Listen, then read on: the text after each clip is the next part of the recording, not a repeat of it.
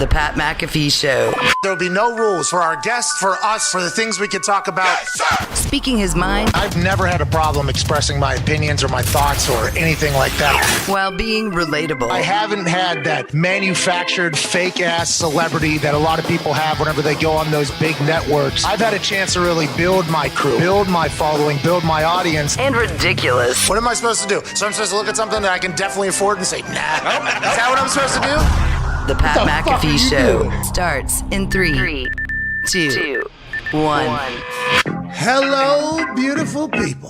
It is, oh my God, so many people are about to see their dreams go up in smoke week, Monday, August 29th, 2022. Football is done for like 2 weeks in professional level, but college football is alive and well. Scott Frost continues to lose games as the coach in Nebraska. I have no idea how that team was a 12-point, 13-point, 14-point favorite over Northwestern, over in Ireland, but that game was awesome to watch. Had an upset, week 0? Yep. So aside from a little bit of college football that we can try to act like we're interested in because we are part of the college football landscape now, so let's go ahead and dive into the stories a little bit. Oh, yeah. Okay, let's start watching some games. There's a lot of that about to take place, but there's no NFL football until next Thursday. Jesus. How many days, Connor? 10 days. 10 days until the next game. And you do recall, just a few years ago, this was not this long of a drought of NFL football. It used to be that the last preseason game was coming up on this Thursday, then you got the weekend, then you got the season, the next one after that. Now it's a big break because new CBA, new rules, how many preseason games. Then COVID also came in at the same time and said, oh, whack, we're changing some things up. So now we have about 2 weeks to sit here and gather our thoughts. The teams have 2 weeks to sit there and gather their squad. And players have a little bit of time to sit down and wonder if they're going to make a living playing football or if they're going to be selling insurance. I can't wait to watch a lot of things happen in real life in the regular season because the preseason, although it is a little bit of a taste of NFL football, and you see magical moments, 10 of them to be exact, that I saw this past weekend. We will watch all of them in maybe hour 2 or hour 3 because we have footage rights this year. Shout out to NFL Film. There we go. But regular season is where it really happens. We have no idea if a team goes undefeated in the preseason, if they're going to win a game in the regular season, because history has told us that it doesn't matter. There's teams that have gone completely defeated in the preseason, then go undefeated in the regular season. There's been teams that go undefeated in preseason and stink and actually go completely defeated in the regular season. Those are two real things that have happened in the NFL, so we can't take anything serious, but it has been great to see some players that we know play some football in the league that we all love. I also got to watch a couple, little entertainment things this week. House of the Dragon episode 2 was out there last night. I watched that. Seems like there's some fucking going on in that. Small council. What's everybody? Seems like you're trying to tear everything apart. Yeah, bearded fucker. How is that the guy that got casted as king, though? Looks like you walk right up to him and smack him right in the mouth. Well, I can't take him serious at all. Honestly, he's getting played by everybody, and this fucking guy doesn't have a jawline. Okay? No. It's tough for me to take you serious. You don't got a jawline because one punch would actually hit your brain. That king doesn't have one. I assumed that was a part of it. I guess not. So I do apologize for maybe not taking Your Grace as serious as I should. Sure. But I'm happy that I'm getting into this thing. Real slow start, a lot of storylines. And I think what you guys should have told me, because you guys were Game of Thrones watchers, after that episode 1, hey, everybody in here is going to be a part of fuckery. Oh, yeah, sure. And that's what it feels like. There's 45 stories about to take place all over the place. That's why if you miss any episode of Game of Thrones or a season of Game of Thrones, you're probably fucked because so much has happened because there's so many fuckery. Right, Exactly. yeah, just a constant game of musical chairs. And really, at any point, someone who you thought like, oh, he's got good intentions. He loves Your Grace. At any point, he could, turn around and stab Your Grace in the back, which is nice. So That's what it seems like. Oh, yeah. You never know. That's the Toxic Table there, so who knows what we can take seriously. Normally a little negative at Ty Schmidt, at Boston Connor. You were going back watching the regular Game of Thrones. I'm assuming you were enjoying House of Dragons. This is fascinating to me. Why are they playing on Sundays? Do they do that during NFL season? Oh, yeah, they do. Is there only 2 more episodes? No. Probably 8 more. Yeah. They're doing that against the NFL? Yeah, they will. There are a lot of people out there, and I won't call them any names, but there are a lot of people out there who might say, I'd rather watch House of Dragon right now than the first half of, say, any Sunday night football game. I guess Denver and Seattle would be the first example. Yeah, well, I'll never be able to get along with those people, but I do appreciate and see why those people are so interested in it all. That was awesome. I really enjoyed it. There's really not much else. Running with the Devil, John McAfee, I'll watch that. Oh, how was that? Huh? How was that? I almost watched it a couple times. Hey, he's not my uncle, okay? He's not my uncle. I'm not related. Where's he at? I did get asked if I was related growing up a lot. Sure. If I was related, would have been cool. And a lot of the times as I was wearing, cleats that had just holes in the bottom of them and, heading back to Plum High School, are you related to John McAfee? I would hope not. I feel like John McAfee would have at least given us some of his cashola. Sure. Then after watching that, I don't know if he would have. Honestly, I don't know if he would have. I don't know if he would have. Okay. We might be related. I'm not sure. He's a menace, that guy. Oh, yeah. Dude, while they were filming, this dude was arrested 3-4 times, fucking on the run, still on the go. Yeah, this guy's unbelievable. A fucking menace of a human being, John McAfee. But I'll tell you, they really left a cliffhanger at the end. Really? Ooh. Oh, yeah, almost in like the credits situation. They left a cliffhanger from a lady basically saying, I got a call one time from John. He asked me to go away. And she was recording live from a deserted beach, basically. And then she looked at the camera and then they cut off. It was like, oh, John McAfee's still alive. Yeah, right next of course. John McAfee's still alive. But if John McAfee's still alive, after watching Running with the Devil, he's going to show his face again. He will make sure that everybody knows that he's still alive. If he is still alive. Every time to every person, he always goes, my name's John McAfee. Look me up. Yeah, he's in the middle of being chased by federal. I mean, there's a lot of people chasing him, allegedly. Sweet. Bath salt intake every once in a while will potentially make you a little paranoid. Yeah. But then, some legitimacy came from it, it felt like at the end there. But yeah, while he's on the run from all these people, he would fully introduce himself. Hi, my name's John McAfee. Hi, my name's John McAfee. Hey, you have a wig that I could disguise myself? Oh, are you an actor, an entertainer? No, my name's John McAfee. And you can look me up. In 1 week, you're going to say, oh, shit, this guy was in my wig store. And it's going to be because you aided and abetted somebody, basically, who's on the run. While he's allegedly on the run, telling people basically he's You on gotta the appreciate the honesty, though. Yeah, it was pretty. I mean, it was fantastic to watch. And then he looks at the camera one time while he's he was taking pulls out of like whiskey bottles, What? like long. What a dog. At like 10:30 a.m. and then taking a bottle of water. No, that's not a dog. That is a full-blown alcoholic. Okay. That right there, that what I Sure. just described as a full-blown alcoholic, he was doing that. And he was always like, seemed to be fucked up. But there was one time he looked at the camera and broke down what was happening. And he was like, the facade, the fairy tale stories about me that nobody believes is real. And you've documented the entire thing. You're welcome, basically. Like, am I not gold? Are we not gold right now? He's on the Wolf of Wall Street's yacht at one point, sailing through the sea on the run from somebody with 20 guns in there, fully loaded, while just living a life with millions of dollars underneath the bed. Like, just millions, while this guy's capturing it, who might be the most electrifying guy of all time. Oh. The camera person. He's in overalls doing his interview. Long hair, overalls. I'm a redneck, he says.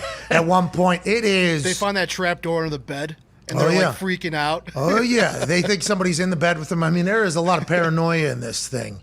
It is. It was worth a watch. But yeah, he's alive. Did they address the hammocks? There was no pooping through the hammocks on his face. There was none of his sexual exploits. That one house, they showed the 3 hammocks.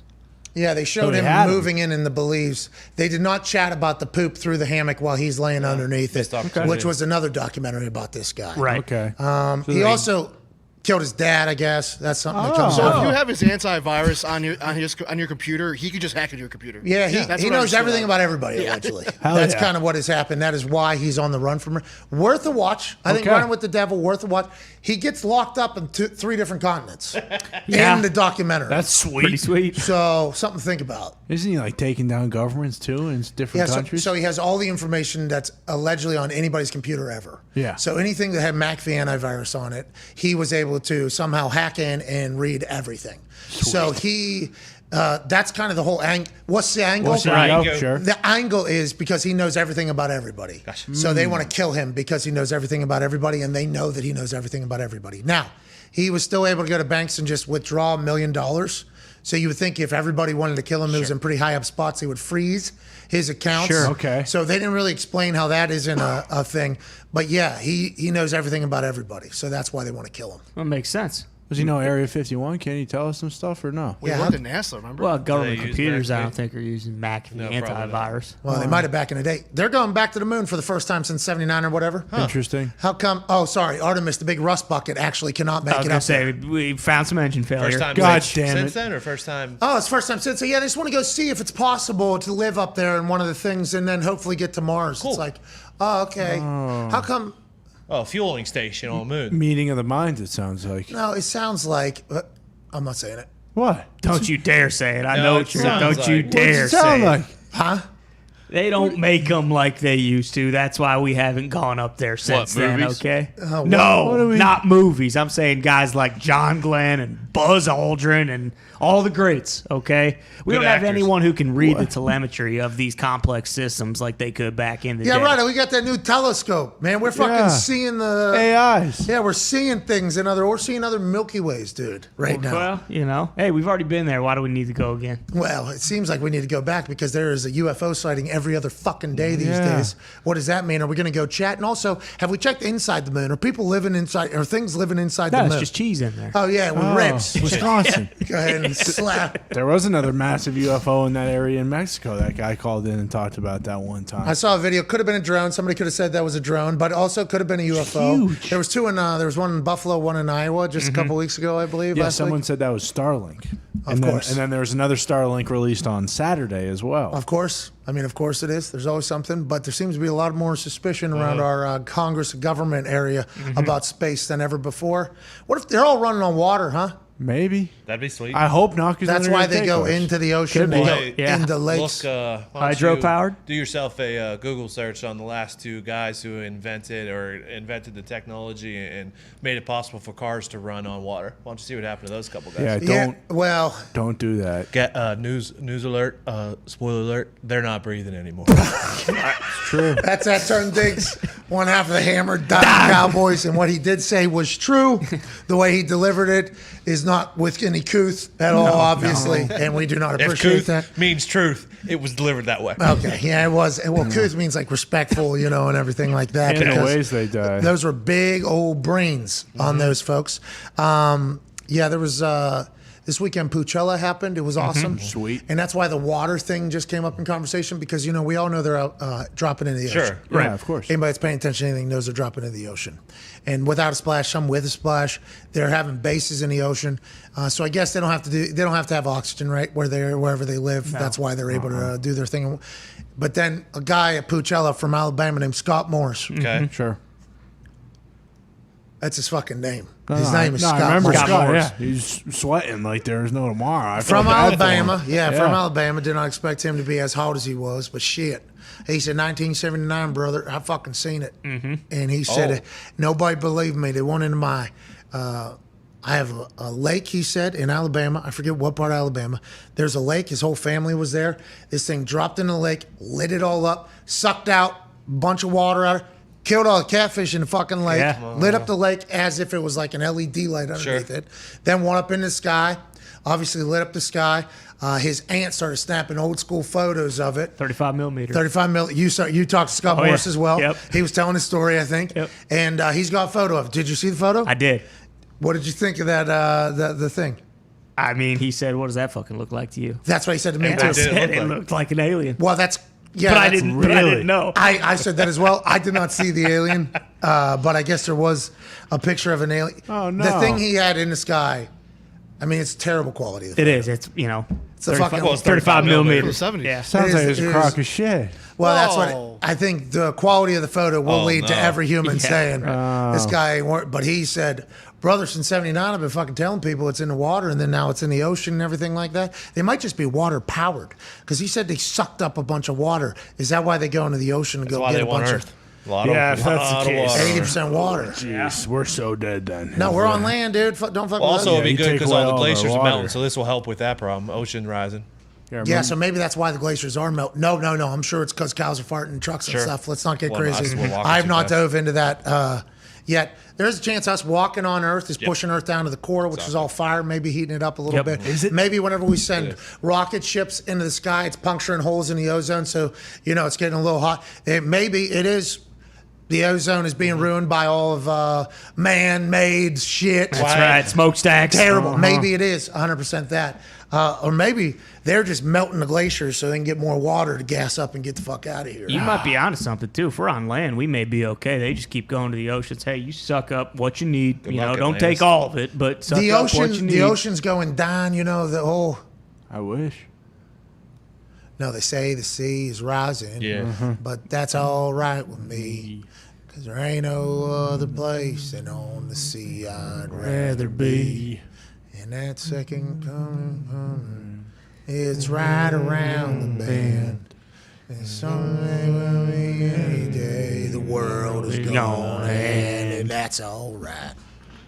That's Ken Chesney, but also, I think there's like 30 people that wrote that. Yeah, so the sea is rising, they're saying, because the glaciers are melting. Or whatever the case, Scott Morris made a compelling argument. He that did. His lake was sucked out of water and catfish, and that's where the fuck they were. Now they're going into the ocean all the time. And that was the weekend. Now we wait. Now we wait for NFL football. Did you watch that? The entirety of the Nebraska Northwestern game? Pucella cut into a good part of it, but I was able to catch literally third quarter, fourth quarter towards the end. Luke Akers, David Akers' son, punting for Northwestern with an absolute beauty to basically put that thing away. Nebraska has stunk. They're done. For a long time. Scott Frost won at UCF. Is that what happened? Yes. If I do recall. Yes. He won at UCF. Then him and a bunch of Navy SEALs went to Nebraska. Sure. Remember, they were carrying boats and shit during training camp. And then they don't win. Is that what happens? Because it feels like every time I watch a Nebraska game, there's always talk about Scott Frost. I see videos of the offseason shit, which I'm like, all right, ready to run through a wall. I guess they got a bunch of transfers that are very good at football too, and they stink. How's that happen? Why do they stink? So I saw a stat also. Bo Pelini, who was at Nebraska for a long time, if Scott Frost were to win his next 50 games at Nebraska, he would still have a worse record than Bo Pelini did in that amount of games. So not a great start for Scott Frost at Nebraska. Got him. They brought in Mark Whipple at OC, who was at Pitt, did well with Kenny Pickett. They brought in Texas's quarterback from last year. They went down. They scored on the first possession. Northwestern didn't score more than 14 points in their last 6 games last year. Northwestern was dog shit, and they were just going down and scoring. The defense in Nebraska was actually the disappointment. But 12.5, there was never a chance for Nebraska on that. Did you bet on them? No, I did not touch that game. Oh, Mitt did. Nebraska? I believe bummer. Mitt did take Nebraska. Bruce was on the other side. Mitt walked into the Colts suite in which everybody saw him on the internet talking to me very close. You don't Close say. and loud. And he was telling a great story. He came in and goes, college football is going to be tough or something like that. And I'm what like, he said? yeah, well, he said something along those lines. Yeah. And then I said, why? He bet Nebraska or whatever. Yeah. This was not what he was telling me at this moment. That was not what he was telling me at this moment. What was he saying? At this, what he's saying. Tweety bird Yeah. is sick. I mean, there is. Who am I sure? Is he What if cool? the Colts were like red and green? Said, This was at the Colts preseason game, which leads us into our next point. He was not. I will not disclose what we were talking about at this point because it is hilarious. But when I found, so we're gonna have to hide in this suite. Is that what's gonna have to happen? We're gonna have to, Well, if you're not okay with being on the Jumbotron in the local broadcast every week, you are going to have to hide. we did not know. Foxy was caught mid-bite. Great. Hey, great flip, though. I seen the flip to the bigger piece of bread while you're very smooth. Yeah, it wasn't sloppy. That's all I care about. Yeah, you look good. I think you were chewing with your mouth closed, too. Yep. And also, House of the Dragon, they're chewing with their mouths closed. Yeah. Okay? Yes. That's fucking 172 years before the fucking dragon era shit that you guys been watching Game of Thrones. You can chew with your fucking mouth closed. Yep. I seen the goddamn Grace who had no, I mean, he didn't even have a jaw and he to hold up his fucking mouth and he's chewing with his mouth closed. Everybody can do it, Ty. Okay? I agree. Well, you're getting a little bit too comfortable. That baby was beautiful. Thank you. That baby was absolutely beautiful. Thank you very Got to Ty's baby, Sloan, got to see the Indianapolis Colts play the Tampa Bay Buccaneers this weekend. Yeah, Yep. yikes. She took it in too. What do you mean, yikes? I mean, if you want, your baby to be, a fan of football, you should have brought her to a Packers game or something. No, All right, so let's transition away because I watched Tom Brady play against the Indianapolis Colts this past weekend in the preseason, in which Tom and Matt Ryan jousted for the first drive or first series or two. Yeah. Tom Brady took an 11-day hiatus in the middle of training camp, unprecedented. Nobody had heard why or how this happened. He was slicing and dicing. He did not forget how to play football. He was making throws that were gorgeous. And from where we sit, I actually had Tom Brady's view on life for a little bit. He's a little bit taller, had a better helmet on. He wasn't able to see a fucking thing. The hands were up in his face. Our suite gives us a much better angle than normal. He's thrown to a spot everywhere. He's plucking dudes in the chest. Oh, yeah. He did not forget how to play football. He did not forget what the offense was. I don't know how the Bucs are going to be because on this particular drive, I mean, he's hitting Cam Brate was a hell of a player, too. He's going to do well for them. He hit a couple guys in there, looked comfortable. I mean, he moved it right down the field if he wanted to. We'll dive into these later. But he was balling, okay? And it was nice to see that Tom's there. The Colts booed the fuck out of him. The fans booed the shit out of him before the first series. I mean, very loud. I thought maybe that was what woke him up. Like maybe that, oh, yeah, I forgot. This shit ain't sweet. I'm back. But then he did his press conference afterwards. And I don't know if it was because of the Colts fans booing him that he was in a little bit of a... We've never seen Tom like this. This is what he said when he was asked about where he went or how he went during that 11-day trip in the middle of training camp. It's all personal. Everyone's got different situations they're dealing with. So we all have really unique challenges to our life. And, I'm 45 years old, man. There's a lot of shit going on, so you just gotta try to figure out life the best you can, and it's a continuous process. So. Okay, so joining us now, a man who might have more information than just that. We all watch that and we're like, damn, Tom. Yeah, okay. Hope you're all right. Yeah. He played football pretty well. Sure. But it looks like he is in, now maybe it's because bottom of the mountain training camp, we're still trying to get to the top. Last year wasn't it, this year's it. Maybe he's super focused, or maybe I'm 45 years old, there's a lot of shit going on. What does that mean? Joining us now, senior NFL insider for the league and the network, host of the weekly wrap-up with Rap Sheet and Friends, us being the friends, he being Rap Sheet. Ladies and gentlemen, Ian Rappaport. Hey, Rap, great to see you. Obviously, we all saw that and immediately thought, oh, there's some shit going on in Tom's life. Have you learned anything more other than what we know? And he looked like he still got it, so I assume nobody out of Tampa is worried about a thing. No, well, first of all, the football part of it, I would say for everyone was kind of wondering, you're right, unprecedented hiatus, one of the best players of all time, maybe the best player of all time, just being like, all right, I'll see you guys in 11 days, piecing out from training camp with no explanation. I think some people were probably on edge, and the fact that Todd Bowles was like, yeah, we think he'll be back, pretty sure, more people were on edge. Brady is back. He is fine football-wise. He's still amazing, and I think... look, it was training camp, so you can definitely not read a ton about that. But with Brady, I'd say you probably can. He's still awesome. They are going to be fine. I think every, mid-40s person who's got kids and a wife and a family and other things besides work probably nodded a little bit when he said what he said. I do not know specifically if there was something wrong or if he was just saying that. My understanding was that it was family related, health-wise everything's fine, but family related, something he was planning to deal with for several months, dealt with, went where he went, and then came back. I didn't get the sense it was something troubling. His comments sort of lead you to that, but I didn't get that sense originally. But it is good to know that these people that we cover and talk about are human beings. And I appreciate Brady letting us know that he is, in fact, a human. Hey, look at that, Ian. Look at you insiders acting like humans. I mean, it is a good thing for us to know that Brady has a family and something else besides football that is, for those 11 days, was more important, and that is okay. I think so, too. I think we're big fans of the fact that he was able to go do it. He kept a commitment we'd assumed to his family that he made whenever he was retired for 40 days, whenever he came back. We assumed there was a little bit of a conversation about said 11 days, wherever he was heading when he decided to come back. It's interesting if you start diving into it like everybody on the internet did. There was a point in time where I assume his family thought he was maybe going to have some ownership of the Miami Dolphins be an owner of the Dolphins, live in Miami, and instead we're back on the Tampa Bay Buccaneers for another year, not ownership of anything going. Do you think there's any thought that was maybe a conversation in the family about what life is like now versus what we thought it was going to be? Well, first of all, I know when he made the decision to unretire that everybody was on board. So, it's not like he said, all right, okay, I'm doing this, and his wife was like, well, screw this, I'm flipping the table. Like, that is not the sense I got. It sounded like they were on board knowing that that's what he wanted to do, that he felt he should be back in the field, that he was not done.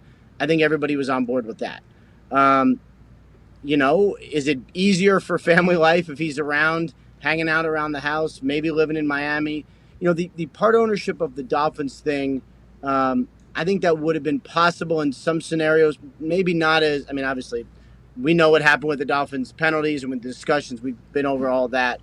I think that was possible, but maybe not the given everyone assumed. Okay. But yes, there was definitely the thought that, definitely the thought that he would be home and it would be a lot easier. And when he made the decision to not be, just judging, let's say, from my own family, those things can be tough. Yeah, absolutely. And I like the fact that you told us there that everybody was on board. That's a nice piece of information. We're happy for the whole squad, if that's the case.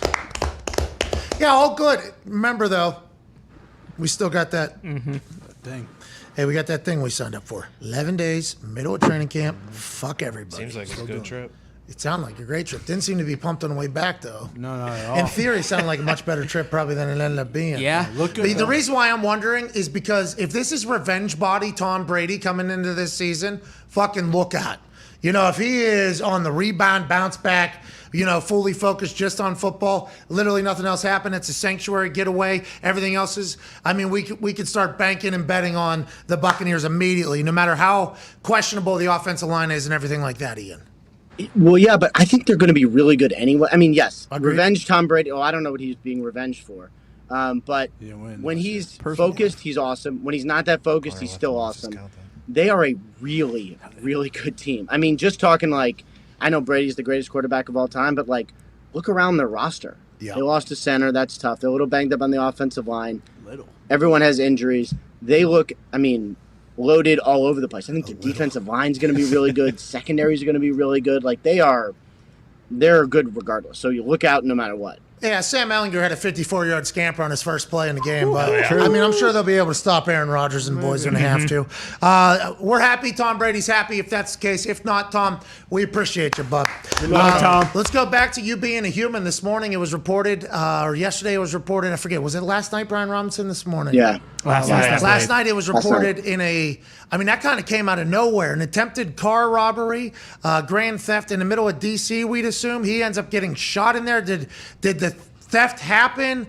Did this come out of nowhere for everybody? It had to have. And what are the next steps, you think, Ian? This is a tragic situation that happens in the real world, I guess, every once in a while. Yeah, it's tragic, but it sounds like you never call anyone who, who got shot lucky, but it does seem like he is as fortunate as possibly could be. Got shot in the glute and the lower leg, is my understanding.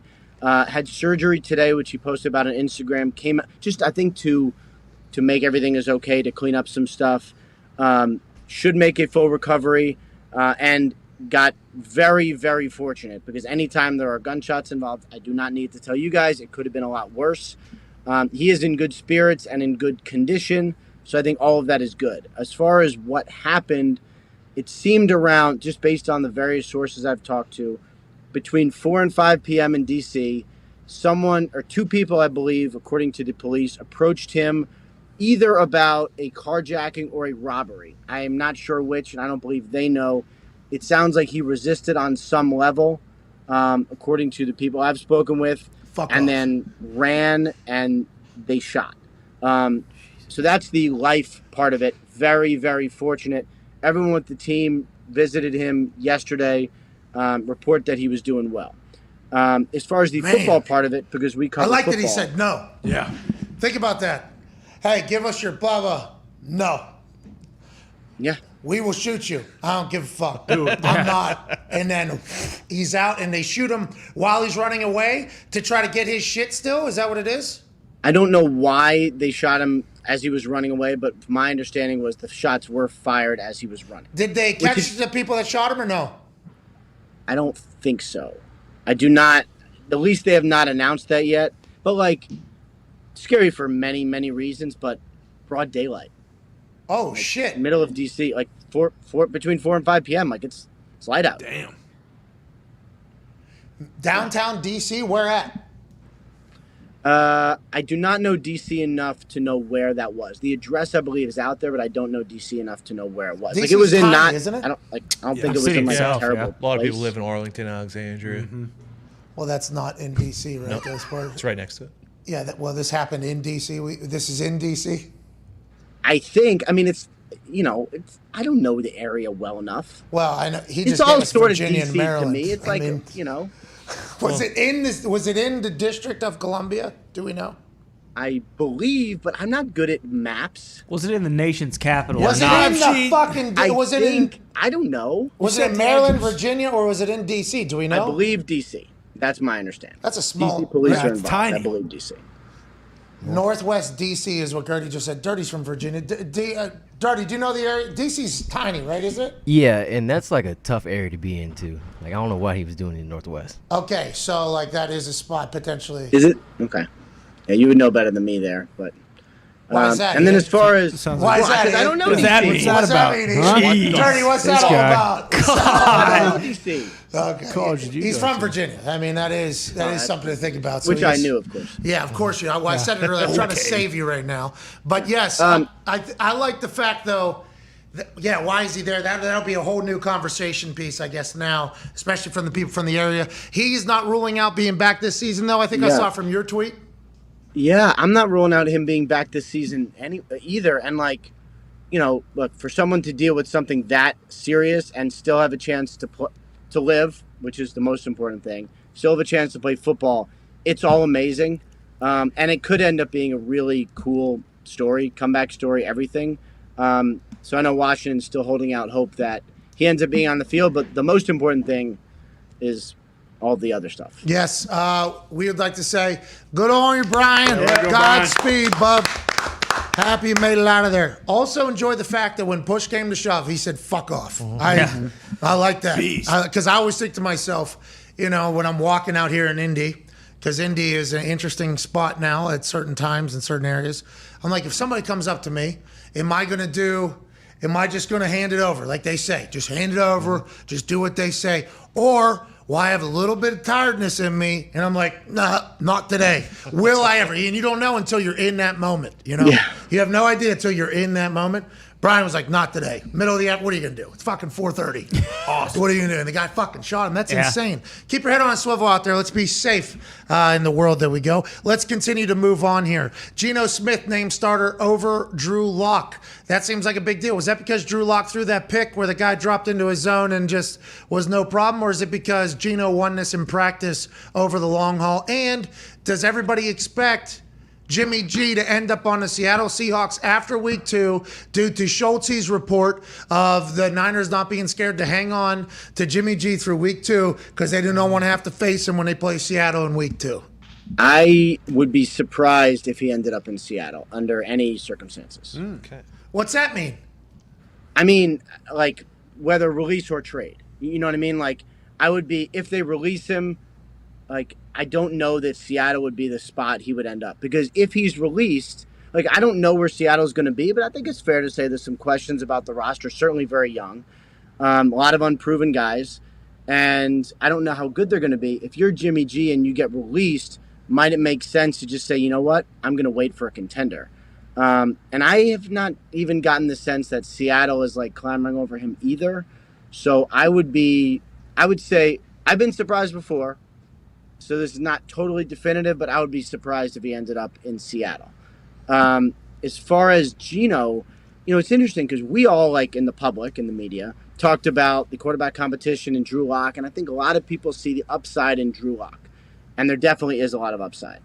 In Seattle, it didn't sound like it was, like, that close. Like, you know what I mean? Like, Geno was the starter. He started all the preseason games. He got all the ones reps. He was...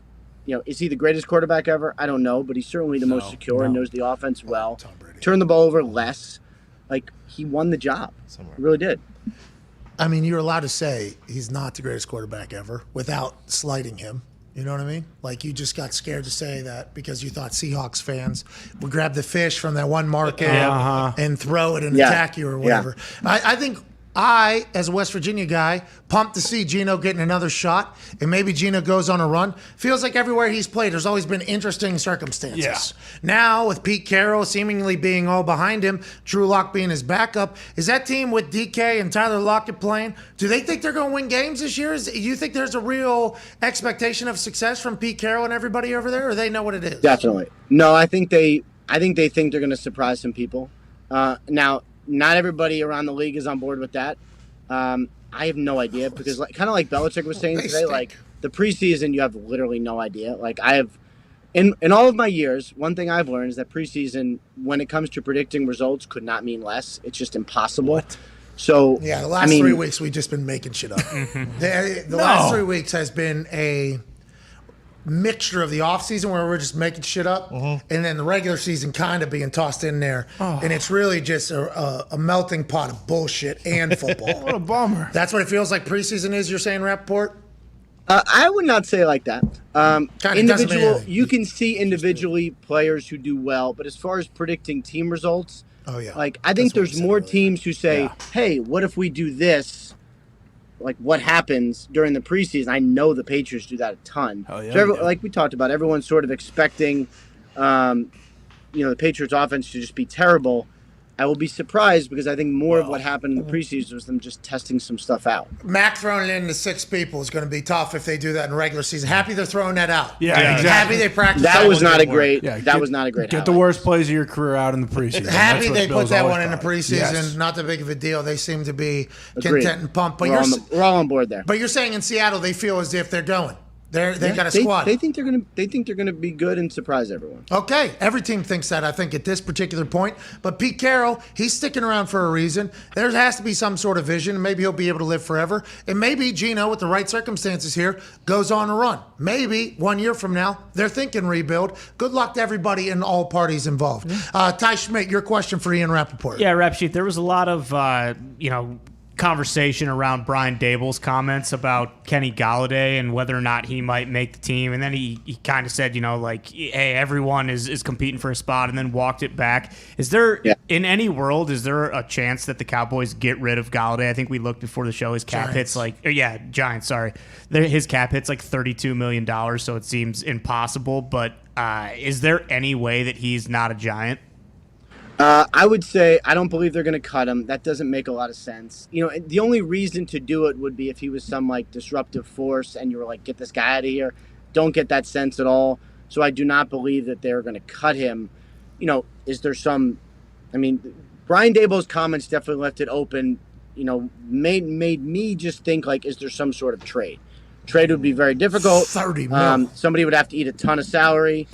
Giants would have to eat a ton of salary. But just so everybody's clear, we should put $31 million is his cap hit. He's a wide receiver named Kenny Galladay. That just so we all understand. 30 what? That's a lot. That's more than what? A lot. 80% of the quarterback's cap hit. But you're starting to understand why this is the Giants obviously have a new GM and a new coach. This is a tough situation they inherited. Yeah. It's one thing to have high-priced free agents. That's cool. But Galladay has struggled. I'm happy for him now. Big rich. Yeah. There you go, Kenny. Big money. Great contract. Amazing contract. They would have to eat probably, $20 million of that to trade him? The Giants at least? The cash is less this year. I'd have to look. I thought it was 13 or so. I'd have to look and see what the actual cash was this year. But, yeah, there would have to be some – they'd have to go. They have to eat a lot of it, yeah. That's wild. I don't know how that's going to work. Is that what we should look for here in the next couple of days? Because Bill Belichick was talking about, the progress is putting the team together. Other teams are looking what makes their team the best. They're talking to us. Do you think there's going to be more movement? It feels like there's a lot of time before the first actual game. It feels like we got a big dead space of nothing to talk about. It feels like this really came out of nowhere and we did not expect it as a program or a society. But is there going to be a lot of movement, we think, or are teams mostly put together, you think, Ian? No, I think there'll be some movement. And it'll, will it be a big-time starter? I would say maybe not. But let's say the Denzel Mims trade, right? He requested a trade through his agent, Ron Slavin. The Jets have received calls. He played really well in the fourth quarter last night. I don't know what Denzel Mims is, but it doesn't sound like the trade compensation would be a ton. So maybe you're talking, somewhere in the late round pick range. Those are the kinds of trades that will probably happen as teams say, we need another fourth receiver. We need a punt returner. We need a swing tackle. Like, those would be the kinds of deals you'll see. But I think we'll see some. I do not think the next 36 hours will be boring. Jeez. After Tuesday, maybe we just focus on football in the regular season, but I think the next 36 hours will be interesting. How about Jimmy G? You think anything's going to happen with him here? I think we'll get some resolution by tomorrow at 4. That's my guess. They don't have to. The money becomes fully guaranteed on not this Saturday, but the next Saturday. Is that right? Yeah. But I think we'll get some resolution, whether it's release or something else. I think that fully guaranteed is kickoff, isn't it? Or is it the day before? No, it's the day before his kickoff, but if he's on the roster Wednesday, he gets that game check. So, he would get paid a game check for $22 million or whatever it is, and then it becomes fully guaranteed 3 days after that. So that's theoretically the deadline. Hard to imagine they go all the way there. Okay, so Jimmy G's moving. Where's he going?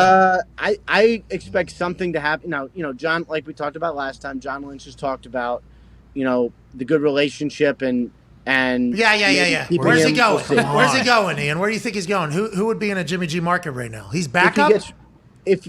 But that wouldn't make sense for him, though. Me neither. I don't know where he goes. Where's he going? Just wait. Giants. Something will happen. Oh, he's just chilling. He's staying in shape, throwing in the side yard like he's Andy Dalton. He's throwing balls, just waiting. Somebody gets hurt. Here comes Jimmy G to save the day like he did for the Niners, 4 years ago?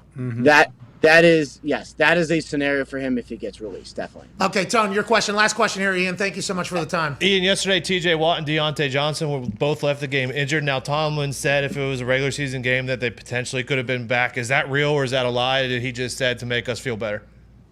Tomlin does not lie basically ever. So this man knows what he's talking about. I think both guys are fine. The Watt one, if you actually look at it, it didn't look like his feet were planted. It's always those. I know they're part of the game. They're always a little scary. He handled that well because his feet were implanted. So I think they just got him out of the game. Let's just make sure he's okay. So I was told all indications are both guys are fine. Yeah, TJ standing on the sideline, backwards hat, looking super cool, talking to Cam Hayward. If he was injured and he thought he was injured, probably not that type of relaxed atmosphere. Right, probably would have had his hat on frontwards and be looking sad. Bingo. Yeah. That's how I read the situation as well. Brett Kern just got cut. He's signing with the Buffalo Bills by the end of the day today. There's a couple other places that need punters, and then I'm sure you saw Sam Martin in Denver. Well, it's Gunner fucked him. I mean, I think it's a long snapper actually caught the ball in the 4 and ran into the end zone. Go ahead and lose 20 yards, 16 yards a net. I mean, that's going to be tough in the field in the battle of punting position. But yeah, Brett Kern heading to Buffalo by the end of the day. They had some punters in yesterday. None of them are Brett Kern. Take a look at him. Yeah, none of them are Brett Kern. Is he? You know more about punting than I do. Is he the best punter available? Yes. Brett Kern, fucking one of the best punters in the league. He is. He's also worth $2.75 million this year. Rookie punter Ryan Stonehouse probably was $600,000 or whatever, $500,000. They're gonna go. Punters always get squeezed. They always make the decision to go with the cheap guy. Yeah, even if it's fucking Brett Kern, they got a banner of Brett Kern outside that stadium. Fucking banner outside of that guy. Had a banner. And they'll show. Yeah, cut that burn thing it down. Dracarys or whatever the fuck the dragon is, burn it down. He is a robot too. He'll be good in Buffalo. He's a robot. He would be the punter, I think, in my head for Buffalo because of how windy it is. Somebody's going to pick up. Maybe the Colts sign him. Hey, maybe the Colts get rid of Hawk, who had a fucking great weekend. Hawk had a great weekend for the Colts. Maybe Hawk goes back to the Bills. Kern comes to the Colts. And maybe I'm just wishing that to happen. I love Matt Hawk. I want to let him know. Brett Kern's a guy. Brett Kern is going to sign somewhere. Thank you so much, Ian. We appreciate you, buddy. All right. Good hanging, guys. Take care. Hey, let's stay sober so we have shit to talk about the next 10 days or whatever it is. Put the bottle down. Next 2 days, definitely. Yep. All right, appreciate you. All right, Ian wrap it. All right, let's get to a break. Then we'll answer some phone calls on the other side. Wrap up hour 1 here on this glorious August 29th. It's almost September. Yeah, let's go. It's right there. 150 degrees outside. Yeah, it's bullshit. Still very hot. That was a great tweet by you yesterday. Thank you. It was bullshit. I mowed yesterday, and I was like, hey, it's almost September. Like, I thought I was going to die afterwards. Couldn't even take dogs outside yesterday. Yeah. Because of how hot it was. Chuck can't do that. It's more Val because she's battling Shar-Pei fever right now, so she gets a little bit overheated. You know what I mean? Yeah. And Chuck, he's fur and fat, just too much. A lot of fur. You don't put a goddamn whale out there in the There's sun. a particular doofus back here who got real excited hearing that Ty was sweating his balls off mowing the lawn. That's why I don't mow my lawn. That's why I got a robot. Robots are awesome. All right. We're back in 5. Thank you, Foxy. That thing stinks. It doesn't have straight lines. No. That My thing's lawn is the best in the neighborhood. No way. Yep, best in the All the neighborhood. old whites you got around where you live? Yeah, not a chance. yeah. So There's no one way. thing hayseeds take pride in. It's their fucking lawn. They hate it so much. That your lawn's better than theirs? And that I have a robot. Are you scheduling designs in your fucking yard like it's the MLB? Yeah. Go Lions. If I want You had to replace the line, too, didn't you? That thing snapped off underground. Yep. You shouldn't have to do that. to. You Minor bought that thing a inconvenience. year ago. Minor inconvenience. Shit. That's what I thought. Back in 5. Can't wait to answer some phone calls on the 5 Energy phone line. 1-833-4-McAfee. AJ Hawk in the next hour. It may be an A-list superstar. Oh, shit. Maybe. I don't know. Still working on details. Okay. Got to work out the deets. Hopefully. Got to work out the deets. We're back in 5.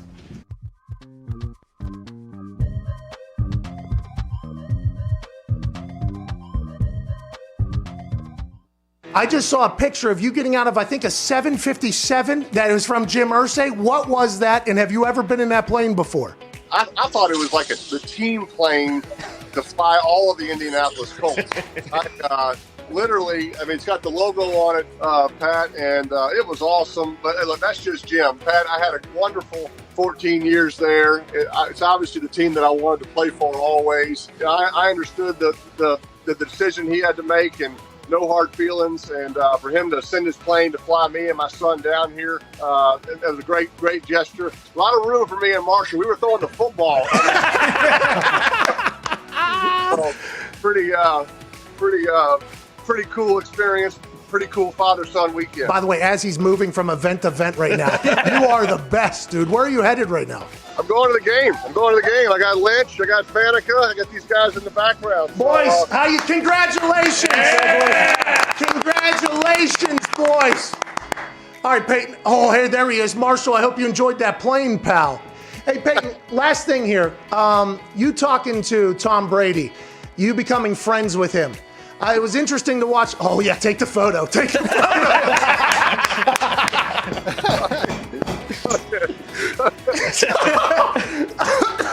All right, we will wrap this up. Well, I'll tell you, Pat, I don't think anybody can do what Tom has done. Look, I know how hard it was for me to get on the same page with my receivers, learn a new system, learn new coaches. But I had a full off season. I was injured. I was rehabbing. The fact that Tom has done this in a COVID pandemic off season, no time to meet with his receivers. He met with his coaches illegally by breaking into Byron Leftwich's house. So besides that, it's been incredible what he's been able to accomplish, and he deserves all the credit. His leadership is what's put the Bucs in this game today, and I have great respect for him because I know how hard it is, but he deserves all the credit.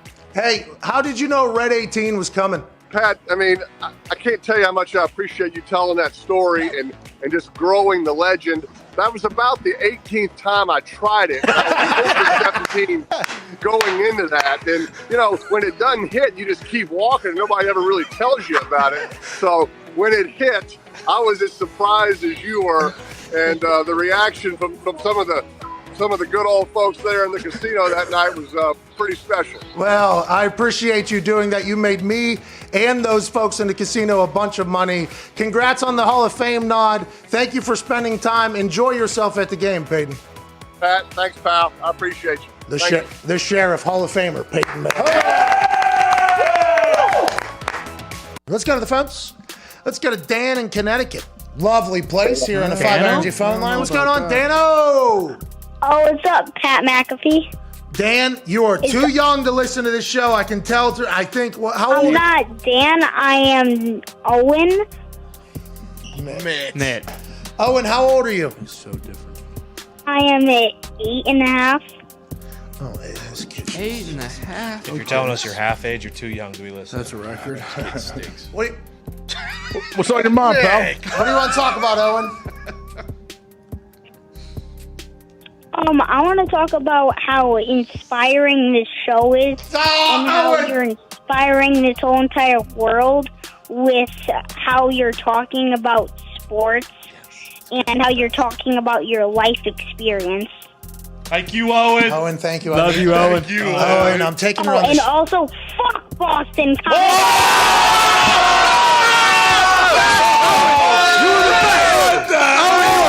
I will let Owen know, if you're still listening, Owen, you're inspiring. Best kid ever. Owen, the way you talk about sports is inspiring. Yes! I didn't know 8.5 could do that. Wow. Shout out Owen. That time. Go, Owen. Hey, Owen. New generation in Connecticut, I guess. He was making me feel good, too, by the way. He was making me feel good, making the show feel good. He was talking us up. He was hyping us up, and then boom, a little... Was this Aristotle's brother? A little misdirection from Aristotle's brother, Owen, at 8.5 there. That was awesome. I'd say he put his balls on your forehead, but I don't think they dropped yet. So.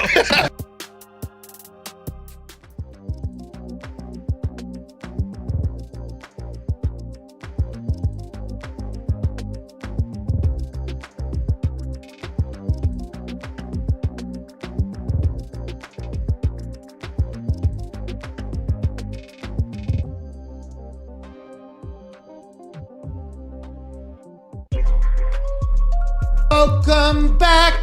Welcome back. Welcome back. Welcome back. Welcome back to the show. It's a great Monday. We have some breaking news. Whoa. In my ears, Zito is informing me Russell Wilson will be making the 53-man roster for the Denver Broncos. Here we go. Way to go. That's right. Sweet. Somebody tweeted me some stats that were done between Peyton Manning, John Elway, and Russell Wilson so far into their careers. Playoff records, touchdowns, yards per pass, everything like that. Russell Wilson's stats and analytics about how and what he's accomplished, both playoff and regular season shit, is unbelievable. You're talking like I know the conversation when he was in Seattle was he wants to be known as the top 5 quarterback of all time, and the way they were doing their things, he didn't think it was going to happen. Allegedly. There was a lot of, remember, anonymous sources saying a lot of things to get that whole situation resolved. Pete Carroll now wins out, I guess, is with Seattle Seahawks. Russell Wilson now with Denver, with the richest owner in all of sports, Robson Walton, worth $60 to $70 billion. They're going to be able to do whatever the fuck he wants. They're going to be able to let's ride into any conversation for any free agent because of the cash over cap deal and the ability to manipulate the salary cap. Look out for the Broncos going around, not just because their fans are awesome, not just because they have so much money, but because Russell Wilson's a fucking dude. We should have been talking about it more when he was at Seattle. Sorry about it. We didn't. Now that he's with the richest owner, and they're probably going to have a lot more primetime games, and the NFC or the AFC West is a wagon through and through. That dude's a guy, and he's officially made Denver Broncos roster, I guess, so congrats to him, man. Hey, new Russ, new team. Shout out Russ. He made the roster, too, without throwing one ball the entire preseason. He didn't throw a ball. Stafford didn't throw a ball. He made team. Herbert didn't throw a ball. He made team as well. Joe Burrow didn't throw the ball. He had appendicitis, still made the team. Kirk Cousins didn't throw a ball. Rodgers didn't throw a ball. How do you feel about Tom Brady did throw a bunch. He did throw. And he missed it, and he's making a team. Play or don't play in the preseason? Because last don't play. Last night I was fucking furious. Why? Whole season was almost over last night against the fucking Detroit Lions in preseason game 3. Who gives a fuck? TJ didn't play one snap the entire preseason last year. Won Defensive Player of the Year. What the fuck is he doing out there? Are you telling me you don't believe in Coach Tomlin? You think Coach Tomlin's wrong? Is that what you're saying? You think Coach Tomlin knows what he's doing? It's a tough situation for me because I will always just go with whatever Coach T says. You will storm the wall for whatever Coach T Tomlin. says, but what the fuck?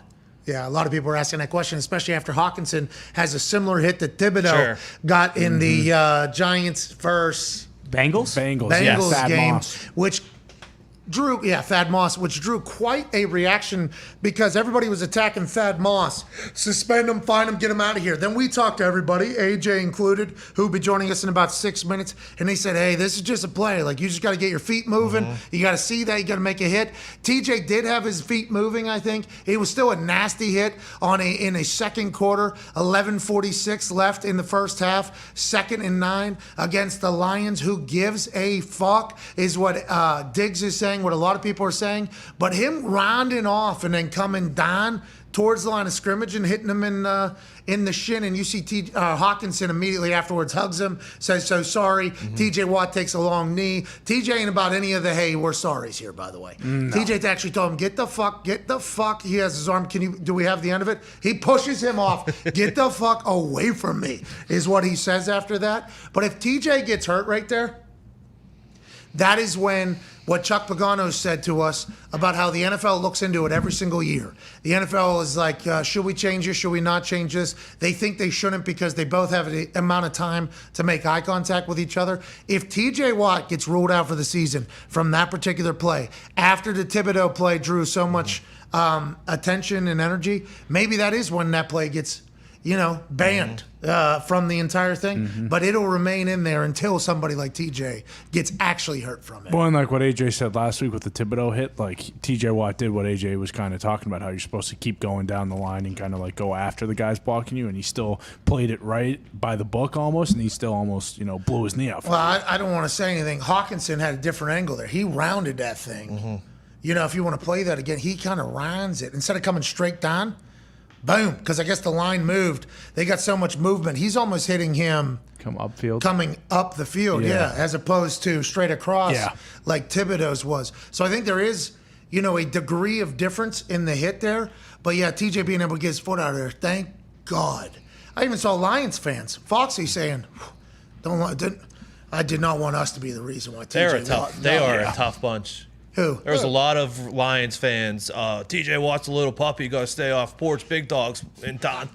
They're taking that seriously. I was getting a lot of Steelers fans giving me heat over stuff, and I'm like, what's going on? It's preseason. Well, Foxy ruined the undefeated season 2 years ago, so we can't forget that. Yeah, they hate That's you. why Pittsburgh hates Foxy. 11-0. 11-0. Yeah. And then Foxy became a fan of the Steelers, and they went on to lose basically every single game. Yeah, 1-5. Well, a lot of people are still pissed at him, even though you forgot about it. A lot of people didn't, I assume. Reminder. No. Well, imagine if the Lions take out TJ Watt. Foxy's associated with that, and he did his thing he did. Deontay Johnson, too, yeah. I didn't even see that. What happened to Deontay Johnson? Fucking absolute dime From Trubisky? from Mitch, and he just landed on his shoulder.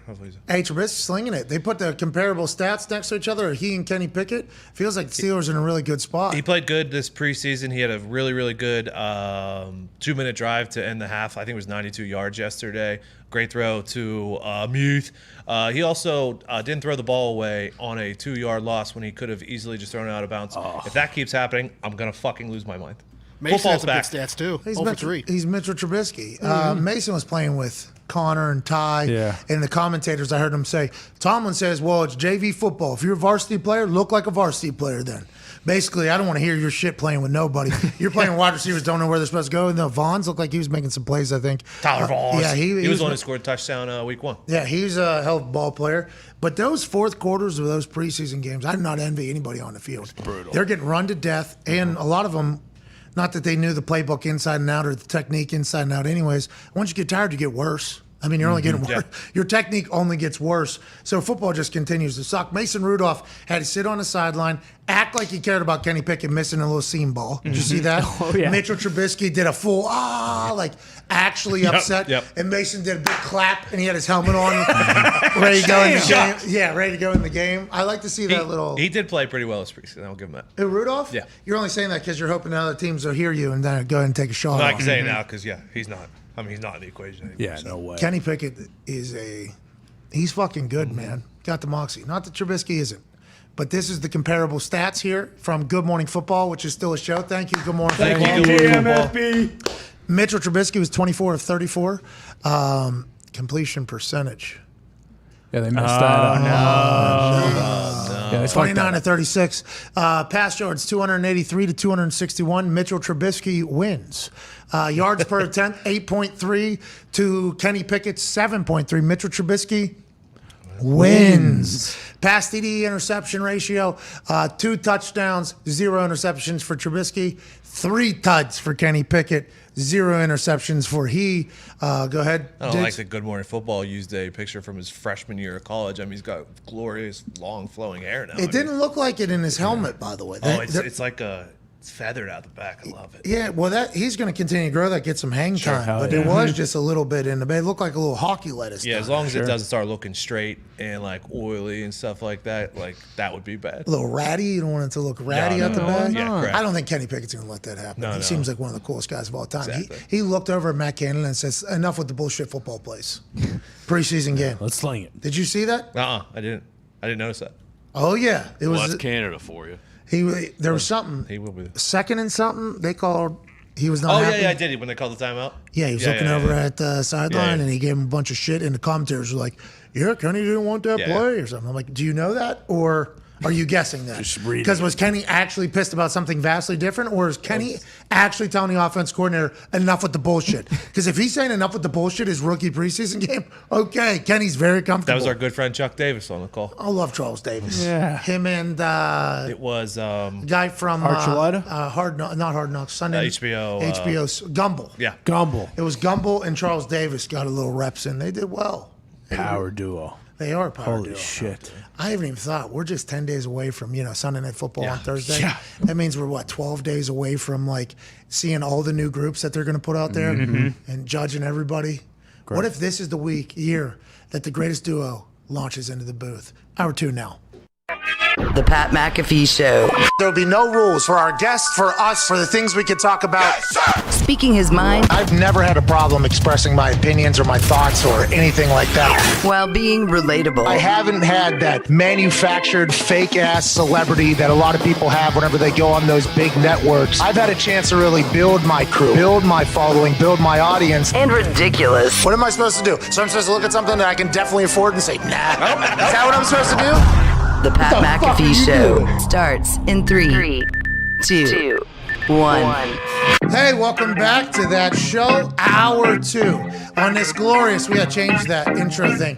On this glorious Monday, August 29th, 2022 begins now. Football is 10 days away at the professional level, so we will be reacting to all the moves made to rosters around the National Football League. College football is already happening. Had a major upset in week 1. A couple of them actually. Not only did Northwestern beat Nebraska and continue Scott Frost's losing streak as the head coach of Nebraska, how long is he going? I mean, they just got him like a lifelong deal. They can't get out of. This might be I believe I read something that he basically went to the AD and kind of almost renegotiated his contract so it was easier to fire him at the end of this year or this year if it wasn't up to Northwest. See, he's a stand-up guy. That's why everybody talks about him. He gets it. Cornhusker through and through. I don't know. I mean, it's funny that they didn't fire because Nebraska football always, it's they still act like it's the mid '90s when they were winning national championships and stuff like that, but they really haven't been nationally relevant for quite some time. Yeah, in my life, I don't think I've ever heard of them mattering. No offense to Nebraska. No. That does not. I mean, Eric Crouch was the last time when Eric Crouch won the Heisman. That was in 97, 98. Yeah, that was the last time they were. I know they're a white linebacker factory, right? Sure. Oh yeah, Bill Compton putting studs out. Just studs out into the league. But they have stunk every time I've ever watched them play football. I've only been watching college football last, little bit. So take that as you may, Nebraska Cornhuskers fans that are hearing this. But they got to feel the same way. Get this fucking guy out of here. Maybe let's win some games. Northwestern gets a surprise win, even though Fitzgerald's been there for how long? Long time. How is he still the coach? Yeah, but how is he Kisses still his players? But how is he still the head coach? They were 14-point underdogs in the opener of the season. He's been in his regime for 10 years at this point. Why is his team so fucking looked at as terrible and he's still the head coach of a Big Ten team? Well, he's got to deal with those fucking academic standards. He loves it there. 2020, I think they made the Big Ten championship that COVID year. Yep. Oh yeah. They're all. I mean, they're tough. Last year they were bad. Offense was horrible. Blah, blah, blah. But Northwestern will show up and fight. Okay, I love Pat Fitzgerald. It looks like he's going to get on the field. I think he headbutts people too. He does the whole thing. But I just started thinking, how Scott Frost have a job when he does lose? Then the follow-up question is, how does Pat Fitzgerald still have a job if he's fucking 14-point underdogs opening week against a dog shit Nebraska program? That has to say something about them, but they get the win, so let's see how they do this year. Yeah, and after that run, where they won 10 games, I think a couple years in a row, they were talking about NFL jobs because I know I believe he interviewed or a lot of people were talking about him getting the Packers job after McCarthy got fired. And I just think nothing ever happened there. But it is interesting that he hasn't moved from Northwestern to, the SEC or a different Big Ten school that's a little more prominent. But a little easier to get the kids in there, maybe? Yeah. Because Northwestern, not easy at all. I think they looked at me after I hit a long field goal at a kicking camp a month before signing day. Northwestern looked in. What's his grade? All right. Hey, if you weren't a fucking jackass, you would have been with, which would have been good for the rest of my life. They get a big win opening weekend. Also, don't fuck around with Jacksonville State, dude. Hey, Rich Rodriguez is going to fucking have them boys win. Not that they didn't win before. I think they won like 4 games or something last year, upstate of Florida State, and had a little bit of a run. But Rich Rodriguez is going to have this team fucking hunting. They were up 42-17 against Stephen F. Austin. Wide. They were ranked 10th. Wide. They were up early. Wide. Then Rich Rod said, "Get your fucking piss out, boys," and lost his mind. Look how pissed this dude is. Third quarter, 3 minutes and 13 seconds left. He's up 42-17, which seems to have the game pretty much under control. Yeah. His team's not supposed to be good over the number 10 team. He is fucking ready to fight whoever. And that is why Jacksonville State will be very good. And that is why this man will be the head coach of an SEC team or a Big Ten team within the next 2 to 3 years. Do not think Rich Rodriguez is just going to go sail into the sunset with Jacksonville State and just kind of go under the radar. He's going to get them into a powerhouse. He's going to be able to recruit whoever the fuck he wants in there. And then he's going to have options yet again. I got a chance to chat with him when he was coaching for Mississippi State. No, Ole Miss. He was coach for Ole Miss. He was offense coordinator for Ole Miss. And I got to chat with him a couple days before the game because I was with the media. Me, Hasselbeck, Adam Amin, Molly McGrath were covering games on Thursday Night Football in a remote broadcast style, which is just trash. Like, it was just absolute trash. We didn't even get replays because it was all on such a big delay. The fact that whatever the case, it was a lot of fun. Hasselbeck, Adam Amin, Molly were awesome. The whole crew was absolutely awesome. I think they should have maybe taken it a little bit more serious, but we were going against the NFL, so I can understand. We call the Egg Bowl down there. It's my first time getting a chat with Rich Rod basically since he left West Virginia and I left West Virginia. And, it was interesting. It was like I was kind of excited to chat with him. And I asked him, I said, were you thinking about being done? Because whenever he was at Arizona, a lot of shit came out, big things happened. He got fired, let go, he went off in the thing. Then he came back with Ole Miss. I was like, were you thinking you were going to be done? And I think his exact quote was, I was thinking I only needed 2-3 more years, but after everything went down, I think I got some fucking time. So, that's cool. I mean, Rich Rod, I think, is on a... He's on a rocket ship right now. Mm-hmm. Like, everybody forgot about who created this spread offense. Because I know, what's his face? Who's the guy that was coaching in the XFL? Hal Mumme. Hal Mumme gets a lot of credit for this air raid offense creation. The spread offense, if you look back, Rich Rod was one of the first to, I think he was doing it either at Clemson or somewhere else. Then whenever he got to West Virginia with Pat and Steve, obviously it went crazy. Now everybody's doing an iteration of it. Rich Rod's like, y'all motherfuckers have forgot. And he is going to have that Jacksonville State team winning games, and he ain't going to be happy about any of it. And that's what everybody at Jacksonville State needs to know. I'm actually kind of pumped to see what he does, where he goes, and I'm pulling for him, to be honest. Hour 2 here at Talks the Tables here at Ty Schmidt, at Boston Connor, at Tone Diggs. Joining us now is one of the faces of college football, the face of the Ohio State, college football national champion, Super Bowl champion, Ryder Cup champion, COVID survivor, multi-time, AJ Hawk. AJ, when's Ohio State's game against Notre Dame with Jack Harlow performing? 8 p.m. Saturday night. Let's go. Wow. Ohio State's playing well. They're working out with Bobby Carpenter. Obviously, that was something they were missing a year ago. What are you expecting from that game? And are you guys pumped about college football starting over there in Columbus, a town of college football? I mean, I'm super pumped. I mean, you talk about a way to start your season. You got a night game against a Notre Dame powerhouse with Marcus Freeman as the head coach, who once played at Ohio State, who was a great linebacker, and James Laurinaitis, 3-time All-American, is also on the other sideline too. So there's a lot of cool storylines here. Are you the guest picker for game day? I do not believe so, no. Who is? What the hell? Come on. I think it's Jack Harlow. Oh, did he go to Ohio State? No. If he's performing, then he'll be the guest picker. Right? Well, they said they put out a release, a performance by Jack Harlow. Oh, okay. I did not know that meant guest picker Jack Harlow as well. The internet just started. I mean, the internet's going to do what the internet's going to do. Sure. That's just what the internet's going to do. But I thought to myself, AJ Hawk is prominent enough to be a fucking guest picker on game Yeah, day. absolutely. Isn't it? Should be. So I actually took a little offense to that. I'm like, they got a Ohio fuck right there. Literally. Wait right there, waiting on him. Would you have done it if they asked you to? And how do you think you would have fared? I'm sure I would have done it, I guess. But, I mean, there's a billion people. Why don't choose Archie Griffin? He would come in town. I'm sure he's going to be at the game. Why did that guy on there? Only 2-time Heisman Trophy winner ever. So why not bring him along? Look at you. I love that about you. That's so Ohio of you. Yeah. Just saying. No, I can't perform either. Jack Harlow, that's a multi-talented guy. He can do a performance and be a guest picker. He's going to bring a lot of juice. I understand Jack Harlow's nail tech knows how to keep a little secret, okay? He doesn't wish for his success. He fucking speaks it. I'm a Jack Harlow fan, but I think a lot of people were very confused on he is noted, open Louisville fan. Huge. I don't take L's. I chuck them up and I hand them out or something like that. That's actually what he says. He's a Louisville guy. Whatever the case. Are you going to the game? Are you going to be on the sideline? Are you cheering for the boys? I will be at the game. I'm going to be cheering from the stands. We have a 20-year national championship reunion. I told you about that. It's a whole weekend full of stuff. Oh, let's go. Boots on the ground. So you're telling me 20-year national championship celebration, everybody from that team is going to be in town? I don't know about everybody, but I've been on like the email and text chain. There's a ton of people coming, and coaches too. Like that's why I'm excited to see some of the coaches. Here we go. Then why the hell's Jack Harlow picking the game? That is everything you're saying here is just leading. I don't know if ESPN knows it's that we're having the reunion. I mean, I don't know. Isn't that kind of something? How would I was they? going to say. By the way, why don't they have Herb Street fucking as guest picker? Yeah. Sure. Yeah. Maybe that's what they're thinking because Herb Street's an Ohio State guy. They're like, we already got our Ohio State guy. Let's just get Jack Harlow. He's calling the game, right? Lou. Yeah, bring in Lou Holtz then. Bring in someone from Notre Dame. Yeah. Fucking Jerome Bettis. Give me Lou and Lee Corso. Rudy.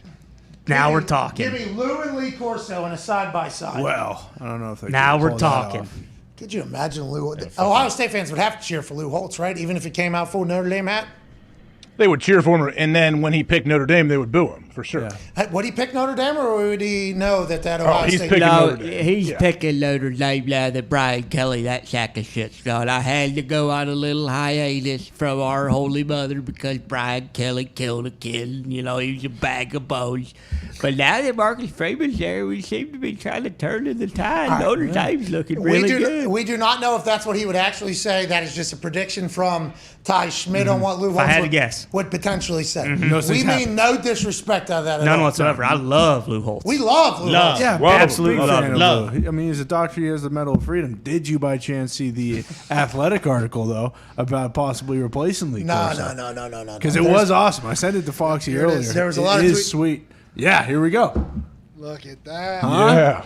Yeah, but nobody beat me and everybody on that list. Yeah, but I mean, who cares above Saban? Come You on. beat Timmy Tebow. Yeah, and Feinbaum. Feinbaum's a master of college football. Tony, how many people voted for this? They said everyone. I think 4 million people voted. Yeah, I think so. I thought I saw that number somewhere. I saw a lot of people tweeting me on Saturday. Everybody needs to know this, okay? Delay is always okay. You can take this down. Thank you, Jesus. People also wanted you and John Cena to call a game together. That Yeah. was pretty cool. Oh, But what? they wanted you to do it from the Great Wall, though. That was the only problem. Was it an They alternate didn't wanna do Mandarin it- cast? Or Yeah, what? they didn't want to do it in I didn't America. even- Play-by-play. What are you talking? I don't even know what you guys are talking about. Okay, I don't. How the fuck does John Cena end up in this conversation? Please. He's in all people of were them. talking He wanted about. you to call a game with him, apparently. He really was in there. Yeah, actually. He got votes for who you'd love to hear call fucking college football games. He played John college Cena was football, on didn't there. he? He did. Yeah, Fucking Newberry this from State. that same article you're saying? No, Yeah. He was the Get leading the fuck out of all-time here. leading tackler at Army, and then he was the all-time leading. Marines. I think he was a Marine. I think not an Army. Navy. Nonetheless, He jeez. was in all three Let's branches. move on.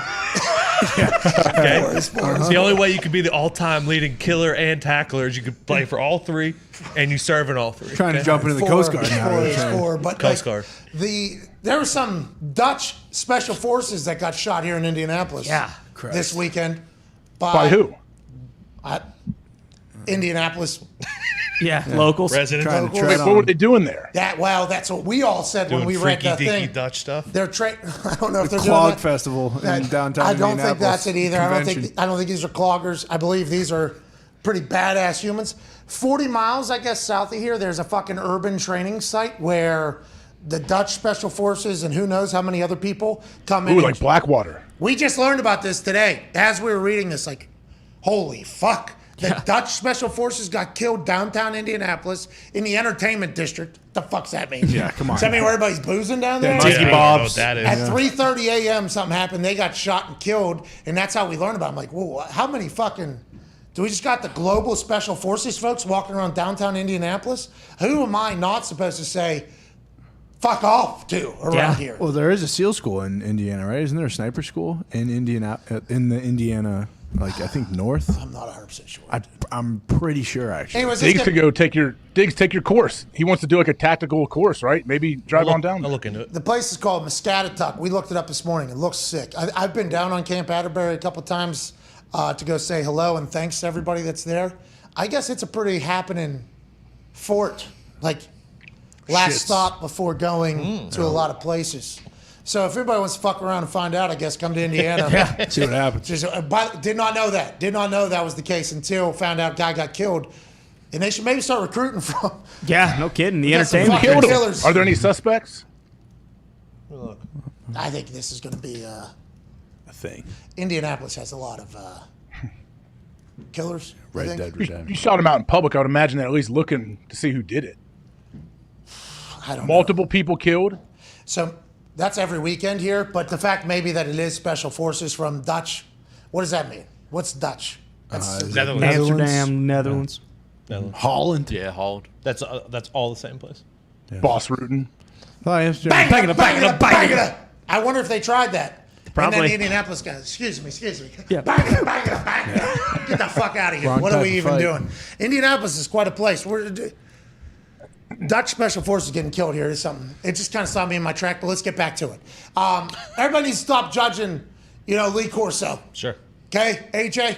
Guy's a legend. Could you imagine being on a 1.5 second delay at the age of 90 or whatever on TV in your own backyard at this point with everybody else on there? I mean, they got no shot over there, AJ. No, he was in an impossible situation almost too. So yeah, he's an absolute staple of college football. So it's whatever's going on right now. I don't know. He's going to be back like on set next week though, correct? Yes. Oh, yeah. Kirk actually led off the entire show by saying, "Don't worry, we will all be live. That's right. This will not be the normal of this show," because he knew it was going to be tough. Hey, good self-awareness said by old Herbie. Literally right away. That's smart. Now, I tuned in late, so I did not see the proclamation. I was just watching going, what the fuck? Are we in COVID again? What is? Why is this happening? But then as it's breaking down, next week they're all the way back. I can't wait for it. Yeah, Herbie helps Lee a lot. I'm a little worried once we're halfway through this NFL season where Herbie's doing, the Thursday night game to the Friday to the Saturday game day to the Saturday night game that, maybe game day gets a little less, help from Herbie because of the fact that he has to do all this shit in like a 3-day span. The whole thought of us being a part of the college football landscape this year is a big responsibility, AJ. Huge. Okay? So when you're out there boozing with your boys from 20 years ago, reminiscing about the good old days, putting your little college pants and your college liver back in your body, go ahead and remember to be looking around, surveying the scene, getting some intel that we have boots on the ground at the biggest game of week 1, AJ. You legitimize us. Please don't forget that in the middle of all your fucking national championship boozing that you're going to be doing this weekend. I will see what I can do. Yeah, you're right. I have friends, or as some people call it, sources on both sidelines all around that place. So I will see what I can do. Are you just going to be walking around? Are you peacocking right to fucking mid? Are you dotting the I? Are you dotting the I? I wonder who is. That's a big deal. Whoever's doing it this game. Or if they probably a band member. A lot of band members they get to do it. It's probably Urban Meyer. Is Urban Meyer dotting the I? Man, he might. Hey!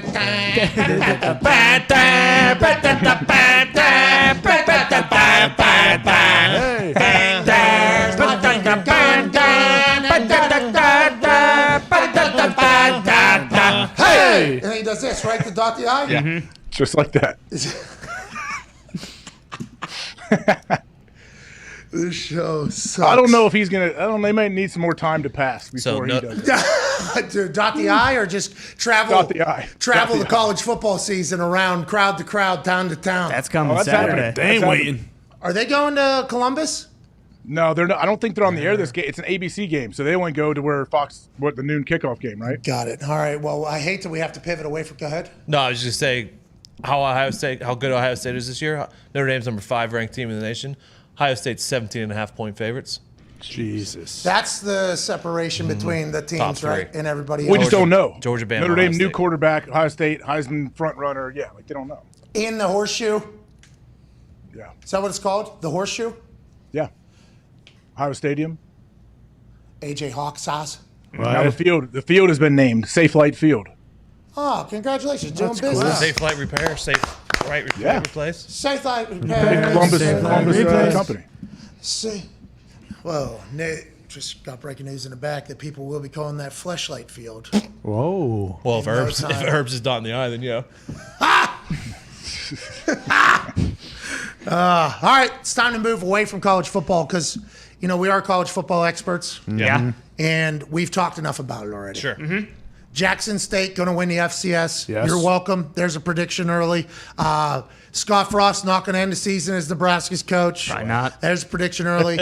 And on Saturday night, 8 p.m., this dude's going to be hammered drunk, waltzing around the field like he owns the place because he's friends with everybody coaching on it, both teams. That's right. Sweet. Hey, thank you for that, AJ. Way to go, Hawk. I'm sure we'll get a lot of good info. Are you guys wearing your rings? Are you taking that thing up around your pinky and putting it down on there? Is that what you're doing?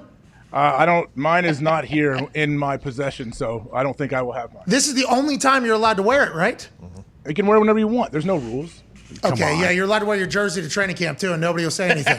This is one of those times where you're supposed to, right? This is one of the times. Maybe. Get you one of these. I think it is. Bet you Bob's wearing his. Why don't you put yours on, dude? I don't think that's going to happen, but you know what? I can't wait to see the guys. Did you auction it off? Are you? Hakeem Nick's got $117,000 this weekend for his Super Bowl ring. Yeah, It is now time to continue to chit-chat about the NFL in a fashion that is unprecedented. Ladies and gentlemen, it's time to feel the beat.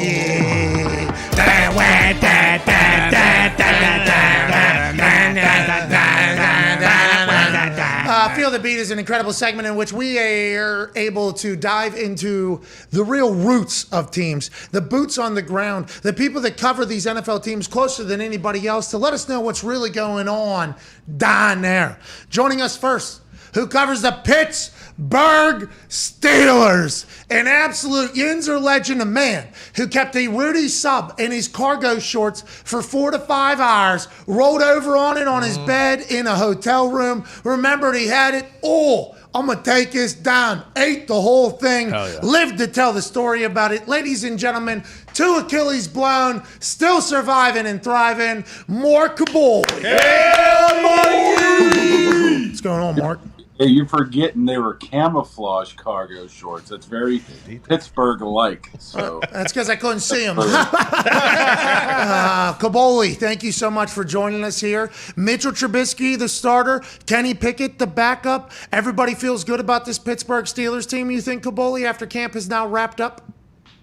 Nah, not really. Whoa! Well, I mean, first of all, the majority of the people want Kenny Pickett as their quarterback, even though Trubisky showed, at least throughout training camp in that last drive, 2-minute drive, that he's probably the best guy for the job. And all you got to do is watch the offensive line for about 4 minutes and realize Kenny Pickett will be in there somewhere near the second quarter of the Cincinnati game because they still haven't gotten much better whatsoever. And then you throw T.J. Watt got injured, and Johnson got injured, and that 8 wins might be a difficult thing to come by right now. Oh, really, Mark? What was that with T.J. playing and guys getting some time? Was there what was the decision behind all that? Good question. Because you know what? Last year we were told numerous times by one Mike Tomlin that T.J. Watt, as he was doing his hold in, did not need any training camp, did not need any preseason games because he was one of those athletes that didn't need that thing. All of a sudden, he's in there in the second quarter of a third preseason game against the Lions, getting his knee taken out by Hawkinson. So I don't know which one to believe. I'm assuming here that T.J. Watt was probably in Tomlin's ear saying, I want to play, I want to play, I want to play. That's nice and good, but you know, after the third play of the game where he had a tackle for loss, I'd probably yanked him out. But now he's going to have to deal with this knee injury. We don't know how severe it is. Tomlin said it wasn't that severe, but I mean, it seems like a mixed messaging here from Mike Tomlin of whether or not T.J. Watt needs to play or does not need to play. I guess he needed to play yesterday, and see what happened. Well, we're going through the proper professional procedures, is what Mike Tomlin said yesterday in a very smooth response about putting the team together. We'll go through our proper professional procedures. And I'm like, damn, this guy is such a good orator and a good speaker. And I assume if you mentioned what you just mentioned about TJ Watt last season versus this season, he would say situations are situational. Everyone calls for it to be treated in its own fashion, which makes a lot of sense. TJ happy he was playing or no, you think? Going into the game? Oh, he loved playing, of course. He tries to get out there as much as he can. He's not going to shy away. But the entire defense played yesterday. Hayward was playing into the second quarter at halftime. Minkah Fitzpatrick was playing, so it was pretty much a dress rehearsal across the board for those guys. But, sometimes you have to make business decisions and say you get out and bring in Hamilcar Rashid or whatever his name is, the backup guy right now. The backup guy right now. Kaboli, we're supposed to go to you to cover the team to tell us shit we don't know. I don't know how to pronounce his name, so it says Hamilcar, but I don't think the name is pronounced Hamilcar, so... Kaboli! What the fuck? You sound like us. All right. Anyways, Kaboli, I would like to see Hamilcar out there. Please. Yeah. So let's see what Hamilcar's got. Right. Najee Harris has been battling a Liz Frank. Is that accurate? Is he going to be healthy for the regular season? He should be, and let me tell you something. If he didn't get caught into Mike Tomlin's office before, he will now, because Mike Tomlin does not enjoy players telling any sort of injury news. So for him to come out yesterday and say, by the way, this foot, it wasn't just a sprain. It was, it was a Liz Frank sprain or whatever it was. I guarantee Tomlin's all down his rear end today or tomorrow, whenever the next time he sees him, because one thing he does not stand for is players telling the media injuries, but he should be okay. It happened early in camp.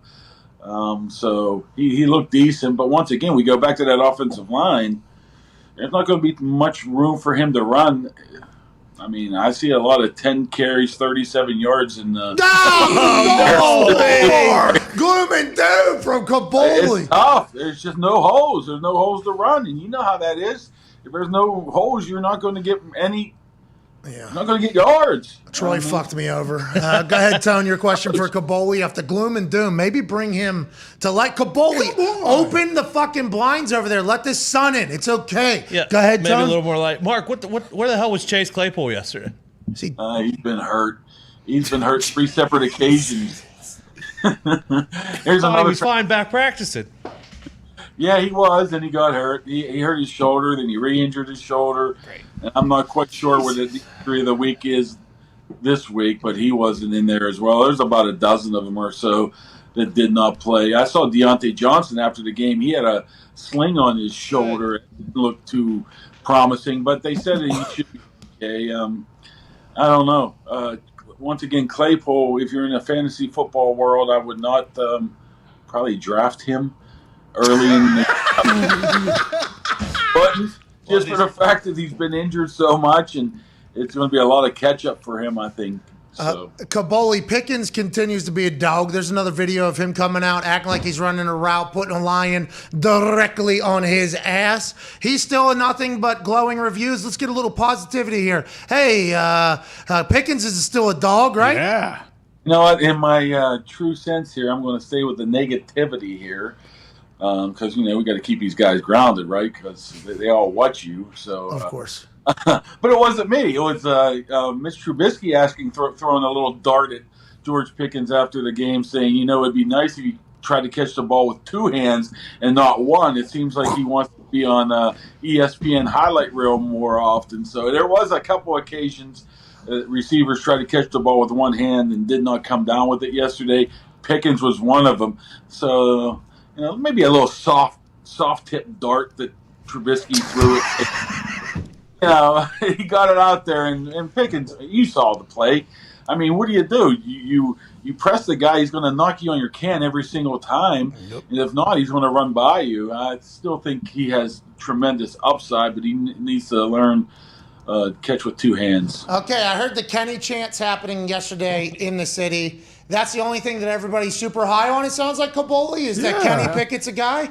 Kenny can do no wrong. If you tweet Mitch Trubisky or Mason Rudolph, you will get destroyed on social media, and one of two things will be absolutely sure. The avatar picture will be of Kenny Pickett, or the bio would have hashtag H2P, hell to Pitt. Yeah, absolutely. I feel bad for Trubisky because the first interception or incompletion he throws week 2 against the Patriots in Acrisure Field, he's going to get absolutely booed out of the stadium. The guy has no chance. The entire stadium just comes. I mean, it gets so bad that my brother texted me yesterday at second quarter and said, "Where's Kenny Pickett at? Why isn't he in the game?" I'm like, "Because he's not the starting quarterback. What do you want him to do?" Is that what you told your brother or what? Did you say, "Hey, you fucking Mark, dude"? He's a Pitt guy, so of course he represents the entire region of Pitt fans. Kenny Pickett can do absolutely no wrong right now. He hasn't done much wrong, but there's a vast majority that believe that he still should be the quarterback. September 11th, and they're going to let everybody know. HTP, baby. H2P, I think, is what the thing is. Nonetheless, it's all right, Kabola. You don't need to be looking at your negativity and your mentions because it seems like it's oozing into your brain. All gloom and doom in Pittsburgh. Maybe we'll turn it around. That's what Feel the Beat's all about. That's just me, mostly. I'm always the gloom and doom type of guy. Some people refer to me as Eeyore. I'm not quite sure what that means. Whoa. Who said that? Asshole. That's an asshole. Yeah, jeez. The joke's on them. I don't even know. I never watched Winnie the Pooh. So you fucking losers. Idiots. Ladies and gentlemen, Mark Kabola. Mark! Oh, my God. Feel the Beat took quite a turn here in Pittsburgh. Good. AJ, did you hear that? Was there a lot of negativity on your end, or was I gassing that up a little bit over here? Well, I don't. Maybe he's just trying to, he knows the boys are playing very well, and he just wants to keep them humble. All right, maybe. I mean, he said he knows everybody watches down there. So don't want these. Not that Tomlin's doing a bad job of it, but I need to let them know their shit ain't sweet right now. There ain't no roses around here. This team stinks. Is that what he was saying, Tone? Well, as the last week when Ty and Connor let's have Kabola on today. I said, "Oh, that's great. That'll be a ray of sunshine for the show." Now, he was not, by the way. No, it never is. Made me laugh. It was all Tommy I thought Kern. it was hilarious. Yeah, it was awesome. It was very Tommy Kern. That's all he did. You say a lot of Always Pittsburgh negative. people have similar delivery and how they view the team. Mm-hmm. Well, that's what Feel the Beat's for. Let's move to a new city, a city that we haven't been. Ladies and gentlemen, it's time to once again Feel the Beat.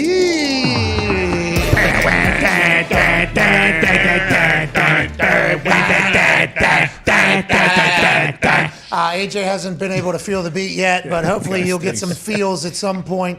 Joining us now, beat writer for the Tennessee Titans.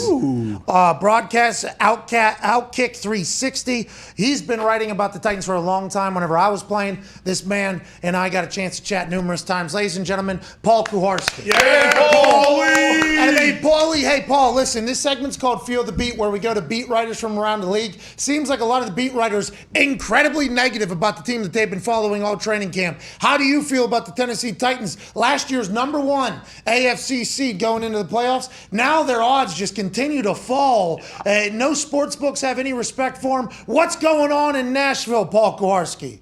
Well, they are not going to be the number 1 seed by any means in the AFC, but they're a playoff caliber team, largely because they've got a coach who knows how to find a way to win games no matter what kind of parts he's got. But they've got big questions on the offensive line and at wide receiver. Very good defense, though.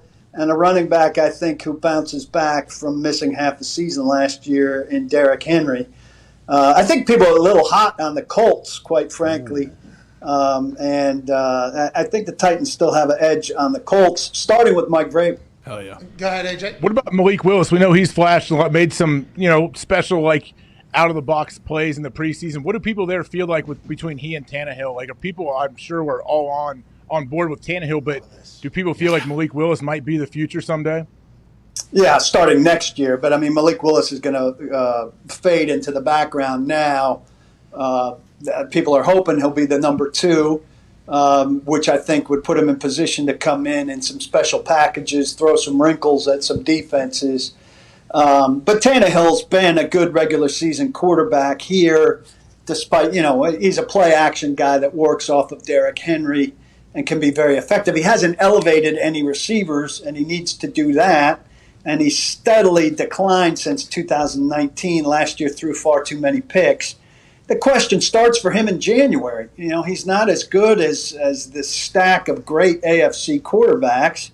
And he's been terrible in his last 3 playoff games. He pretty much single-handedly lost that playoff game against Cincinnati while the defense was sacking Joe Burrow 9 times. Put him in January. Can he do enough to win a game? Can he do enough to win 4 games? No. He's not going to get on a roll and win 4 games and win him a Super Bowl. So, Feel the Beat is really quite what happened? Feel the Beat has quite a vibe here. Ryan Tannehill, probably because of a lot of what you said, echoes a lot of what other people have said. Number 1 seed in the playoffs, having the most amount of players, I think, go in rotation due to injuries and everything else. Wonderful coaching job by Vrabes to get there. Tannehill had to do something during the season. They lose to Cincinnati. He said he wanted into a dark spot, a dark space. Yeah. Has that kind of resonated, do you think, with the team? Is that how everybody felt after last year? And have you felt that in training camp for the Titans this year? Well, I think they were over it by the time training camp started, and they needed to be. Everybody's got to start, with the clean slate and wash that stuff all away. But John Robinson, the general manager, was still crying about it. Like literally, he shed tears at the combine. It took them a long time to the whole team to get over it. I wish that they had funneled that emotion into, producing a win with home field advantage, a game away from hosting the AFC Championship, instead of doing all the lamenting after the fact when they couldn't get it done, given every advantage. But they every just advantage. What was blew it away. The advantage was home field and a week of rest, and the Bengals, who are not known for postseason success, and 9 sacks. Again, did I mention that they sacked Joe Burrow 9 times in that game? Yeah, that's incredible. Your defense showed up, obviously. Tannehill went to a dark spot. Maybe he'll come back even better. Draft another quarterback in the 3rd round. Was supposed to go much higher. So I am excited to watch the evolution of the Titans. Is this another Tannehill-Mariota situation? Possible. With Malik, with how many highlights we shall see as the season goes? You don't think so at all? No, he's not. He's not. Look, you've seen the highlights. You haven't seen the lowlights. The accuracy's bad. Right. He runs too quickly. He's unwilling to throw. He's made progress in the 3 games, but he's not close to being a starting quarterback in the NFL. And that countdown's for 2023, not for October or November. All right, can't wait to watch Malik in a year from now after another year of NFL football and NFL. Brian got came for Liberty Day. It looks good. You guys cut Brett Kern. She still have the banner outside the stadium? What's that all about? That was a money... I need to go look at those banners. But he said that, the day that Ryan Stonehouse showed up, he'd only seen 3 or 4 guys, Pat, that hit the ball like he did, and he knew he was in for a tough competition. Buffalo, obviously looking. Maybe Indianapolis, better commute for him, but he's going to be kicking somewhere in a couple days. Stonehouse obviously has a massive leg. I've enjoyed watching him. He's a great athlete on the ball, where he dropped the snap on purpose, let it hit him right in the dome, go down, picked it up, kind of ran for a first down. But Brett Kern has been automatic, literally automatic for you guys for every game. Am I wrong in misreading it? He is always good for you, right? Yeah, he's been terrific. He did miss some games. COVID got him, and he had another injury or 2 over the last 2 years. But the guy's been an institution here since 2009. He played for Jeff Fisher. Now the senior-most Titan, Taylor Lewan, 5 years less experience. So we're going to miss that institutional knowledge and a great guy who's been just a great citizen of Nashville for all this time. His son and my son played together a little bit, went to school for a while together, and he's going to be a Nashvilleian no matter what. So we'll certainly still see him around town, but I think he's going to be a commuter now to one of these other AFC teams probably. I actually say congrats to the Bills immediately upon it being announced, because he is he is an actual robot. The way he kicks would work in Buffalo, I think, would work in the windy conditions. I'm a massive fan of Brett Kern, so I can't wait to see where he goes. And if we let Matt Hawk go after the night he had the other night, and we pick up Brett Kern, let's go! Yeah. I am excited about that as well. Last question for you here. He's from Buffalo, by the way, originally. Oh, Jeez. Right so. Signed, sealed, delivered. I'm yours. He bombs balls. Yeah. He's a robot, too. Like, that is what you're looking for at the punter position. Like, give me a jugs machine. And that's what Brett Kern is. Last question for you here, Kowarski. Go ahead, Boston Connor. Yeah, Paul, Tannehill also has 2 new top receivers for Tennessee. How has Traylon Burks and Robert Woods looked for him, and how long do you think it's going to take for them to have that kind of chemistry that they need? Well, Robert Woods has done really well coming back from that ACL. I mean, he practiced every day, no Veterans Days or anything like that. And the Titans are usually really cautious with somebody coming back. So that's been a good sign. But he hasn't gotten great separation on the days that he's worked in team periods. So curious to see how much they can scheme to get him open. Traylon Burks up and down. He's not going to be A.J. Brown out of the gate. And letting him go, trading him and saving all that money is going to hang over this team's head until they get some explosive plays. I don't see explosive plays out of this receiving core right now. So, Paul, how many wins for the Titans this year? I'm not a big predictor, Pat, but I think 10-ish. Okay. 10-ish. Hey, that's good in the AFC. Sure. The AFC is going to beat each other down, I think, everywhere. Tough schedule. Yeah, tough schedule for everybody. Can't wait to see what you guys do down there. Thank you so much for joining us, Paul. You're the man. Stay out of those canals, Pat. All right, Paul. Stay out of political conversations. You know what I mean? I do. Yeah, me too. I Smart. hate politics. Yeah, smart. All right, ladies and gentlemen, Paul Kowarski. Yeah, Paul! Hey, all those guys that go to Outkick, I have he's been covering the Titans for a long time, and they just signed with Outkick. I think he's on Outkick 360. And I just assume Outkick is just all politics all the time. They do have a sports wing, right? Mm-hmm. Yeah. I assume they have a full sports wing? I assume so. But I think so. Still have to. Isn't it a sports company? I don't know. Founded as one. Yeah, part of it. Is it? I don't know. I don't know. What else? What do they do? Maybe it's sports and politics together, right? Mm-hmm. Yeah, From the right side? Yeah. That's what it is, right? Sports and politics from the right side, and then sports politics from the other side is who they are combating all the time, right? Yes. That is their, it is so it is kind of it's still the politics world, right? I think so. The company is, yeah. Yeah, it feels like there's a lot of stuff with Outkick that is political. Well, I mean, They have a lot, their shit goes, though. Oh, yeah. I mean, it goes. Clay Travis used to be like the big SEC, guy, and now he has kind of transitioned into like the big politics guy. Yeah. I bet you he loves it, huh? He does he took over radio. He does a non-sports radio show now, doesn't he? Yeah. He has to love it, I assume. I don't know. I assume, yeah. He put out one of the Rogers clips about the Stooge. Yes, and it. Hey, it's not. We're in the middle of Feel the Beat right now. How'd you feel about? Did you listen to him on Rogan? I haven't heard all of it. I've heard maybe half. I've heard the clips. I've seen the clips. It looked like he was having time of his life. Big smoke coming from those cigars, by the way. Looked like a blast. And obviously, the world will react. The world will react to this as well. It's time to continue to feel the beat. Ladies and gentlemen, joining us now has covered the Bears since 2001. He's been on the beat for Chicago Tribune. He's a contributor to Molly and Hall Show on 670 The Score. Ladies and gentlemen, Brad Biggs.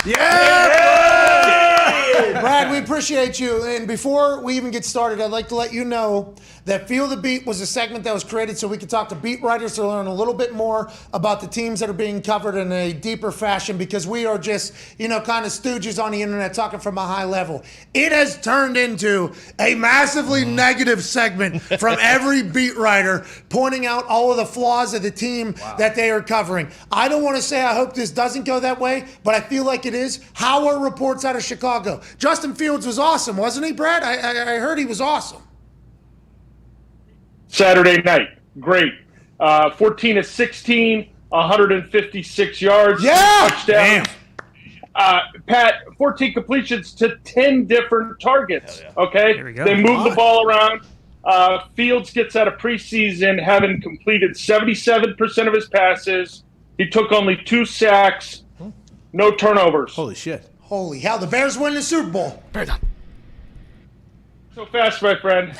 They've got, but you know what? This season, for a brand new head coach in Matt Eberflus, a first-time offensive coordinator in Luke Getsy, a new general manager in Ryan Poles, it's about determining what you have in the quarterback that they invested in a year ago.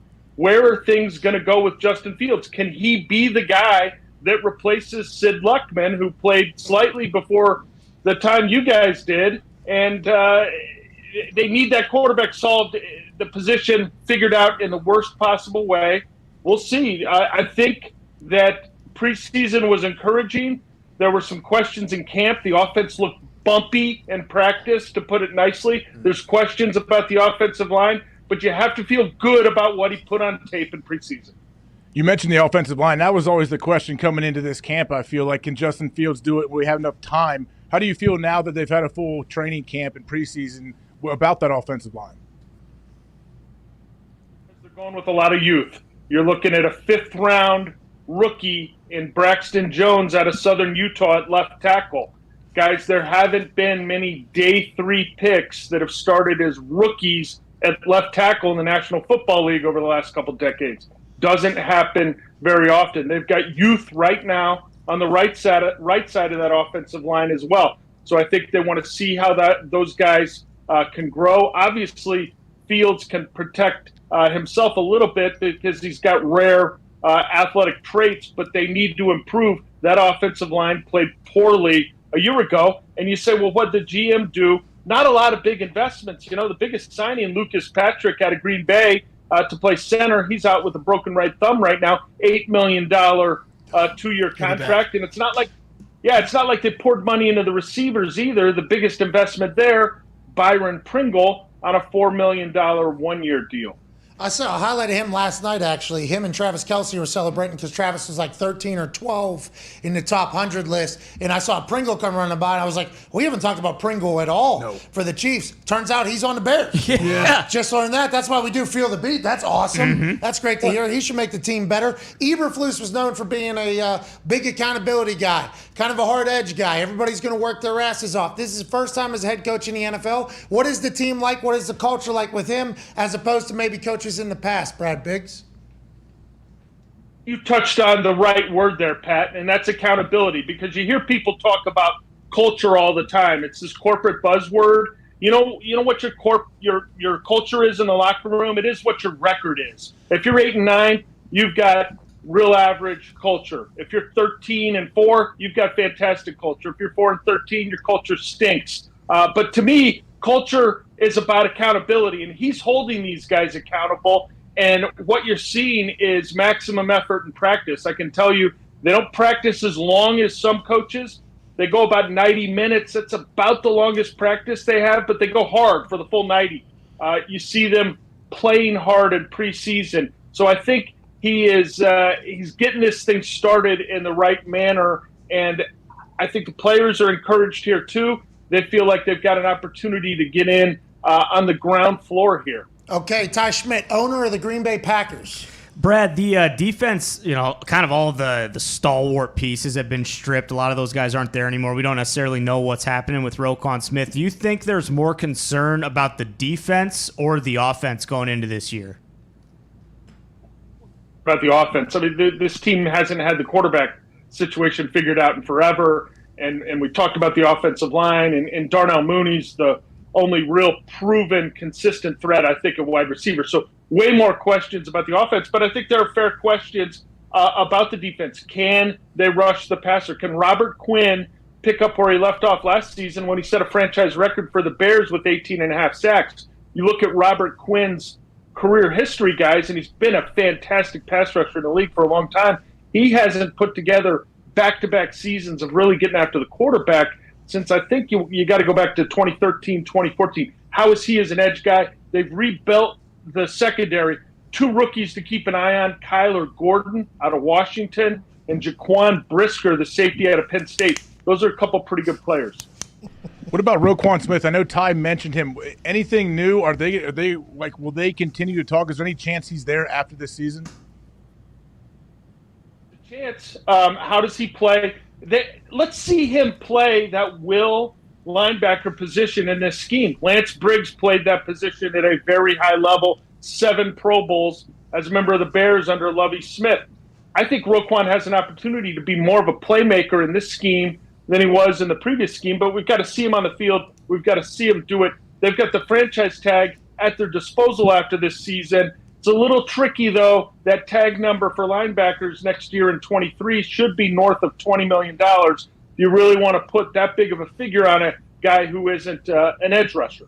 Okay, last question here, Brad. We can't thank you enough for joining us. Brad's been covering the Bears for 21 years. Sheesh. Wow. Damn. It's a long time. You know your ins and outs. Obviously, NFC North football is not easy, especially with kneecap gnawing MCDC up there in Detroit. How many wins this year, Brad, for the Chicago Bears? What do you think people would be happy with? What do you think people would be sad with? And what do you think it actually is?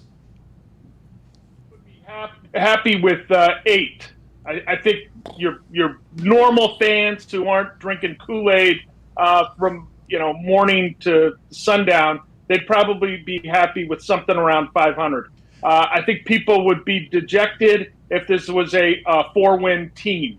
I think they'll probably be somewhere in the middle, 6 wins, maybe 7 if they can make some offensive gains as the season goes along. Brad, last question from Viva La Zito. Go ahead, Zito. Hey, Brad, I love the Kool-Aid over here. I think 10 wins, but what do you think about the new stadium in Arlington? It's a matter of when and not if. They want to get out of Soldier Field, which wasn't a great stadium when they opened it in 2003, guys. They'd like to control their own situation.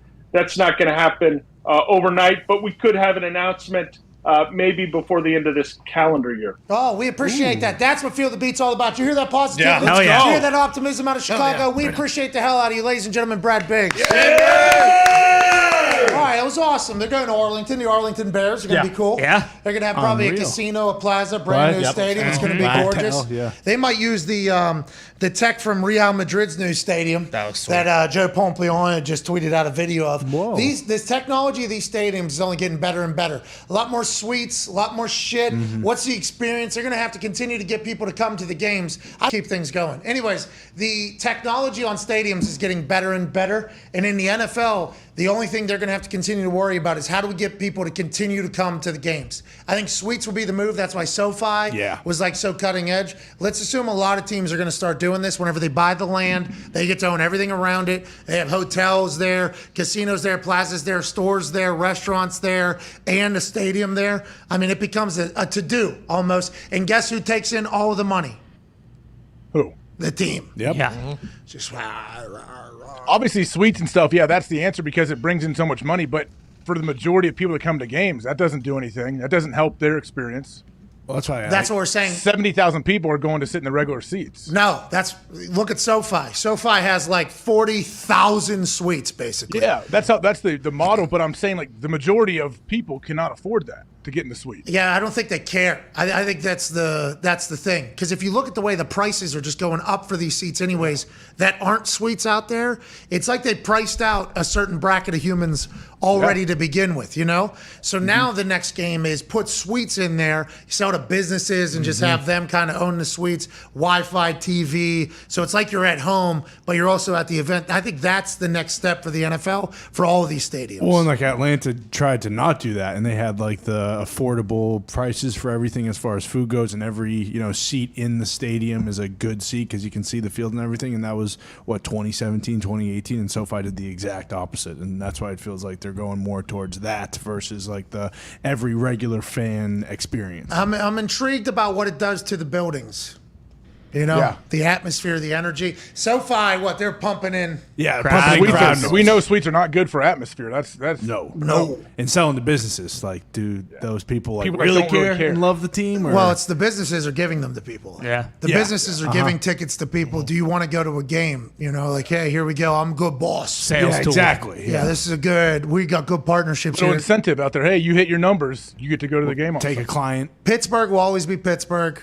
Baltimore will always be Baltimore. Green New Bay. England will always be Green Bay. There's certain places that will always be, I don't want to say shitholes, but like when you go and play there, like rowdy. The crowd is a part of the game. Yeah. There's always going to be those places. Will Seattle maintain as one of those places? We will say yes, just out of respect for the Pacific Northwest fans, which are wild in every sport. But the next generation of stadium, I think, is going to take the savagery out of the crowd a lot, I think, personally. It's a good point about those cities like Pittsburgh and Baltimore and Cleveland, all those cities. Versus you said Cleveland. He said Cleveland. He did. Hey, that baby. That was crazy. Right. I forgot about him. Hey, AJ, this should be talked about. They just said Cleveland. Yeah. Fucking these cities. There's a lot of people in these stadiums that don't give a shit what happens in the rest of the NFL versus they're only there to watch their team versus in LA where you need the boxes and stuff like that because those people are going to the games as like an event to do. Yes. Yeah. Like USC. Back when all the celebrities on the sidelines and stuff. You don't think they cared? No, I think they absolutely cared, but they cared much more when the team is winning national championships. Oh, you said they weren't there whenever they started losing. Where the fuck was that? I wouldn't be there either. Me Would neither. you? Will Ferrell had other shit to do. Yeah. You know what I mean? All of a sudden, he had other shit to do, like go up to Seattle. Yeah. It seems like a lot of these stadiums are already kind of trying to cut out the common man anyway because you look like there's no such thing as cheap tickets anymore. Parking's $1 billion. Yeah, exactly. Beer's expensive. Like everything at an NFL game is expensive. Like there's not even if whoever like the Lions this year, let's say, or any team that is probably going to stink. Like even if you go, if you haven't won a game yet, like they're not dropping the prices. You're paying just as much as you would if not. They're going to charge you more if they're good. In New England, to the point about the suites, they're actually adding on to close off that little kind of tunnel where the lighthouse is in that end zone. Thank God. Yeah, they're adding on just suites in that whole entire area and kind of rounding the stadium out. So whenever, not that we have done it, we have to do it more and sooner. We have to do a fucking live shows somewhere. Hell yeah. But whenever I do live shows, I rent the theater, I sell the tickets myself, I do the whole thing. When you price those tickets, for like the VIP area for the meet and greet, like you can up those prices. If somebody's going to pay whatever the amount is, they'll pay double that to do it. So you can keep the price down for the rest of the house, basically. So it's still a profitable operation. Feels like NFL's starting to realize that. Like, hey, for these suites, if we're to charge $100,000, they'll pay $150,000 for these suites. Let's try to get that. And they're just trying to add more and more into them, AJ.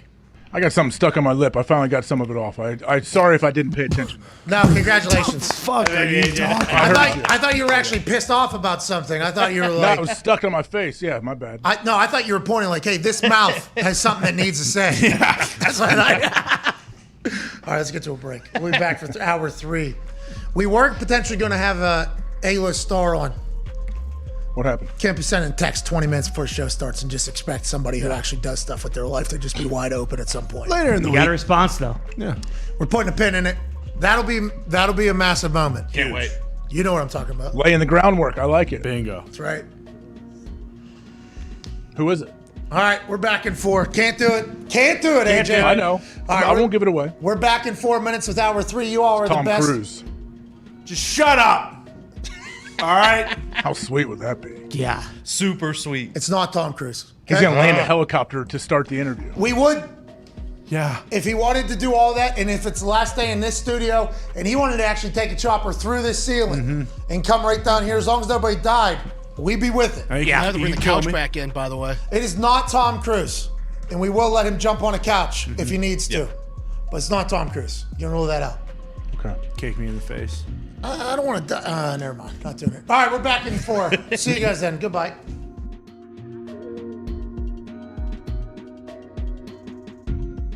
Steven in Nashville. Enough. What's going on, Steven? Hey, hello? Pat? You guys can hear me?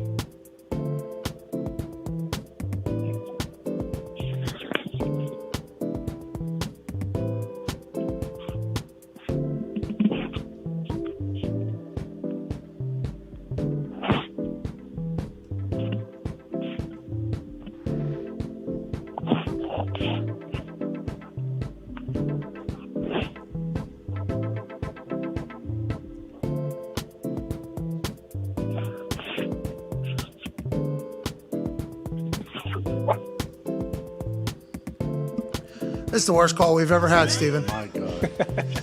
So mean. Steven. Hello? Steven, Pat. it's the worst call we've ever had. So much dead air there. Yo, Pat, can you hear me? Yeah, keep it going. Hello? You know what you say? I was going to hit him again. What? Yo, Pat. No, Pat? Pat. Hey, Pat, can you hear me? Steven does not deserve this.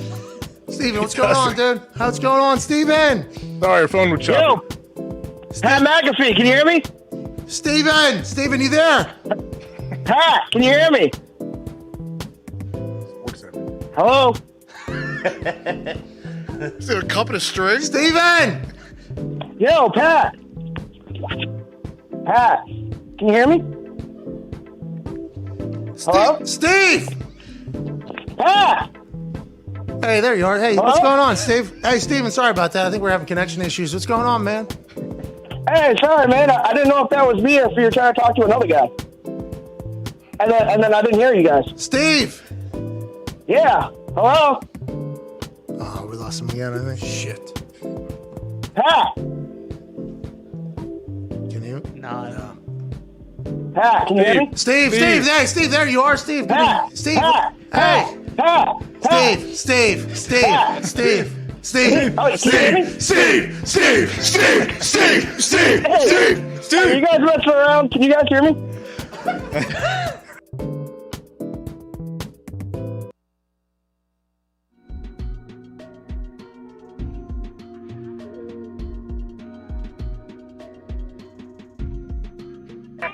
The Pat McAfee Show. There'll be no rules for our guests, for us, for the things we can talk about. Speaking his mind I've never had a problem expressing my opinions or my thoughts or anything like that. while being relatable. I haven't had that manufactured fake-ass celebrity that a lot of people have whenever they go on those big networks. I've had a chance to really build my crew, build my following, build my audience. And ridiculous. What am I supposed to do? So I'm supposed to look at something that I can definitely afford and say, nah. Is that what I'm supposed to do? The Pat What the fuck are McAfee you Show doing? starts in 3, 2, 1. Welcome back to that show. I'm gonna have to change that open, which is a damn shame. Also a damn shame. We don't have NFL football for another 10 days. But until then, we'll be bullshit. Hour 3 begins, right? Now. Football is almost here. It is right on the tip of our tongues. College football is happening. We can't wait to watch that. In the meantime, as we wait 10 days for NFL football to take place, it will be the Rams and the Bills next Thursday night in SoFi Stadium. We are jacked up. To my left, your right is college football national champion, Super Bowl champion, COVID survivor, and Ryder Cup champion, AJ Hawk. Talks tables here at Ty Schmidt at Boston Connor. The flow is incredible. Hey, thanks, Pat. Yours is too. Look at how long it is up there. Huh? It's getting real long up here, AJ. You know what I mean? It is. You growing it out? Yeah, I think so. But I'm going to be in these middle stages here for a bit where I can't really do anything with it. You know what I mean? You put it in a top knot pretty soon when it gets a little longer. Yeah, I'm not there yet, though. I mean, it is going. You're close though. Closer than you think. I appreciate that. Yeah. You can throw a hat on too whenever you're thinking like, I don't like hat on air because everybody thinks then you're trying to hide or you can't really see my face and everything like that. Yeah. But, I mean, at Tone Diggs, one half of the hammer. Cowboys wears a hat on It is there. what I'm doing. And it is awesome, though. You look awesome. Well, sure. Yeah, sweet. Tony. You do. Tony. Yes. Still wearing that thing, huh? He don't want anyone tapping into his brain and getting all of his great, What else do you his want great me to do? ideas. Got a sweet helmet. Did you listen to Zuck on Rogan? I've heard little clips of it. I haven't listened to the whole thing. Why? He said there's new Oculus coming out. Oh yeah, Yeah. theirs looks sweet. like- There's a couple sounds- new ones. Is it like actually. $2,000? Hey, listen. He said he would dominate you in that boxing game. Okay. So he's lying the whole time. That's what I thought. Well, he's a robot. So. Misinformation. I'm thinking about diving back into the Oculus so I don't become a full fat ass. This is what I'm going to do, AJ. You let me know if it's right. I'll intermittent fast Monday through Friday. Weekends, eat everything. Sure. That should work, Yeah. right? Yeah. Why do not? I think so. If you want to maintain, yeah. Look at me. You'll make gains that way. You'll be good. There's no way you can avoid what is going to happen on the weekends for the football season. You can't. You can say whatever you want. Like there, come Sunday morning, there is no. It is inevitable. I'm eating Schefter's Pizza. What? Yeah. Don't Sweet eat that. promo. Don't eat that. Schefter got a fucking Papa John's. Congrats, Schefter. way to go, Shefty. I don't know if that's going to make the food better, but I am pretty pumped up about it. It's hard not to dive into pizza and wings on a Sunday. It is. It's impossible. It really, AJ has been able to maintain the discipline and not do as such, and that's I why. love pizza. You know that. Yeah, but you never eat it. You're a Really. You eat it freak. once a year or whatever. I do. I just don't eat it 6 times a week. Yeah. No, we're just talking about Sunday. This is literally what we're talking about right now. We're talking about on Sundays. Great. Set realistic expectations. That's right. Like a lot of people go, I'm never going to have sugar again. Like you can't do that. Well, I was doing that for like 6-7 weeks. It did work, and I did lose weight, but obviously immediately upon eating sugar after that, I spiked right back up to my weight. I am trying everything I can for this football season not to become a full-blown fat fuck. Yeah. I'm trying my best. The Hawk House is going to be a big part of that, AJ. Bingo. I heard that gym is going to look amazing over at the Thunderdome. We'll see. Yeah, what I want to do is whenever, stuff takes a while, whenever you guys are all set up there, I'm going to come in and then I got some ideas once it's already set up of where I'd want to come bring in a few extra little accessories. Everybody's working their ass off at the Thunderdome, I do believe. I'm not sure if they have been this entire time, but I do know now. Sure. There's a lot of tidying going on. We're almost finished over there. We're getting very close to moving into the FanDuel Thunderdome. Very, very close. I mean, there is one person who might come into this particular studio and wreck everything before we move out of here for a good piece of content. So we will definitely celebrate what this place has been, but I cannot wait to get into the fucking Thunderdome, AJ Hawk. It's going to be awesome, man. I mean, I assume, do you go over there regularly? Yeah. I mean, you talk to your dad. He's there every day, isn't he? Yeah. What? What happened? I love texting Tim about everything over there. Me too. Why? What happened? Tim's the best. I mean, Tim just, the report, it's like feel the beat. Did he pull his gun on you? No, he didn't. I mean, probably, but it is kind of like that. It's like feel the beat when I talk to Tim. Feel the Thunderdome. There's not a lot of positive coming out of there. It's like, all right, boom, this happened, boom, this happened, boom, this happened. And I'm like, all right, appreciate it. Is everything else okay? Yeah, but I mean, boom, this happened, boom, this happened. All right, I'm going to stay out of this for another week so it doesn't bring me down because we're paying a lot of money and there's a lot of high expectations. But Tim, Sean, everybody up there, CFO Phil, have kicked ass. It's been quite a process. Obviously, a manpower these days. There's not a lot of workers, so kind of having to piece that whole thing together. It has been quite a ride, and I can't wait to get there. I did see what was supposed to be my desk from my office for the first time this weekend. Sick. Looked awesome. That can't happen. So sick. Obviously. What happened? It's that desk right there, basically. It's basically that desk right there. Without wheels. Hey, your desk is up there in your office. You want to go check it out? Oh, that's awesome. Yeah, I haven't seen it. I'm going to go up there. Walked in, looked at it. That ain't my desk. Who? Well, I assumed you had like a big old custom-made desk, like with a fish tank in it or something. No fish tank because I don't want to take care of the water. But I would. You don't have to. I would like something that isn't a fucking IKEA put together. Yeah, Mickey Mouse. You know what I mean? Just a little professionalism. But we'll get all that type of shit handled, and we'll be in there soon. And AJ, we've already announced Chuck's going to be in there weekly. Yep. AQ's going to be in there weekly. Hell yeah. We have more announcements too, AJ. Throughout. AJ, aren't you going to be in there weekly live? D-Butt. Yeah, it should be. Yeah! What? No way! I am so fucking happy that AJ Hawk is going to be live in Stew all year on what? Overreaction Monday? Yeah, most likely Monday. We're gonna call it Overreaction Monday. Great name. I cannot wait. We already got graphics being built in the back. It is exciting, AJ. I'm very, very excited about this. I'm excited to see everything going on there. I mean, football's almost here. That's crazy to think. Yeah, it is here, dude. Yeah, it is here. It's fucking right here. Yeah. There's like 800 players getting cut today, isn't there? Yes, 1,000, I think. There's going to be 1,000 transactions this week, is what Bill Belichick said. We'll have to keep our eye on that. In the first hour, Ian Rappaport told us he feels that there'll be some sort of resolution or sign of resolution for the Jimmy G thing within the next 36 hours. That's a big deal. Yeah. Because the league year, wait, when does the league year start? Tomorrow, 4 o'clock. So something has to happen by then. We don't Allegedly. know. We don't know. Because what if they keep him? Then, is that the resolution? They're going to keep him on the team until they think they can get rid of him and get a better trade? And if they let him go, it's like, okay, they'll let him go. We got a new saga here for Jimmy G. Is that what he meant by that? Or he's just assuming that there'll be something to talk about tomorrow? But how are they going to keep him, though? Like, are they really going to just eat $20 million and then, release him after they play Seattle week 2? It makes no sense. None of it makes sense. Schulte, our guy. Yeah. Yeah, what's he say? Starbuck. They can't touch Quill's peach tea. No. Who can? They cannot touch Quill's peach tea. No They can't. way. Their peach iced tea is going to become a regular until we move out of here. Yeah, really? It's top notch. Delicious iced tea It's a big boy. I think it's like 16, 20-some Yeah. ounces. Mhm. They pour it right to the top, ice cold. Oh, my God. Perfect amount of peach to the tea ratio. Ooh. I would recommend, never mind. I don't do that anymore. So No. why would I recommend it? What do you mean? College, I got like addicted to using peach vodka and iced tea. What? And then you know how much vodka's in there because the amount of peach taste. And it was the perfect like spring, summer treat. Okay.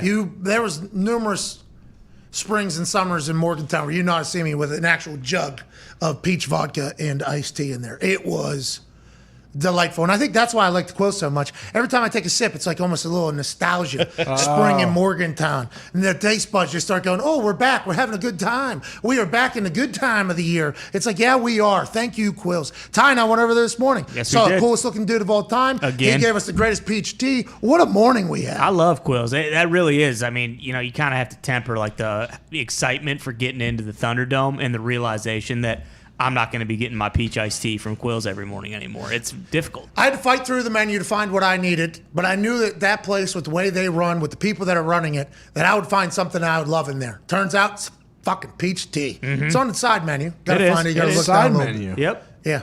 This place sounds like it stinks. I'm just gonna be honest. I How have been dare over there you? once. What is And your it just problem? doesn't sound fun. Hey, I know nothing about a place. It stinks. Exactly. I've heard, I know plenty about it. I know their scones. They serve cow's milk. If you really wanted it, you could probably get it. I think they actually in the back have a. Yeah. They got You udders milk in the it back. yourself. That's pretty authentic. I don't think you milk it. No, I think they have somebody that milks That's it. the next step after handcrafted cocktails. That's the next one. Just like you put the milk in your coffee straight from the cow. Thanks, Larry. It's like the Flintstones when you know how the animals are actually there to do it. Yep. Yeah. That's what we're going to get back to, almost the Stone Age, where the cows are going to be standing in spots at little coffee shops, and you have to walk up, see, you got to eyeball which cow probably's got the best tit milk, and then you go up to it and go, I want this fat one. And then you're out of there. Well, I do love farm to table, so I'd be on board with that. I don't think it's going to happen at Quills, though. I don't think it's going to happen over here. I don't know where they put the cow. It's gonna smell good. That place is so nice. It is. I got about 2 weeks left, and then we'll never be there ever again. I'll still talk about the glory days of that peach tea, though, because it is fantastic. Now, Schultze said that they're planning on keeping Jimmy G till after week 2 so he doesn't play for Seattle, is what he alluded to. Do you really think they care that much? Schultze's insider. Okay, you think Schultze's full of it? No, I don't. But I'm just saying, like, of course. is it that big a deal if he goes and plays for the Seahawks, for the Niners? Yeah, like if it is, why don't they just fucking keep him and play him? Like, if they're gonna pay him that much money, why is Trey Lance on a rookie deal and you can't just wait? Yeah, because Aaron sat 3 years. 3 years. You can. He just went to the NFC Championship. You can't just have him wait a little longer. Is that going to make him worse? But he hasn't been there, though. Like how they already started it, though, with Jimmy doing his own thing on the side field and saying this is Trey's team. Now it feels like, hey, we've gone this far. We can't keep him now and bring him back into the fold. Shanahan's win-loss record is like 39-42 or something. Yeah. It is not good. No. As I saw that stat, I just assumed Shanahan, great coach. This fucking guy, been in the Super Bowl. He's won with everybody. They went to the NFC Championship. Like, I just was like, oh, Shanahan, great coach. He's locked in forever. Then in that one preseason game, they put up his fucking record, and I was like, wait a minute. That is a fireable record. Like, that is a fireable record. Now, they've been kicked out of their stadium 1 year. Yep. Jimmy G got hurt. They're playing like the fourth-string quarterback. So there's a lot of excuses for why the loss column is the way it is. But still, do you think Shanahan and Lynch feel a little bit of heat that they have to play this guy that they traded for? That's why Trey Lance is automatically going to be the starter this year, and they're choosing not to and have chose not to at all, ride out another year of Jimmy G, even though everybody likes him? Yeah, but I mean, if that's the case, then like, why not wait until you know that the guy that you traded for is going to be unbelievable as soon as he goes in, instead of being like, hey, he's got to get reps now. If we don't put him in now, he's not going to be good. Like, he's still very young. Well, joining us now is the man behind the rumor of keeping Jimmy G until at least week 3. So he doesn't end up in Seattle.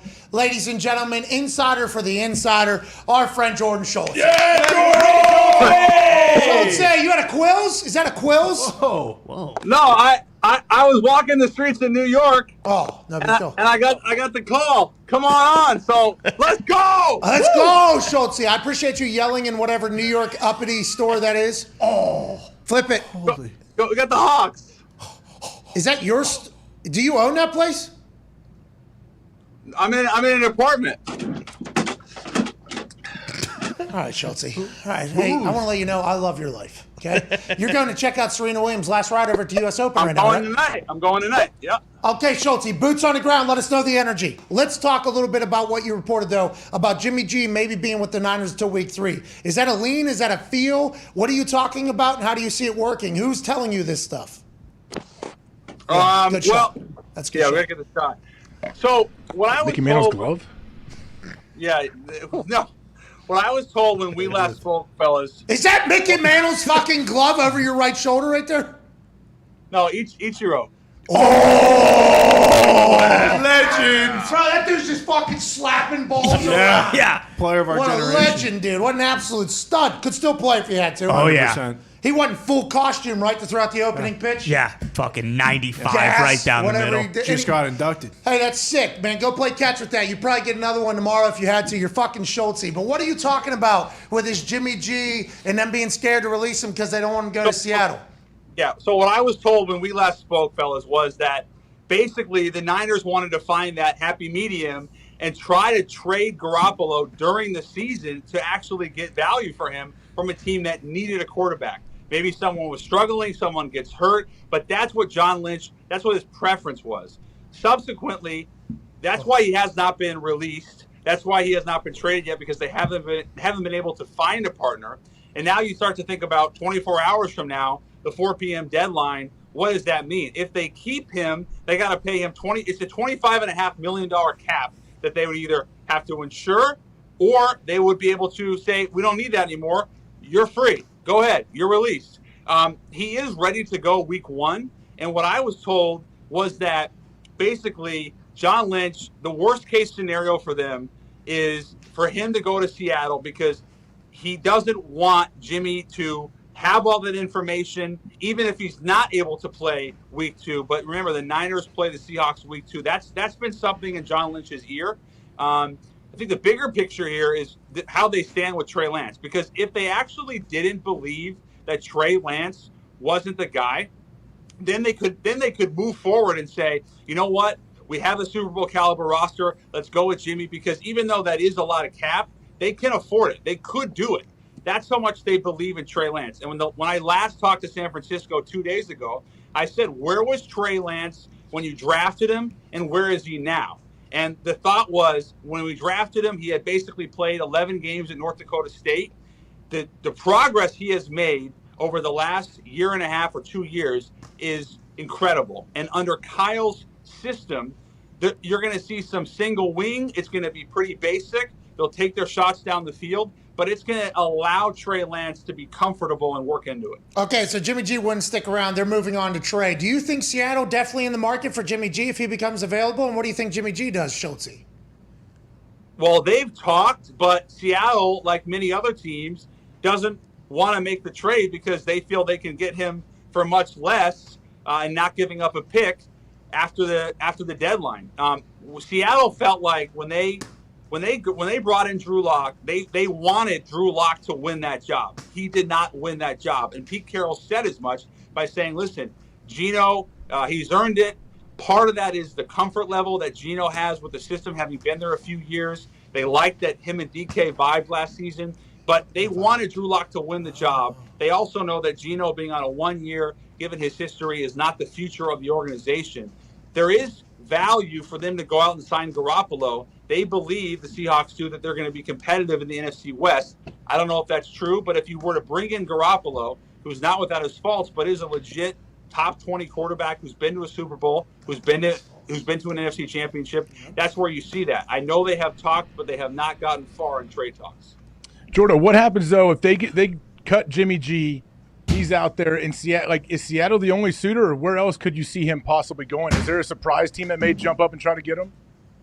Teams that I've talked to believe that there's 3 or 4 other clubs that could potentially make a move. I heard Tennessee, but that was about a week ago before Malik Willis had a pretty good second preseason game.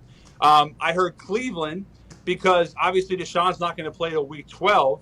That to me makes the most sense. And then the wild card team was the Jets. Joe Douglas obviously has Zach Wilson there. He drafted him. He's going to be out about another month.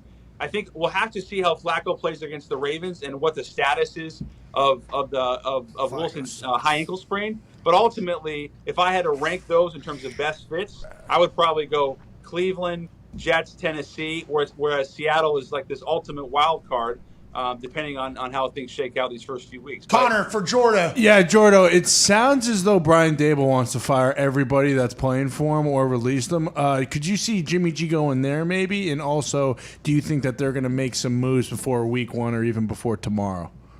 You mean Dayball doesn't love what he's seen from Kenny Golladay? Whoa, Schultz, just fucking answer the question. Don't need you burying Kenny Golladay, all right? I'm not burying him, but Dayball said we're all competing. So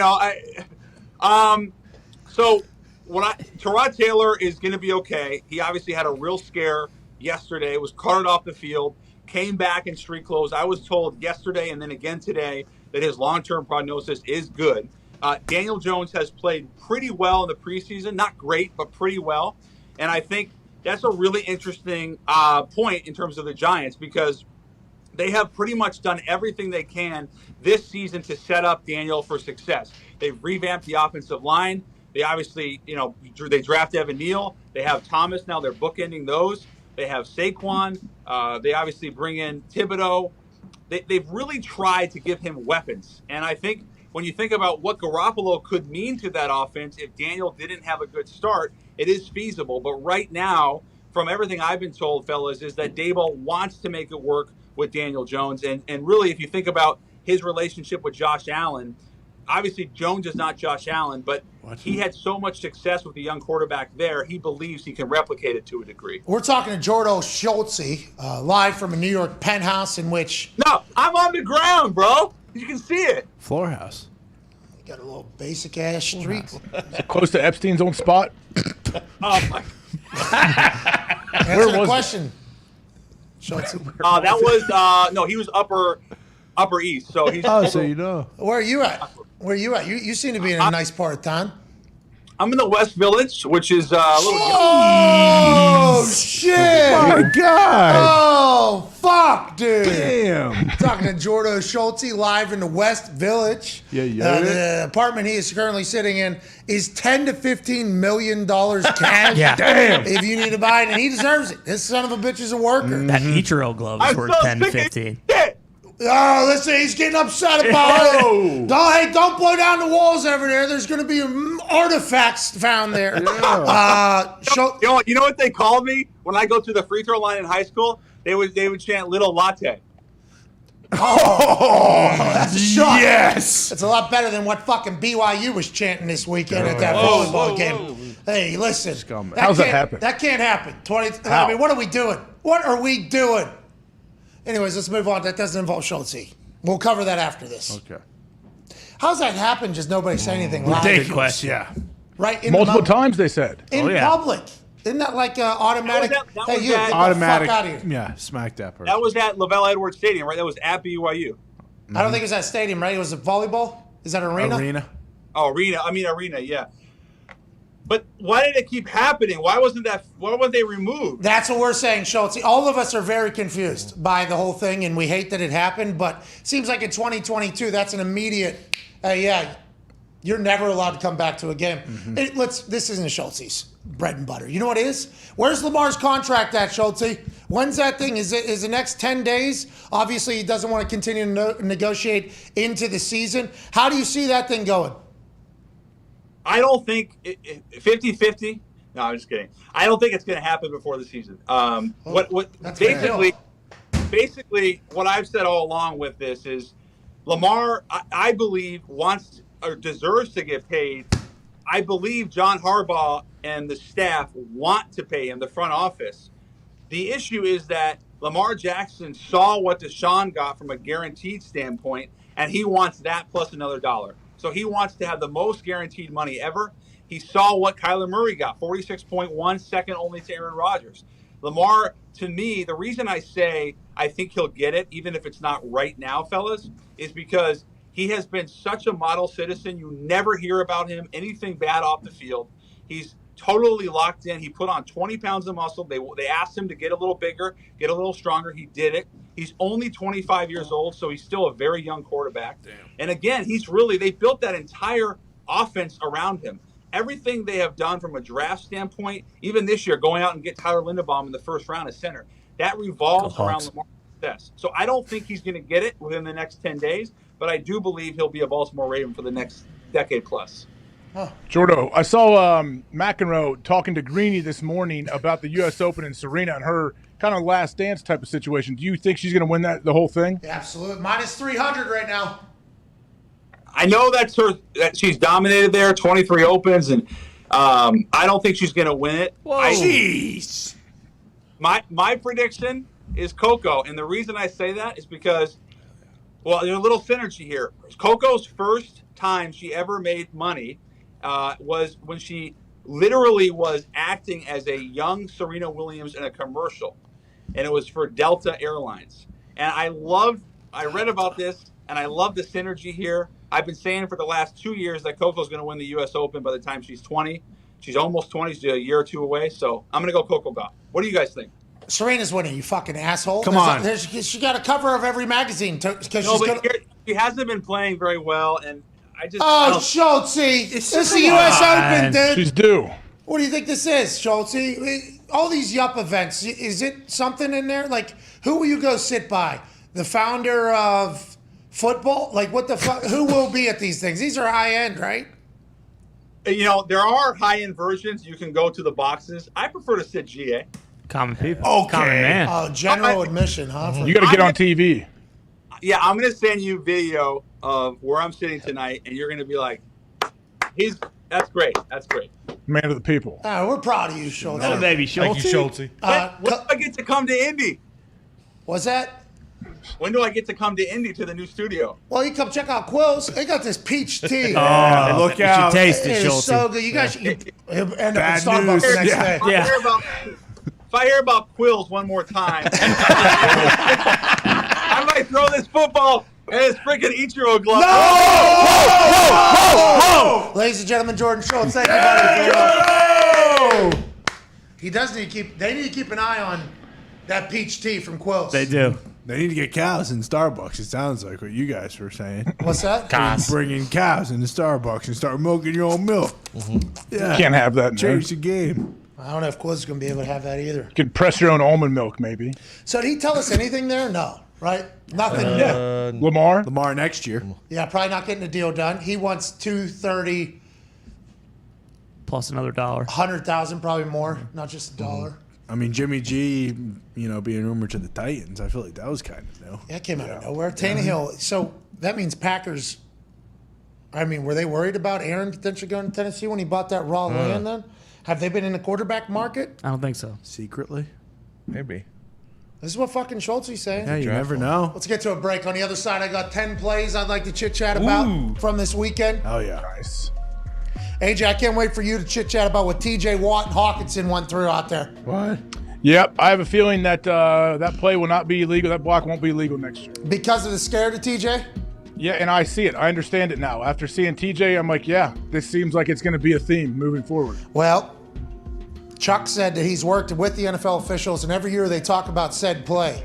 And every year they say, still feel like they got enough time. Thibodeau going down, rookie, you could still have the old meatheads that are like, he'll learn. TJ, though, being defensive MVP last year, almost getting taken out because of said play. Maybe that'll turn some heads. We shall see. There's other things to chat about as well. Tyreek Hill, still Tyreek Hill. Can't wait to break down that play. Sam Ehlinger is a dog. Oh, dog. I would like Sam Ehlinger and Strafolsky to lead a team of guys that get cut in one game this weekend on Sunday night at 8 p.m. Eastern, and we'll call it the fucking preseason Super Bowl, and we'll give $10,000 to every single player on the team. That's a great idea. Yeah, let's go. I would watch. Hell yeah. Sam Ehlinger versus Strafolsky, they are preseason dogs. Maybe they will be during the regular season if they ever get an opportunity. We shall see, but we need that. Yeah. I need that. The Strafolskinger Bowl. Make it happen. Go back to old school rules too. It's not an NFL sanctioned thing. Yeah. So they're headhunting people, knocking them out, coming across the middle. Leather helmets. Well, Let's go. Leather helmets would slow guys down. Sure. A lot of people say that the invention of the helmet getting better actually made the game worse because guys were like, oh, nothing can happen to me now. And they'd fly, and AJ always says it. That's a weapon on your head, is what he says. So maybe we keep regular helmets for everybody but the quarterbacks. Okay. Strafolsky and Ellinger have to wear the leather. Right. That'd be sweet. All right, we're back in 5 minutes with some phone calls. We got callers from Vermont, Sacramento, South Carolina, Michigan, Houston, and Jersey. This weekend at Pucella, It looked awesome, though, by the way. What Sam, they looked legit like a huge fair. It was awesome. It was a festival. I had no idea what to expect going in there. She and her team and the volunteers kicked ass. It was a lot of fun. There was listeners from Charlotte, Louisiana, obviously Ohio, Iowa, Wisconsin, Alabama, Canada, Georgia. I mean, people from all over the place drove up. It was Pittsburgh. I think a couple people from Pennsylvania came. Very thankful for everybody that came and said hello. WB3 from Louisiana firefighter brought his two dogs from southern Louisiana. That went 17 hours or something like that. Fucking thankful. What shoes did he have on? Scott Morris from Alabama had some UFO footage from 1979 he wanted to show us. He was a fucking gem, that guy. Hammer and booze. Good. He had no bulls on. That from with the two dogs. WB? Pretty cool. WB3? Pretty cool. They were great no bulls. Super cool. All right. Hey, they're getting a lot of street cred all of a sudden out there. I'm just saying, no bulls is blowing up. We're back in 5. Thank you to everybody. You're the best. See you then.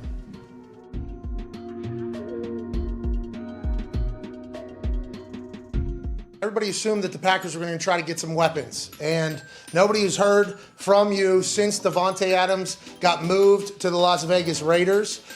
When that move happens, obviously we know the connection and the relationship that you and Davante have. You've talked about it on this show ad nauseum and how much respect you have for him. Did that surprise you? Obviously you're not going to be able to replace a Davante Adams, but how has that conversation evolved with the Packers from you, and what do you think are going to be the steps going forward? Well, we've had a lot of success with the second and third round receivers in Green Bay. You look at Greg Jennings and Jordy Nelson, Randall Cobb, James Jones in the third round, obviously Davante Adams in the second round. Those guys turned out pretty good. So I'm not sure. I think we're about to pick here in a second, but you know, it was a little surprising with Davante. Obviously, when I made my decision, I was still thinking he was going to come back. You know, I was very honest with him about my plans and my future and where I saw, you know, my career going as far as how many years I wanted to play. But I felt like, you know, he was going to be back. Didn't obviously turn out that way, but I have so much love for Tay and appreciate the time we spent together, and definitely wish him the best with Derek in Vegas. But that's a big hole to fill for sure. Yeah, Davante's an absolute stud. And thank you for talking about that, by the way. I think people are going to be intrigued to hear that. Whenever you said that it did surprise you a little bit, I saw Mad Mel Kiper shake his head. But it doesn't sound like you are that pissed off about it either. You understand business is business, and you have faith and trust in Goody and LaFleur and everybody over at Green Bay, much more now than maybe in the past? Well, it is the business. You know, it's a tough business. It's a wonderful profession. And those of us who've been blessed to play for so long realize that completely. And there's a lot of things that happen that surprise you, even still.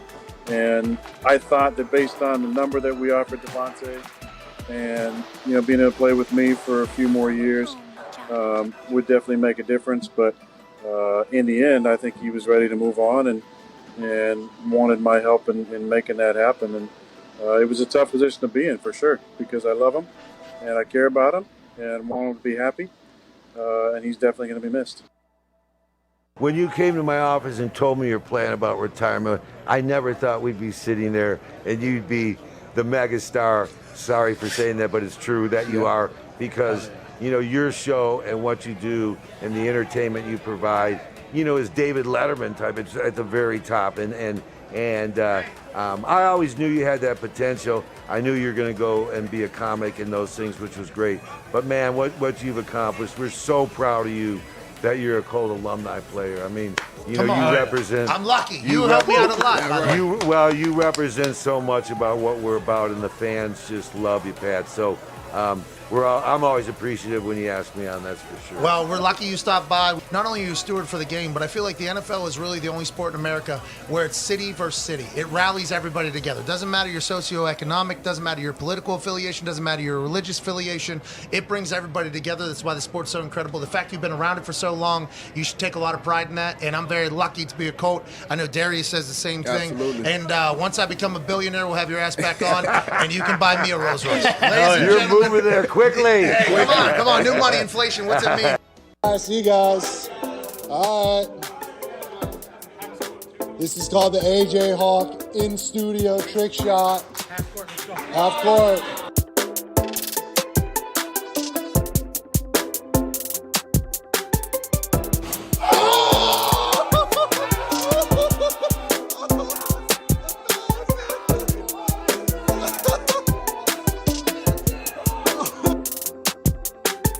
To walk into any Howl at the Moon and go, wish you was Stand from that ledge, my friend. Jumper. We could cut ties with all the lies that we've been living in. And if you do not want to see me again, I will understand. That's what I want to do at Howl at the Moon. Just slide on the knees with the guitar. How at the Moon is just pianos usually. No. You wouldn't get it.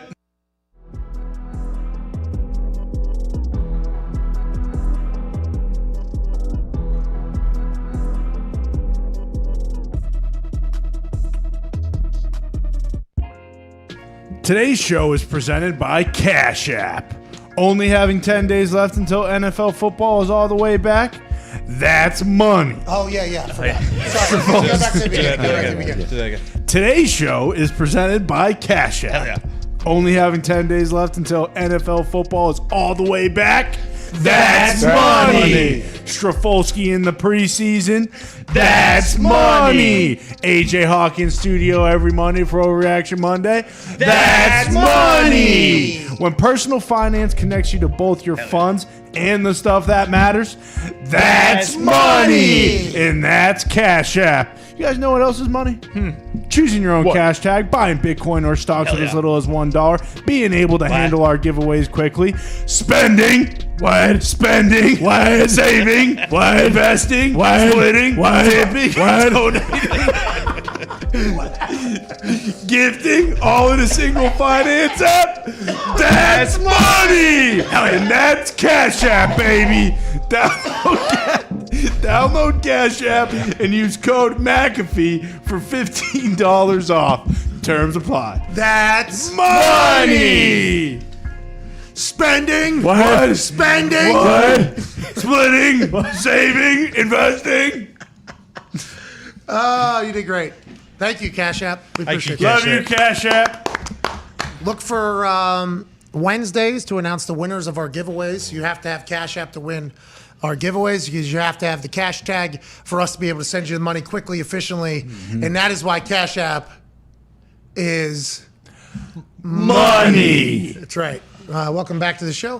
AJ Hawk to my left. He's the all-time leading tackler for the Green Bay Packers. Holy fuck. That's a storied franchise all the way back to Curly Lambeau when he owned that thing. And this guy's tackled more people than anybody. Damn. Even when football was just rugby, and every 2 seconds there was a tackle, nobody tackled more people as a Green Bay Packer than this guy right here. Unbelievable.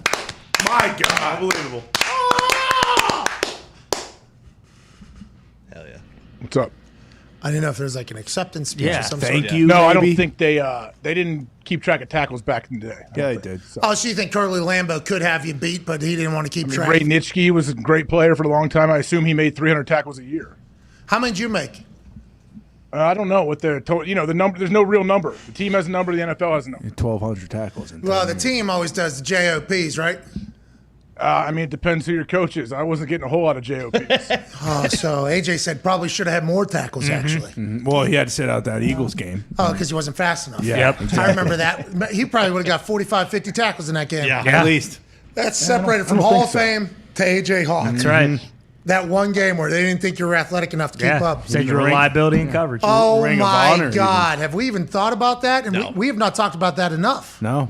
I mean, how is he not? Why isn't his number retired in Green Bay? AJ's been fucked. Yeah. I'm going to Mangold's Ring of Honor thing, actually, most likely. We're out there in New Jersey. Yeah, in September he's going in the Jets Ring of Honor, so I hope to get there. Congrats, Mangold. Congrats, but they're putting Fireman Ed and bums inside the Jets Ring of Honor. Who cares? No, they're not. They're putting Revis in there, Mangold in there. Joe Namath. They're putting the boys in there. Not Fireman Ed. Joe Namath played in 1960. Who cares? He's already in there. Yeah, he's already in. Okay. Whatever. Susie Colbert introduced him. Do you know? All right. We don't need to bring that up. Susie? I just want to kiss you. All right, kiss you on the mouth. He was having a rough night. He turned his life around after that, he said. Bingo. I think He did. that led to a full turnaround of Broadway Joe, so we proud of him. Come on, Broadway. Do you know Ring of Honors, though, filled with players that fucking have played a long time ago? Absolutely. So you saying, well, Joe Namath played and blah, blah. Yeah, it's a Ring of Honor. No shit, dude. And he's still relevant, too, though. You're damn That's what's right. crazy Joe about him. Namath. Yeah. Broadway. Joe. Pittsburgh guy. Yeah. Joe Namath's a Pittsburgh guy. Oh, They yeah. better put Flacco in the Jets Ring of Honor then. He had a bad play this past weekend. Everybody's judging him for it. He's not the only one. There was some plays, though, that we need to talk about. Hell yeah. And that is what this relationship with NFL Films is all about. Ladies and gentlemen, it's time to go through some magical moments from the weekend that I seen. Let's dive right on in. We got a chance up close and personal to see the greatest of all time operate. And when I say greatest of all time operate, I mean one person alone. This man just took an 11-day hiatus to the Bahamas, maybe because of family issue. Now, he came out and said, I'm 45, man. There's a lot of shit going on in a super negative fashion. So who knows what the 11-day vacation was about? We assume he agreed to something when he was retired. Then when he came back, it was a stipulation on whether or not he could return. The family probably told him is that. I want to let everybody know we're up close and personal. Motherfucker didn't lose a step, an inch, or an ounce of velocity on his football. No. He looked unbelievable, AJ Hawk. So calm, so cool, slicing, dicing. A lot of Colts starters. Shaquille Leonard wasn't out there. DeForest Buckner was. There was a lot of people. Stephon Gilmore was out there. Kenny Moore was out there, and they looked good. Now, the Colts, obviously, when it got important, were able to stop Cameron Bray here and force a field goal. But there wasn't a single second where we thought Tom Brady wasn't all the way back, AJ. He looked amazing. And then in his post-game press conference, he's fucking miserable. What are your thoughts, AJ Hawk? Well, I mean, I was curious to see what he looked like in person. Like, watching the game, like, this dude looks great. There's no rust at all, it seems like. And he's getting rid of the ball super quick. He doesn't want – I'm sure his coach has said, absolutely do not take any shots for sure. But yes, converting a 4th and 3, too, on his first drive was a big deal, too. Yeah, they went for it, thought he was going to punt. They did not. Go back to that front on. Look how quickly he gets this fucking ball out. Whenever you talk about like a quarterback on his back step, no hitch, I mean, that ball was out very quick. And from seeing from where we sit, we get a chance to like really see how the quarterback is seeing things. He's throwing to spots. He looked comfortable. He looked confident. And anybody that had any questions about 11 days maybe being a problem in the middle of training camp, it was not. Nope. Are they going to be able to protect him? We shall see. I think they had an injury during the game to an offensive lineman. All eyes will be on that. This is 26 yards down the field. He threw it from the far hash. So you can assume that's like a 55-yard ball he just threw, stepping in right on the fucking numbers from the far hash. He throws this from 49, 50, far hash. The field is 53 1/3 across, so at least 26 yards across to the middle. Then it's 26 yards down the field. You start doing the A squared plus B squared equals C squared. It's like a 55-yard fucking throw on the numbers, no problem. How you doing? Keep it moving. He was very impressive and all the way back. And look at that block. That's a good looking block. This is what he looked like. Okay, thank you, Foxy. This is literally what he looked like the whole time.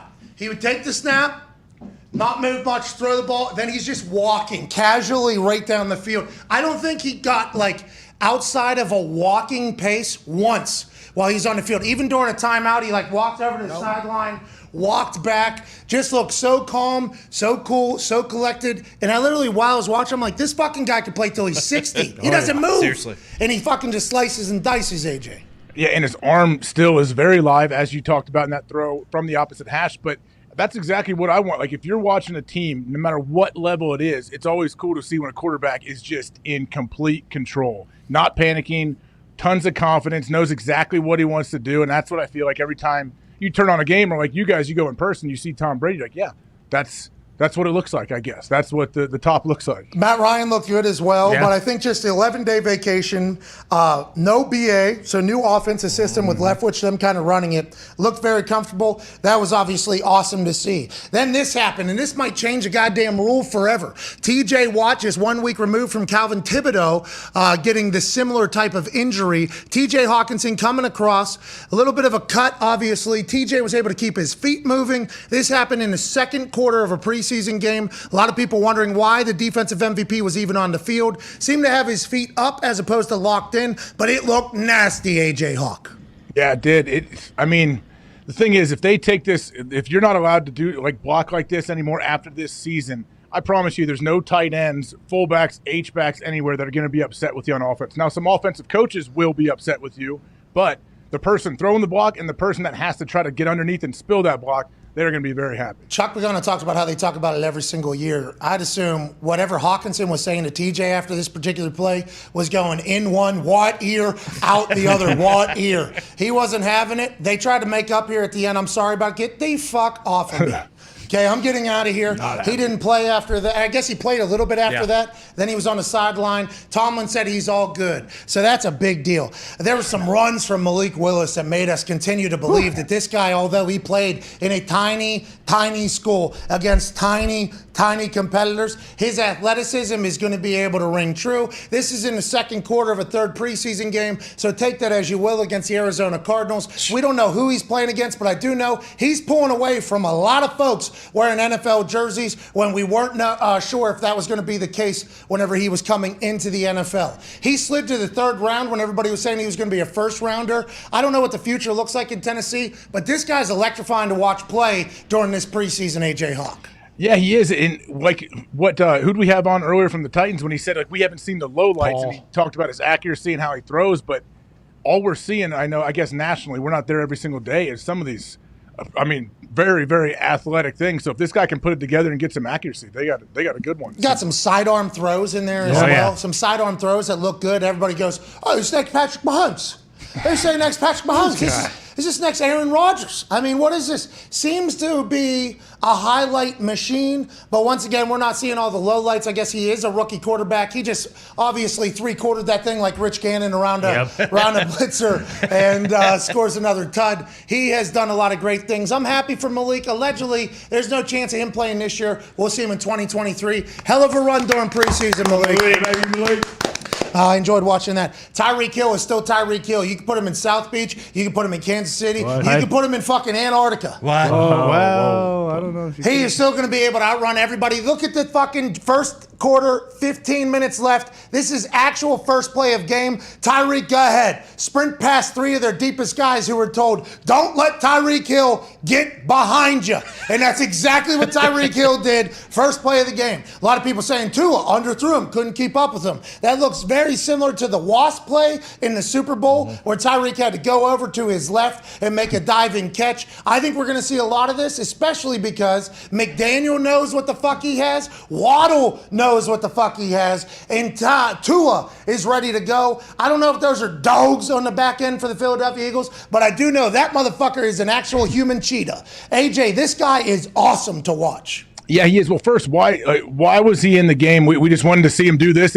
We felt better going into the season if we knew we could connect on one deep ball in a game. I think McDaniel is trying to get as many reps as possible for Tua and Tyreek and Waddle. It's a new offense. It's new pieces. It's a new culture, a new year. I think he just wanted to get a little bit more reps, even though they had joint practices together. Tua looks very comfortable, very confident, and him throwing a deep ball to Tyreek immediately is one big hi-ya to everybody from McDaniel, I believe, AJ. Yeah, you know what makes, I think, Tyreek so special? Obviously how the guy moves, but usually if you have a burner, say a guy's like a 4-2 guy and he plays X or he's a receiver, he's usually not a quick dude, but hey, someone's got to be over the top. We got to watch this dude at all times. Tyreek is that guy, but he's also the quickest guy in the field too. So they can motion him, they can put him in the slot, they can run reverses, they can do whatever it is. He has that crazy side to side in and out of breaks, but he has a straight line speed too. usually see it all in one package. Yeah, normally you're either quick or you're fast. Fast is the people that we all know, straight ahead, long speed, how you doing, keep it moving. They are going to open up and they are going to blow by everybody. Quickness is, hey, I can get out of a phone booth. Tyreek has done both of them and showcased it every single time. That's why we were all confused why Chiefs let him go. Yeah. I think we were all very confused. He got a lot of money, but still, he's fucking Tyreek Hill. He's one of one. Will Miami be able to capitalize on that and really go on a go this year? Definitely. With their defense. So what does that mean? Their defense has been their strength. What does that mean for you guys? How many wins?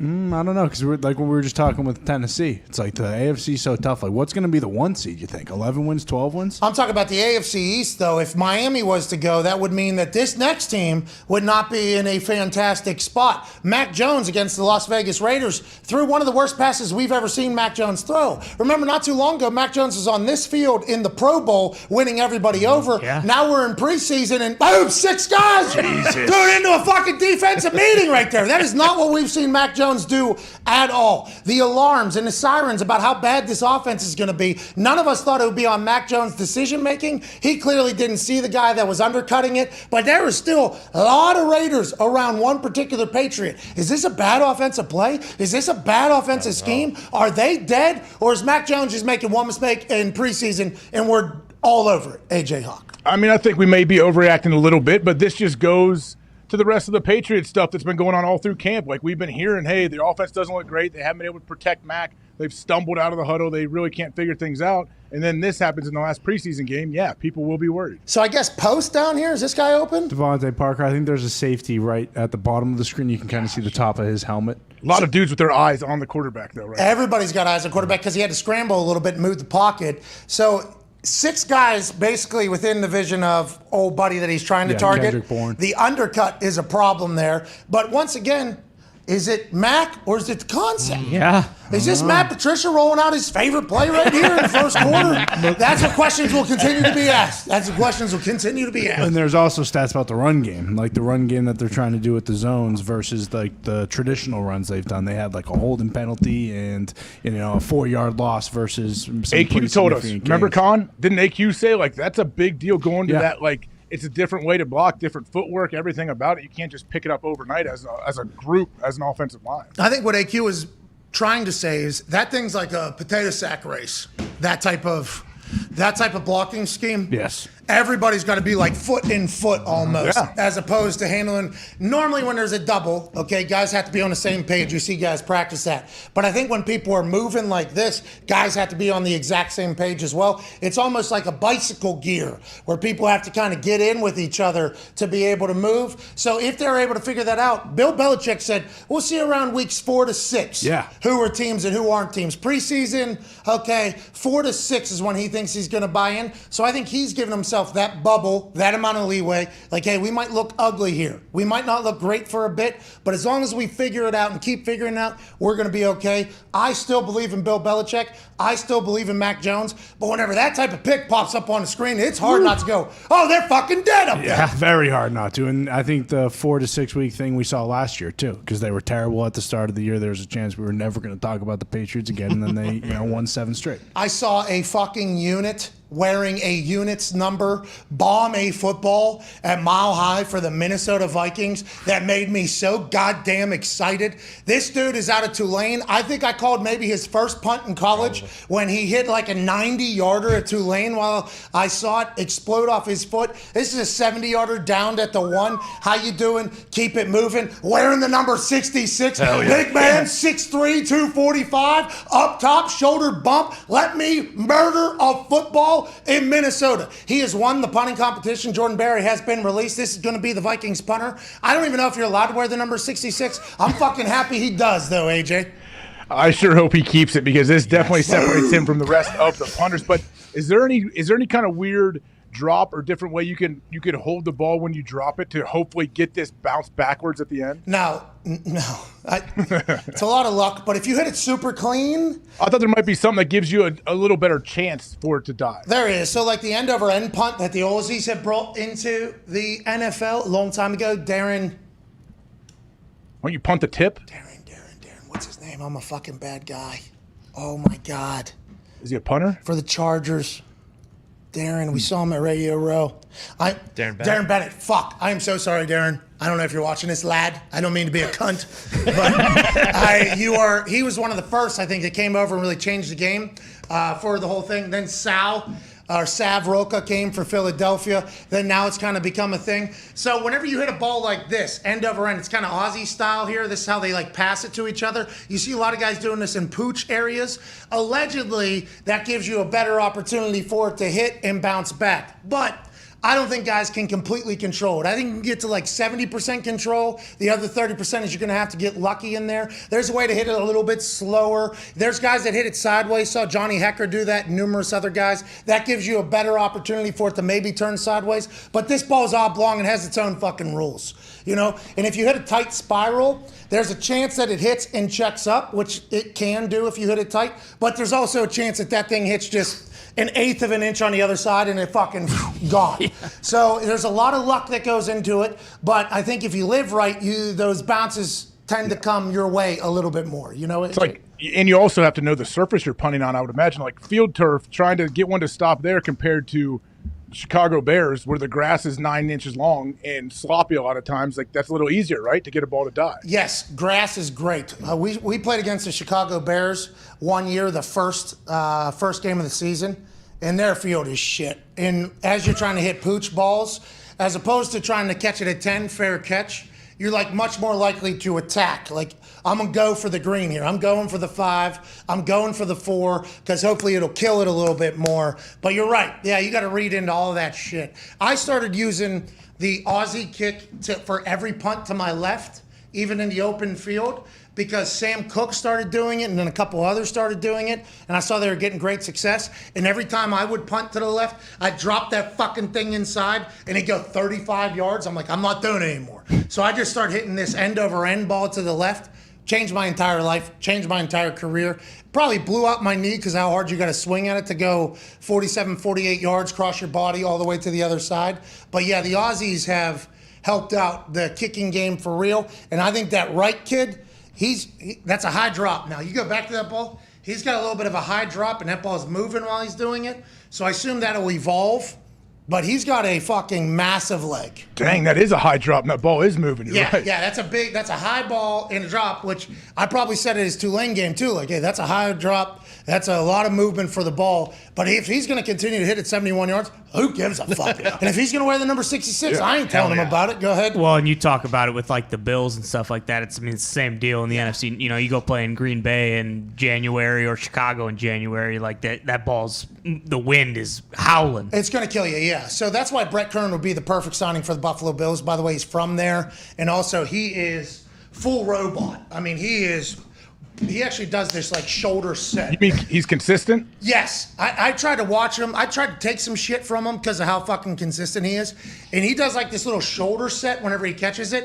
And it's like he flips on a switch. Oh, I'm a fucking robot. And then it goes just perfect every single fucking time. He would be the perfect guy for the Buffalo weather. He's from there. He's unbelievable. But if the Colts also want to say, hey, Brett, come on, we got, probably 4 home games a year we'll have Dome. Yeah. You won't have to worry about anything. And we're going to go on a run. And you get to fucking beat the Titans, huh?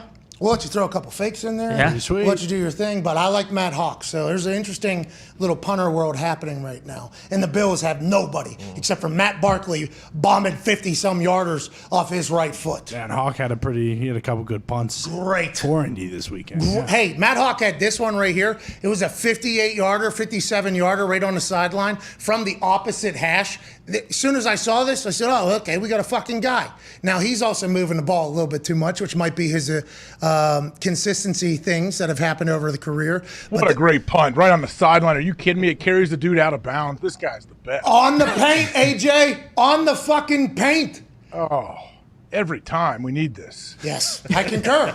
If you do that every single time, you're going to make a lot of money and you're going to be in the Pro Bowl and everything. He has not done that with Miami and in Buffalo. Let's see if the Colts are the home for him. I saw everybody on the internet go, in a dome you can do that. Roof was open, window was open. That's right. Okay. So I understand what you're saying, and I get that the RCA Dome was a dome here in Indianapolis, but more often than not, Jim Irsay's like, hey, where's that button at? Boom. Let's open the roof. Everybody can see what they paid for here and how beautiful of a stadium it is. I hope Matt Hawk works works out. But if he doesn't, and he ends up going back to Buffalo because they already had him on the team, and we get Brett Kern, all good, all gravy, baby. Also happy that I don't even have to act and fake like I want to go back and kick in the NFL. You know what I mean? I'm very happy about that. People are making my decision for me. I was watching Matt Hawk, because I got a chance to work out with him. Freak athlete. Like former wide receiver in Iowa. I think he was all-state wide receiver in Iowa. Yeah. Not that Iowa's like, the conference he was in, he went to one of the biggest schools in the state. They play against some good competition. Guys that, go to high D1, play in the NFL. Great athlete, super cool dude, and could bomb balls. So when I was working out with him, I actually said, how come this guy isn't like fucking all-pro, Pro Bowl all the time? I actually said that to him.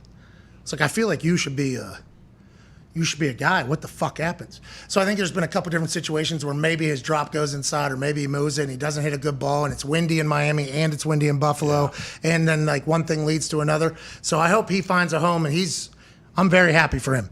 But watching him warm up and hitting games, I was like, my God, I don't have to blow my fucking knee out. Thank you. I was pretty pumped up about it. There's more that we got a chance to obviously see in chat. We'll skip the Drew Lock interception. All right, he doesn't deserve us to watch it. He already lost the starting job. Right. But that was just classic, quarterbacks, as you get older, you know exactly what the defense is going to do. That was obviously some sort of zone that he had no clue about. Corner literally just sits on a route. He has no idea they're there. He's played quarterback for 4 years now in the NFL. Those are the things that you would hope. You know what I mean, AJ? Right? He's seen DBs do that before. That's what I'm saying. So even though it's preseason football, I think that's what Pete Carroll and others look at, and he's like, oh, he doesn't even know that that's happening. But we saw Joe Flacco do something similar. Mac Jones has done something similar. So these mistakes do happen. We don't need to hammer it home. But we think Drew Lock, this particular pick, was when Pete Carroll said, fucking Gino. Give me Jimmy. Can't fucking do it. Can't do it. Pickett and Mitch Trubisky for the Pittsburgh Steelers, slinging the rock. Look at this back shoulder from Kenny Pickett. Now, a lot of people on the internet say, he underthrew this ball. This motherfucker knew exactly where he was going with this. Back shoulder, Deontay Johnson. What a seed. Look at the eyes. You could see him behind almost. Oh, yeah. Ooh! It's perfect. He's Great a player. catch, too. Yeah, it is a great catch. 2 gloves. Look at the time, too. No problem. 1 ball. No problem. You love this guy, Diggs? Love him. It was a throw last week. It was this throw. His accuracy has been spot on, and that's all I care about in an NFL quarterback is fucking where are you putting it exactly where you want to put it. Yeah, Mike Tomlin went on to say, we're looking for proper professional precision when it comes to the accuracy department of quarterback. I don't know if he actually said that. Sounds like a Tomlin sentence, but he's only had 4 incompletions that weren't drops this preseason. Kenny Pickett, that's pretty solid. Mitchell Trubisky, though, also having a preseason to be remembered. Now, when he's out there, all the Yinzers are chanting, Kenny, Kenny. But Mitch is dropping it in the trash bag down the left sideline numerous times. Little Pickens running a little rub route here because he's going.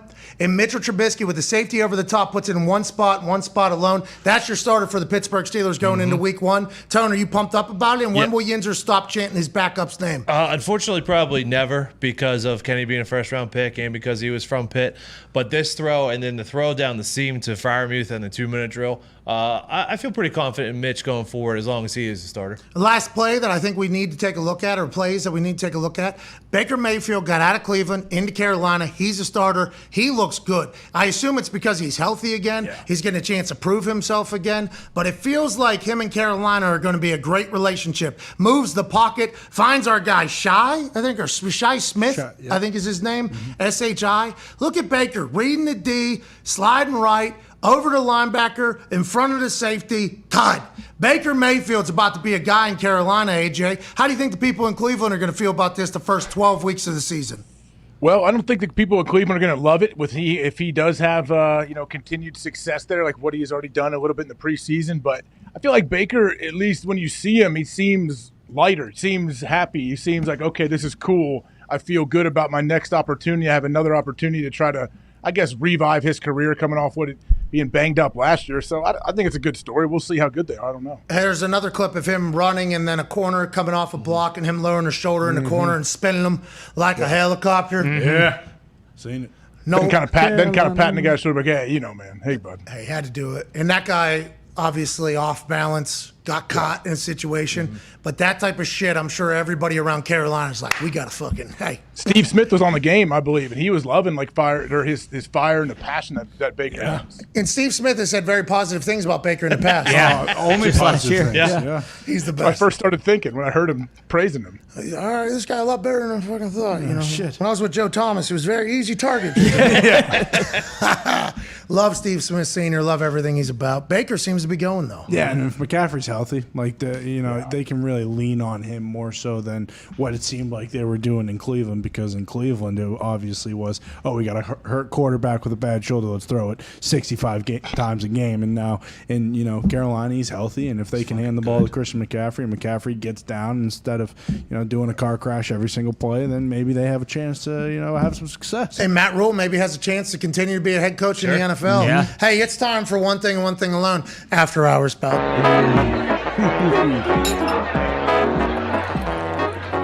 Not a bad day. Not at all. We went into the show with rap booked. Yep. A-star, A-lister maybe booked. Possibly. Then while we're live, Kaboli, Kuharski, and Biggs hit us back. And it's like, all right, we do feel the beat, I guess we're going to do. Then Schultze from his penthouse out of nowhere in New York walking down the street. And then NFL Films footage. Not a bad Not a Monday, bad AJ. We did it.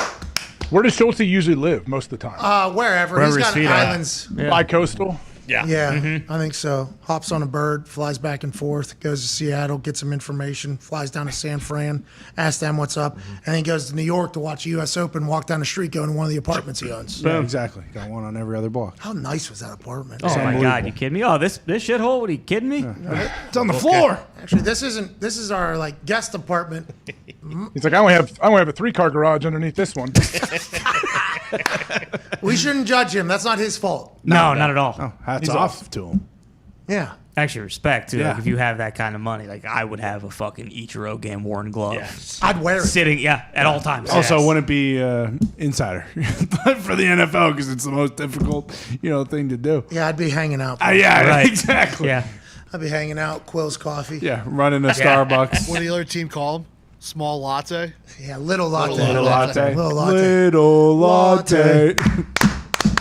That's a lot better than what those fucking BYU kids were chanting. Christ. What is the deal? Was it multiple people, or who was it? Do we know? It sounded like it was multiple people. I mean, I can't believe there hasn't been a video that has surfaced yet from this. I guess nobody takes videos in the Mormon religion, or Not allowed. nobody takes video of that whole thing. I'm not 100% sure.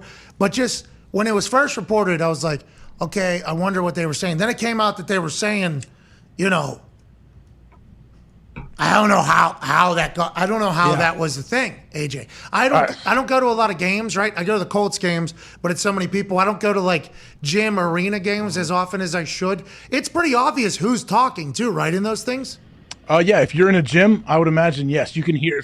If someone is, it was when this girl was serving, correct? So it's quiet. I don't think people are cheering when someone's serving. They're quiet for a second. If this guy's, I don't get it, man. I don't know how the person stayed in the gym.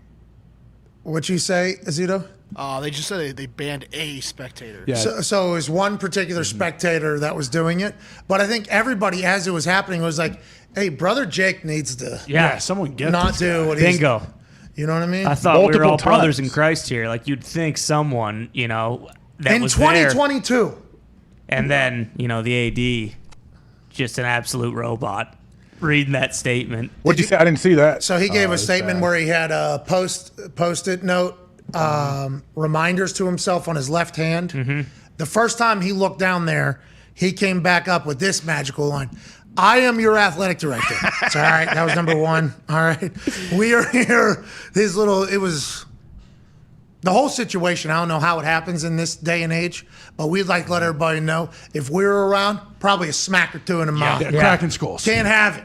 Can't have it. There's no way. There's no way. Do you know anybody that that would sit in a place and see that and be like, oh, okay, and just ignore it? 2022. That's what I'm saying. no way. That doesn't make. I understand there are humans out there that think like that. Okay. There's always going to be fucking assholes. There's always going to be those people. That needs to be known. Okay. That we will never get to a point where it'll be 100% of no hate. Turns all over the place. We know that. Yes, forever. But in 2022, you would assume that the greater group would be like, hey, that ain't how life works. Not even 2022. You would hope going back in time. But the fact that neither coach did anything, isn't there a ref sitting up there on the a ref didn't do anything. The officials for the schools had to be there, right? Isn't there always somebody that travels? And they just sat back and were like, oh, that's harsh. Yeah. Pretty good. Like, how does it continue? If the person was just yelling like insults to if there was, oh, you're terrible, you suck, I think someone would even stop them then. But Well, this is BYU college especially. kids, man. What are we doing? Yeah, because I believe, and this is just from one conditioning session with Austin Coley when Mitt Romney was almost president. Yep. I wanted to know what potential president believed in. So one conditioning session, me and Austin Coley, 30 minutes. He gave me the breakdown as best he could in that particular 30 minutes into what the Mormons believe. I believe the Mormons believe, and this might be wrong, so I will be corrected, I assume, from a Mormon who is not Amish. They do have electricity. They would see this. They try to live how Jesus lived. So everything that isn't like right is a what's something that is like a stimulant? No, like baiting you, like temptation. A temptation. So everything's a temptation. Jesus wouldn't give in to those temptations. So like everything is a temptation basically, and you're taught to not give in to the temptation. This is how we're supposed to live. So there's no way that Jesus, who might be black, by the way, if you go back in and really look into it, would be like, yeah, that's cool. So the thought of just being religious and being nice and not wanting to say something, that's just not real at all, I don't think. So none of it makes sense to me on how it took place numerous times and nothing happened to it. I don't get it at all, AJ.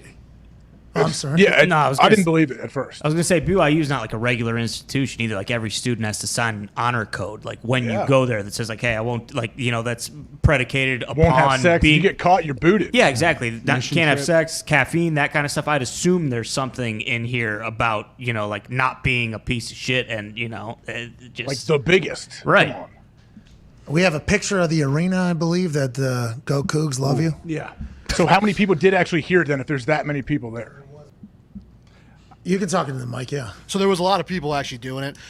Duke only caught one person, and then they made the example of the person. And it wasn't even a student. It was like someone that was there as a spectator, and they were like openly making threats as well, along with the slurs. What? So how's that person even just sit through the entire thing? Beat the piss out of that person. Yeah, kick the fuck. Yes, whatever. But how did they not get him removed immediately? I don't understand. I don't. And who is it? Someone's got to identify this person, right? Well, it's Brother Jake. Yeah. Son of a bitch. No, I don't know. I have no idea. I assume it's a white dude, though. We can all. Yeah, safe to say. It's a white. Man. Golly. Well, it's like Utah too. Like, I mean, we've seen in the NBA with Russell Westbrook. Like, it's not as if the Utah fans have had a great, reputation. All right, let's go to the phones. Whatever the case, we apologize that anybody has to experience that in the world of sport. We are all about talking shit. Hey, everybody listens to this show. Yeah. This guy fucking stinks. That guy sucks. Like, we are 100% okay with shit talk. We like, rabid fan bases. I like hard environments to play in. But that type of stuff, come on. Can't do it, AJ. Not race never should play a role in any of those kind of situations. Because you make all sports look bad. And sports are one of the great, honest unifiers. Sports is one of the greatest unifiers in the history of the world. You can go back through everything. When there was world wars taking place, sports were still something that everybody was agreed upon. That is still, to this point, to this day, what it is. So we can't have it, AJ. Can't fucking have it. Let's go to the phones. Hopefully they find this person. Sounds like they did. I don't think it's that difficult, right? Yeah, no. Suspend if they banned one person from. All those people, how's there no videos? Yeah, I know. Yeah. Is this championship here? Can we zoom in on some shit? We got to find somebody that was there and heard it. Can we zoom in on that little screen up there on the right? This has to be early in the season. BYU 24-23 against Utah. Oh, so that's BYU Utah there? Texas. Yeah. Or Texas? Yeah, and this was against, obviously Duke, so. Yeah, this isn't from the game. I'm just trying to see what game this was, if they had championship or something on there. That it was. Is it always this packed out, I wonder? I think it's a great venue. I think there's a video of the girl from Duke serving, and I'm pretty sure it was packed out. But I think it's early in the season. I don't think it's the championship. Got it. It's called a Smith Fieldhouse, which is obviously because of okay. Joseph? Yeah. I believe. Nice. John. Did he cut the gold off the... Is that a sponsorship deal? No, I think so. George Albert Smith Fieldhouse.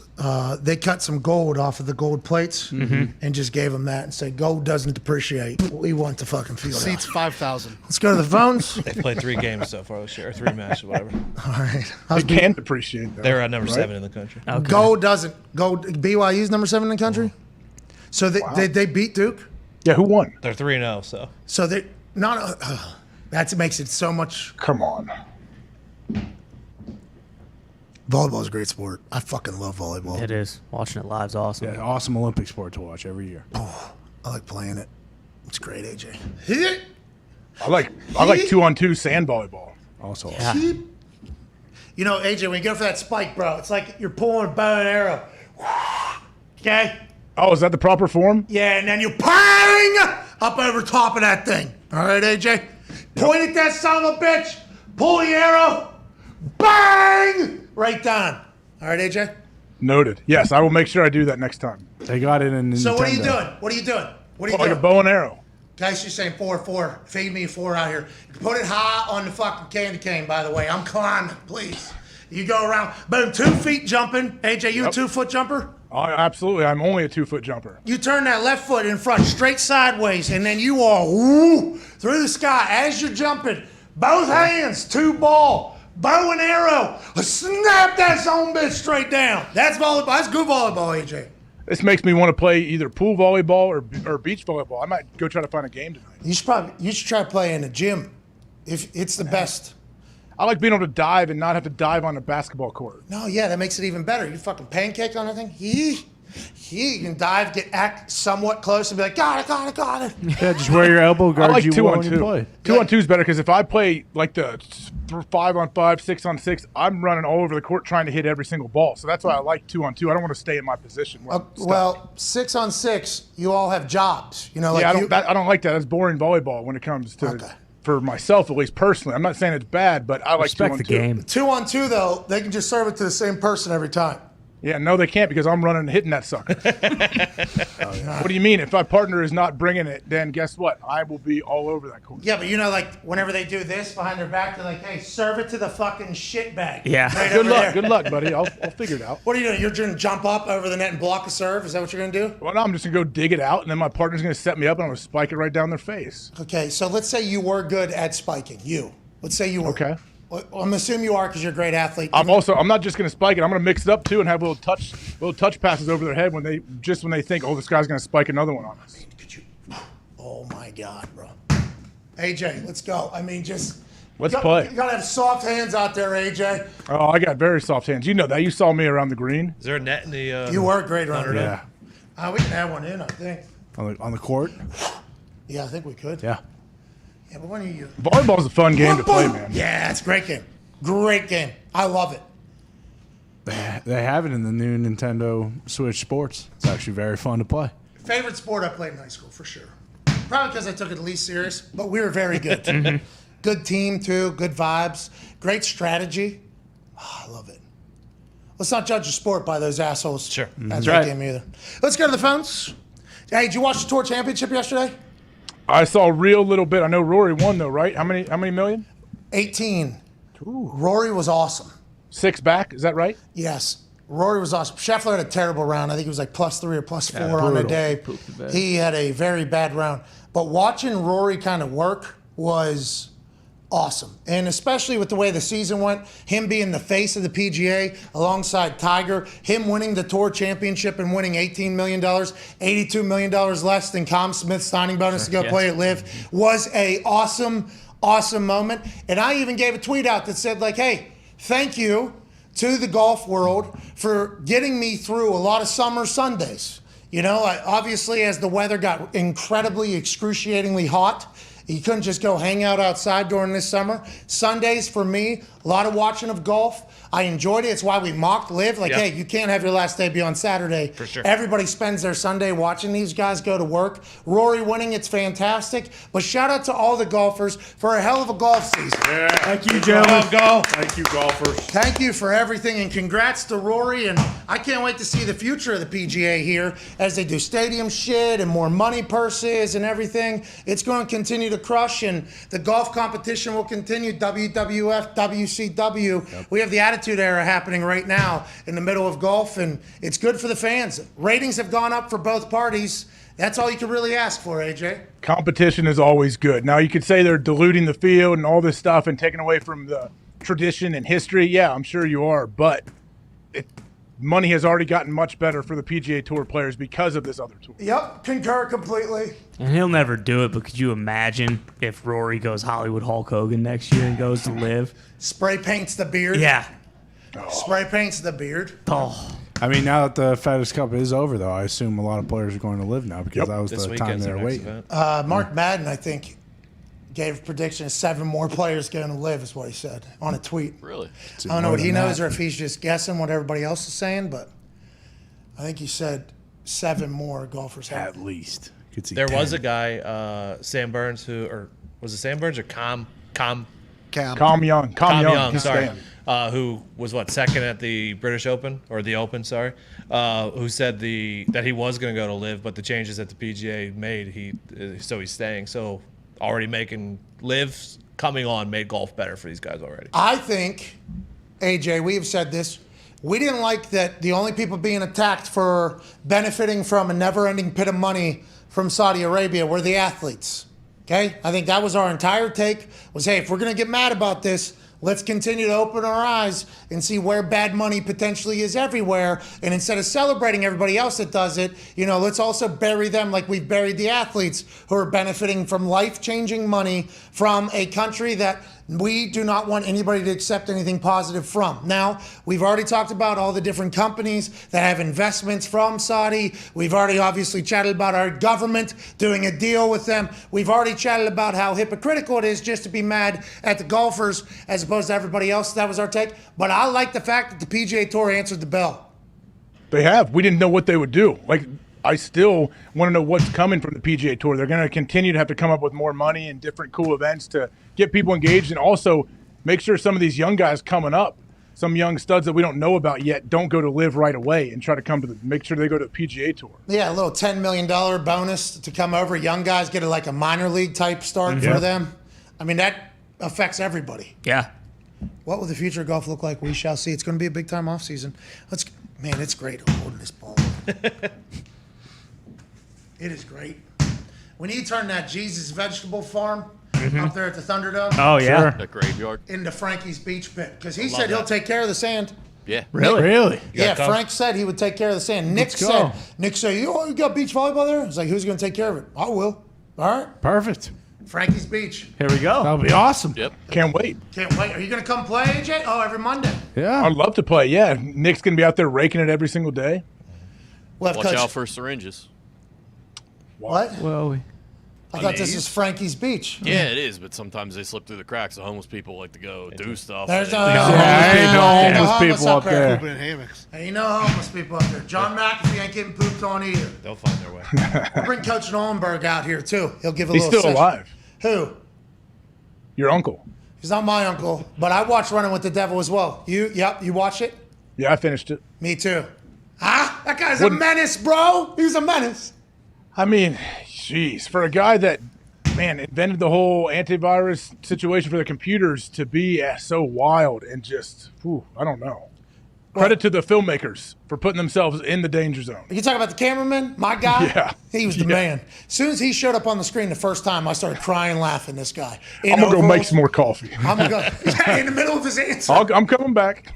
How about the lady's cousin or uncle, whatever, just being the best lawyer in the area, whatever? Being the former state attorney or whatever. Yeah. Her great uncle. Yeah. That's wild.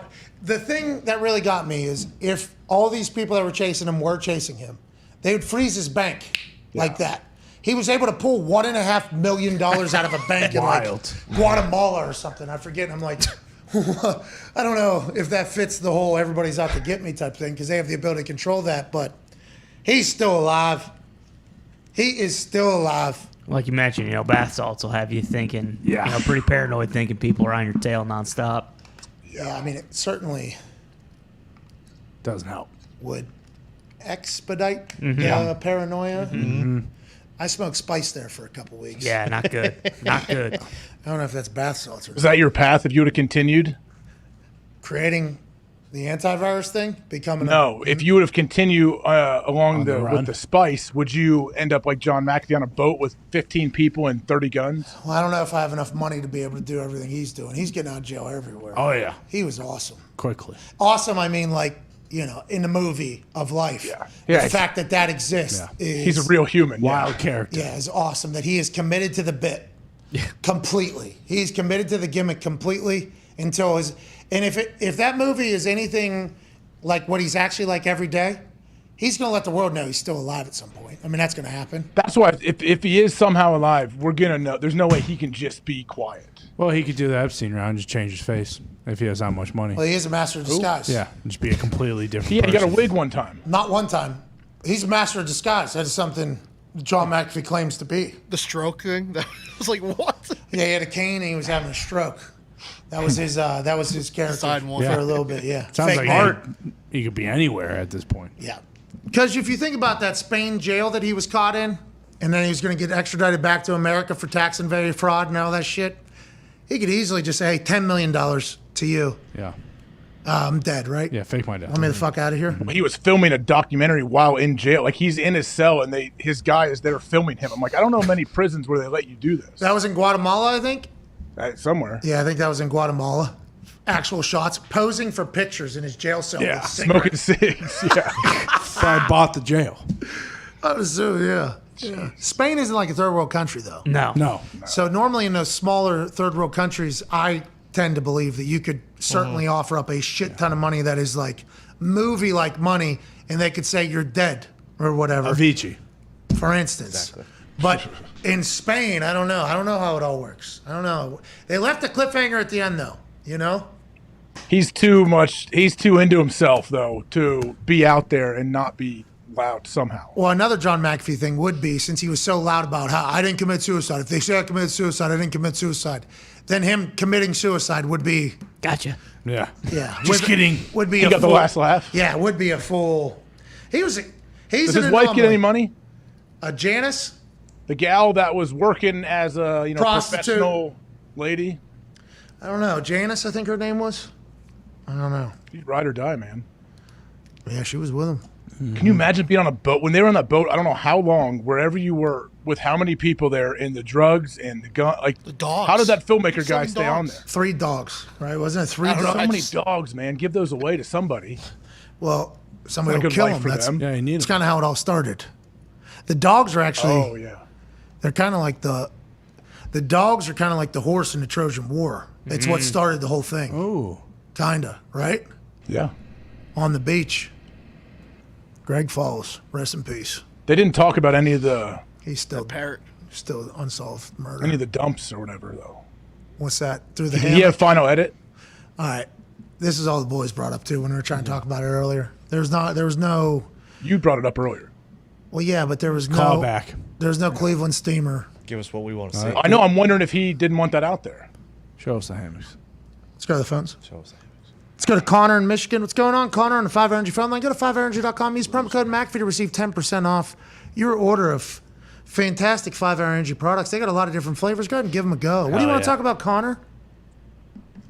Hey, this is Connor from Michigan. Long-time listener, first-time caller. Love the show, Pat. Oh, man, we appreciate you, Connor from Michigan. What do you want to talk about, pal? Hey, let me just set the stage real quick. Great. It's Saturday at... What? I said, great. I can't wait. You're going to be Bob Ross painting this fucking picture, Connor. Okay, check it out. Saturday afternoon, I whip out the Macintosh, start watching some college football. Jacksonville State. Boom. They're down 7-17. I pull out the FanDuel app, and I put $1,000 plus $400 on Jacksonville State. Bummer. The game gets rained out, and FanDuel doesn't pay me my money. Whoa. I thought they did. They did not pay out live bets. What? Isn't that crazy? Yeah, Connor, that'll change within the next 24 hours. I appreciate you letting me know that. How's that happen? Yeah, I don't know. That is interesting. And I said the same thing about the parlays. Yeah, I sent a text last night to the FanDuel folks. Let me read the exact words to the tweet that's sent out there. Let me get it. Yeah, they're still hurting from yesterday. Hey, you got to pay that Jacksonville State victory. That's all I sent. Why didn't they pay? Because it got rained out. With how much time left? 1 quarter. They're up 25. I think that's enough for them to document a win. I don't think they're calling that a forfeit. No way. And they were pretty big dogs. Yeah, it says Jacksonville State. Rich Rod's getting pub everywhere on how good he's doing, how they got the big win. Did anybody talk about how fucking pissed off he was in the third quarter when they were up 25 over the number 10 team? He is awesome. He is Hey, he hasn't lost his hard edge. His piss is still hot. These motherfuckers ain't patting me on the back and telling me it's raining. I mean, this fucking guy is ready to go. I put out this tweet, and I got guys from Michigan that played for teams that he coached, guys from Arizona from teams that he coached, Ole Miss teams that he coached, all just with a Rich Rod quote right underneath it. When I'm like, yeah, this guy is still the same guy. They're going to win. This Jacksonville State team's going to win. And FanDuel needs to pay people. Yeah, come on. Do the right thing. That almost never happens. When would it be considered an official game? I mean, there's only three minutes left there. Like, that's what, No idea. No, they clearly won the game. Yeah, it's like 70% of the game's already been played. Yeah. Hold on. Live, parlay, all that shit. So you had to make the bet before the game started to get paid. Well, they didn't even pay those folks allegedly. Yeah. I don't know why. Remember, there is different departments here. There is the regulators are a part of a massive part of the gaming side of it. Then there's obviously risk and trading department. Then there's the score people. So it is a lot of moving parts over there. So I would assume that a lot of people in there assumed they were going to pay the Jackson State winners. Then somebody in the department that probably controls it was like, no, we don't have to, whatever. So now there is probably a meeting of the minds happening over there. Man, that's got to happen so often for them. I don't think so. This one feels like a fucking no-brainer, honestly. Really? This one I don't know. I mean, the amount of money shifting, though. Every other book paid. Okay. Yeah, this is a layup. Yeah, this one is a no-brainer. It's not a one-score game. Yeah, it didn't get canceled halftime when it was tied or a one-score game. They were beating the shit out of them. Yeah. And I understand they're trying to beat us, just like we're trying to beat them, but this one is like, come on. Yeah. You gotta. Let's not start the year like this. Especially because it was an underdog, too. And they're over my shoulder, but as you can hear with me speaking right now, like, I'm pretty wide open. They do not control what we talk about. We are just trying to take all their money, but this should definitely be something that gets overturned. Absolutely. You know, if it's a bad beat that happens, some people are like, that's bullshit, we should do it. It's like, nah, it's football. Yeah, like, that's different. Yeah. Like that happens, you know, and I think like we're pretty civil on it all. I think we are we don't like push them too often. This one seems to be, hey, come on. Let's not start the season this way. Come on. Can't have it. Won't have it. We weren't able to put a boost on an over for a preseason game. Yeah. Could be because they got taken. Now they got this? Yeah. What's going on? Taken for $1 million on NASCAR. That's what you got. Oh, yeah, that was a big deal. Yeah. I am so pumped about this. Somebody bet like $13.40 49 cents, and won $999 million on a NASCAR race on a parlay away from FanDuel Sportsbook. This is fantastic. Tone Diggs, is this the biggest NASCAR hit in the history of NASCAR hits? And I heard the reason why this hit is because it was a clusterfuck on the track this past weekend. This hit is once in a lifetime. First off, you got the Nurtec OTT number 51 Ford car, Cody Ware, fucking top 10. That was what, plus 2,000 odds. And then you got the fucking NASCAR Rivals. That's a video game that's coming out. That's the number 78 Ford driven by BJ McLeod. Okay, that's another fucking top 10. Then you got the Fox Nation. Plus 2,000 again. Yeah. Then you got the Fox Nation number 77 driven by Landon Castle. There's a top 10 in there. Fucking also long odds on that one, plus 1,500. You kidding me? And then obviously the Select Lines number 15 Ford driven by David Reagan. That was the shortest of all the odds, but he came in the top 10 as well. And that is just an absolute melee of bets that you get for $13 to win $1 million. What a day. Yeah. What a dream. It's a life changer there, huh? Absolutely. Yeah. Plus 950 is a huge odds bet to hit. Yeah. Okay, that's huge. How does this happen? Because I guess there was a bunch of accidents. Yeah. I guess going into this, there was That's Daytona. a racing podcast that actually said, like, hey, there's going to be a lot of crashes at the top of this thing. It's the way it goes. Not a bad little flyer to take on these guys who are going to have good cars. They did that. Multiple plus 2,000s in one parlay is going to boost the odds to something absurd. Yeah. You add in a plus 1,500 and a plus 950. What a fucking hit. $13.49 to win 999,000 and something. What? As he's watching this race, whoever hit this, or she, sorry about that, little sexist, while they're watching this race and they're seeing cars just get taken out, and they're the only, their top 10 are the last 10 cars available. You're doing a full, I did it. Kidding? I hit for what? 20,000? What was that one? 25,000. 25,000? I was fucking losing my mind. Yeah. That was a $500 bet. I couldn't imagine $13.49 turning into a goddamn $1 million. Now the IRS will say, how do you do? Congratulations. We won as well.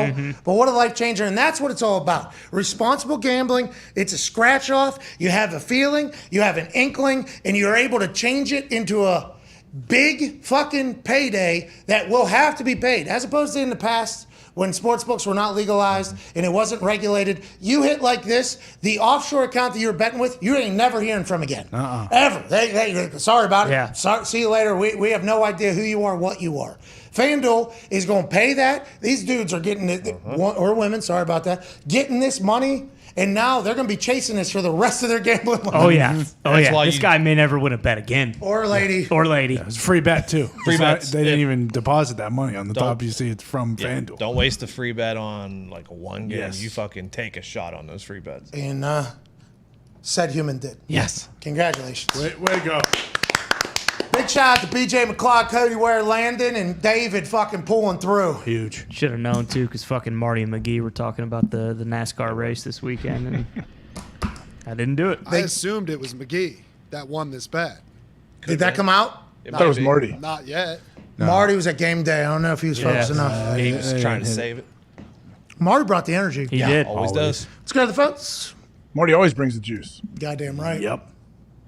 I watched him stand on the incline of a NASCAR track, I don't know how many years ago, and do one of the greatest like opens where they opened up the shot with him standing on the track, and he went crazy for like 2.5 minutes. I love those ones where the camera is very far away, and then it comes all the way in as the promo is being cut, because that's one taker.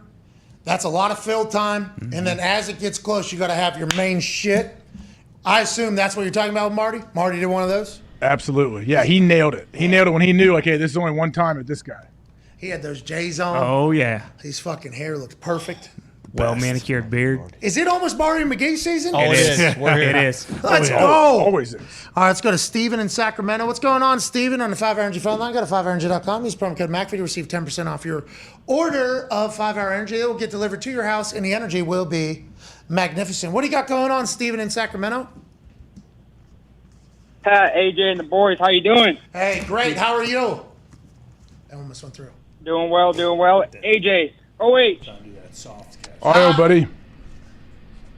There we go, there we go. Hey, I've got two quick things. One about Hold on, Steven. Steven. Steven, hold on. Sorry, you got inside source. We need to get to that.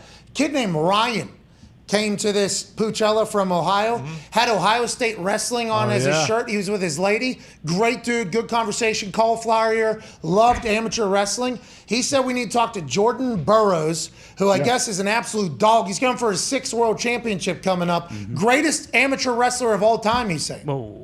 It's awesome. Yeah, Jordan Burroughs is unbelievable. He win the gold already, Greatest wrestler of all time. Yeah, amateur. 5 straight world champions, I guess, championships, going for 6 here in a couple weeks. Ryan, this guy from Ohio State, or from Ohio, he said, you guys need to talk to Jordan Burroughs. Nobody's talked to him. He is the greatest amateur wrestler of all time. He's no Dan Gable. Are you talking about Kurt Angle? I'm talking about Dan Gable. I thought you were talking about Kurt Angle. Kurt Angle's great. Dan Gable fucking won 2 Olympic gold medals and didn't get a point scored on him in either one of them. No offense to either Dan Gable or Kurt Angle, who would be making an appearance on Raw tonight in Pittsburgh. Ooh, good tie-in. I think Jordan Burroughs is the guy. I think he is like the guy. Yeah. I guess those 2 guys couldn't hold his singlet. Yeah, not true. Maybe Cal Sanderson too. There's another one for you. 159-0 Cal Sanderson. Boom. What's Jordan Burroughs? We can look it up. Burroughs. I guess he is the guy. and the Ohio State wrestling guy. I gave him OH. He gave me IO because he's a fucking real Buckeye. Of course. He's a real Buckeye. What? He's 128-20. Yep. Conversation over. I'm sure this guy's great. He ain't the fucking best ever. All right. Anyway, sorry about that, Steven. OH. IO, baby. All right. Inside sources. Let's get back to it. James. I'm getting Jordan Burroughs on All right, the show. before I get to the Jimmy G thing, I'm going to say, before I get to the Jimmy G thing, I just want to say I appreciate you guys. This is the best show of all time. Don't self-handicap, say no, it's not. This is the best show of all time. I love you guys. We're not self-handicapped. But We're telling the one truth. of the guys that I play golf with. Fuck off. Hey, Steven. But one of the guys I play golf with, he's really good buddies and went to high school and college with one of the Niners lawyers. Here we go. That keeps everything hush-hush. Maybe you and AJ know a little bit more about those types of lawyers out there. But from my understanding, Jimmy G might almost be as bad as Deshaun Watson behind the scenes. Oh, Jesus Steven. Christ. That's an Ohio guy. You heard it came in. OH. Oh, let me drop some toxicity real quick. What's that all about? What is that all about? Can't have it, Steven. I got a guy I golf with. He's friends with a guy that knows stuff. He's a lawyer. He says these terrible things about somebody that's damn near slanderous. What's his problem? Why is Ohio got to be like that all the time? I believe him. I don't think he represents all of Ohio, whoever this gentleman was. But what is he trying to say? Like, come on. I don't know. Let's go to Patrick in South Carolina. That's how rumors start. Pretty serious Yeah, allegation. you know what he's trying to say. Very serious. Patrick, what's going on in South Kakalaka, pal? Pat, AJ, boys, how you doing? Hey, keep it moving. So I'm born and raised in Tampa, Florida. Let's go boat. Go boat. Go boat. I want to talk a little Tampa Bay Buccaneers. I've been hearing and seeing some sniping from the sidelines, people giving Tom shit, and I think I can speak for the entire fan base when I say we don't give a single fuck. Tom will be ready to go. Week one, our franchise stunk before Tom came to us. Hell yeah. If he was out there on an ayahuasca trip, he could have been motorboating around with John McAfee, and we know that he was running game reps in his mind, and week one, he's going to be ready to go. All right, Patrick, we appreciate you. That reminds me of something. We have some Quan Alexander. He was with the Bucks way before they got good. He was with, remember the Bucks not too long ago, wasteland. Yeah. Like actual 20 years. Yeah. It's really hot. It's really humid. Our team has a history that we can talk about, but we suck. Tom Brady shows up. Everything changes immediately. Yeah. Cranes everywhere. The bolts are good, obviously. Mm-hmm. Everybody wants to play for the Tampa Bay Buccaneers. Life-changing. Quan Alexander, former Tampa Bay Buccaneer. Now he's with the Jets. Was also with the Saints, I believe, and the Niners. Scraping over the top. Did you see that, AJ? Does that get your dick hard, AJ, when a guy does head-on ball, blow-up guy, preseason reps? How you doing? Keep it moving to the football?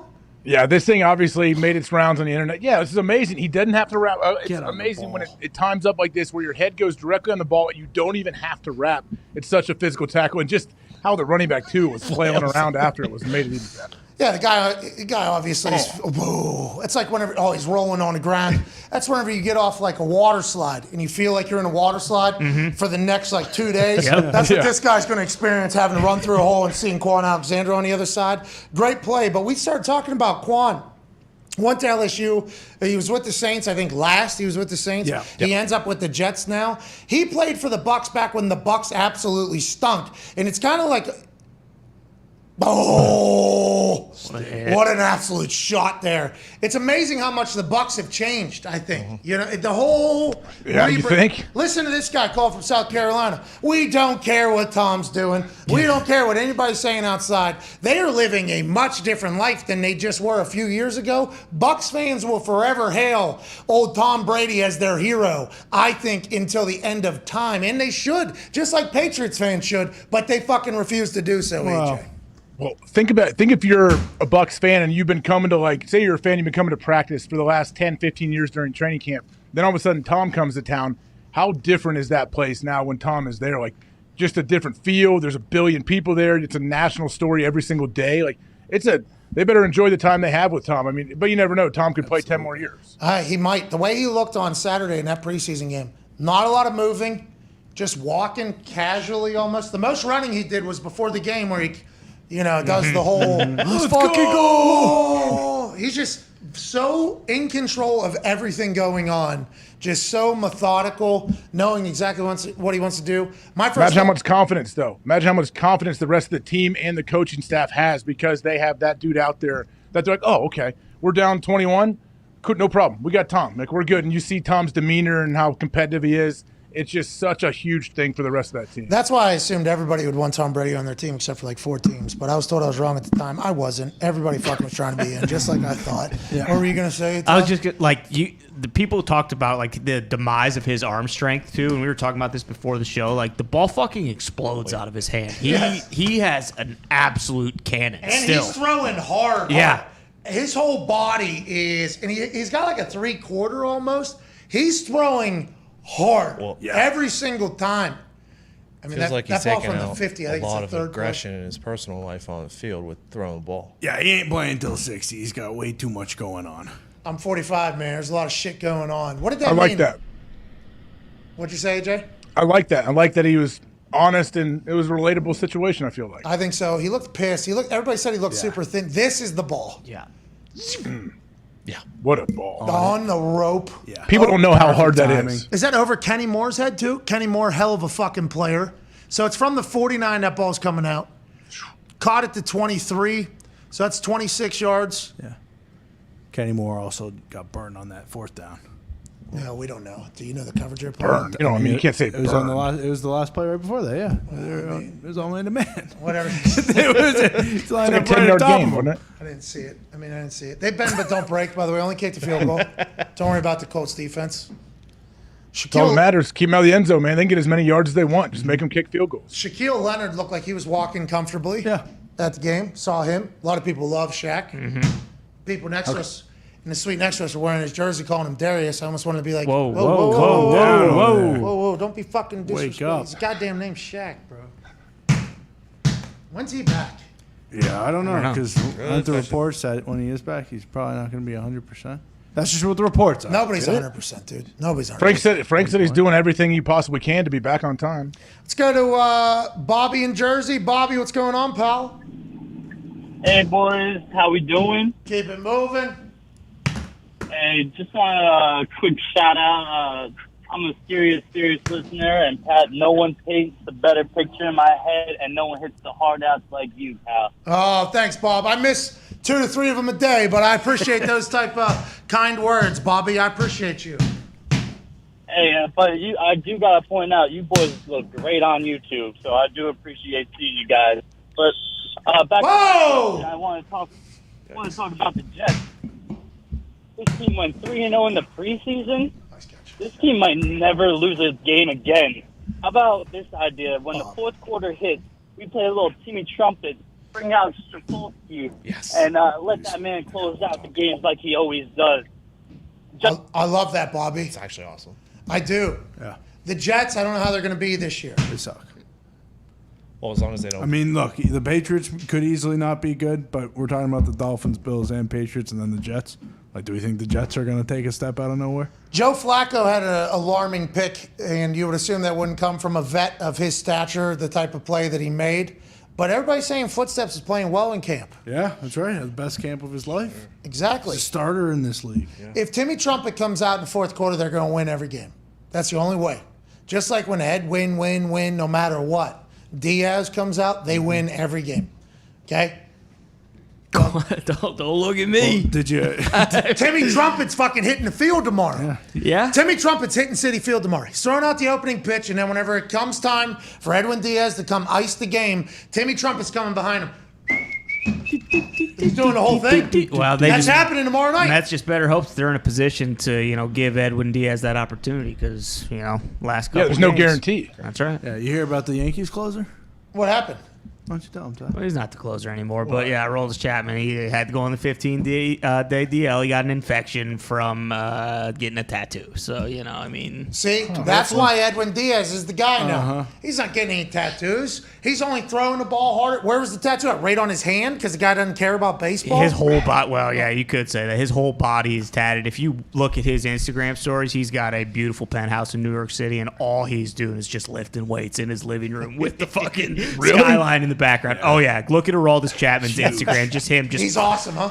Well, I mean, as I'd a love it human, if he I don't could know, fucking throw strikes. Yeah, I think he's kind of a piece of shit human, but he crushes weights in his beautiful New York City apartment. Timmy Trumpet. What's that? He throws like Edwin Diaz gas. Yeah, he throws too. very hard. Yeah. Oh, so he's trying to be. He's like an Edwin Diaz knockoff. It sounds like. No. That's He's been what you doing it guys longer. got. He's been doing it longer. He can't throw strikes though, so yeah, I'd love to have Edwin Diaz compared to fucking Aroldis Chapman. Timmy Trumpet has followed me on Twitter. Let's go, Oh, Timmy. That's big news. Huge. First Drake, and now Timmy. Well, that's Instagram. I don't know if Champagne Poppy's still following me. He's got a sweet new haircut. He does have a sweet new haircut with those glasses. Mm-hmm. He is straight out of like the 90s right Drake? now. Yeah, Driz. Oh, I don't know if I've seen it. Champagne Poppy's taken quite an evolution. He might be the greatest roulette player of all time. Yes.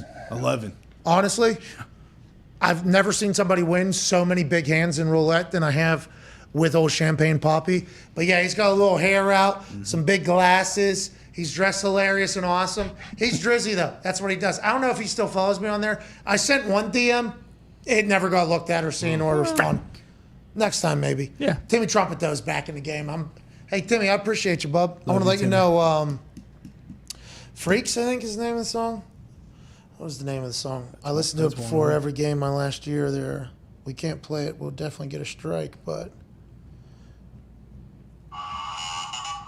Yeah, that's one. yeah. Thank you, Timmy. You got me through a lot of hard times with your fucking trumpet, pal.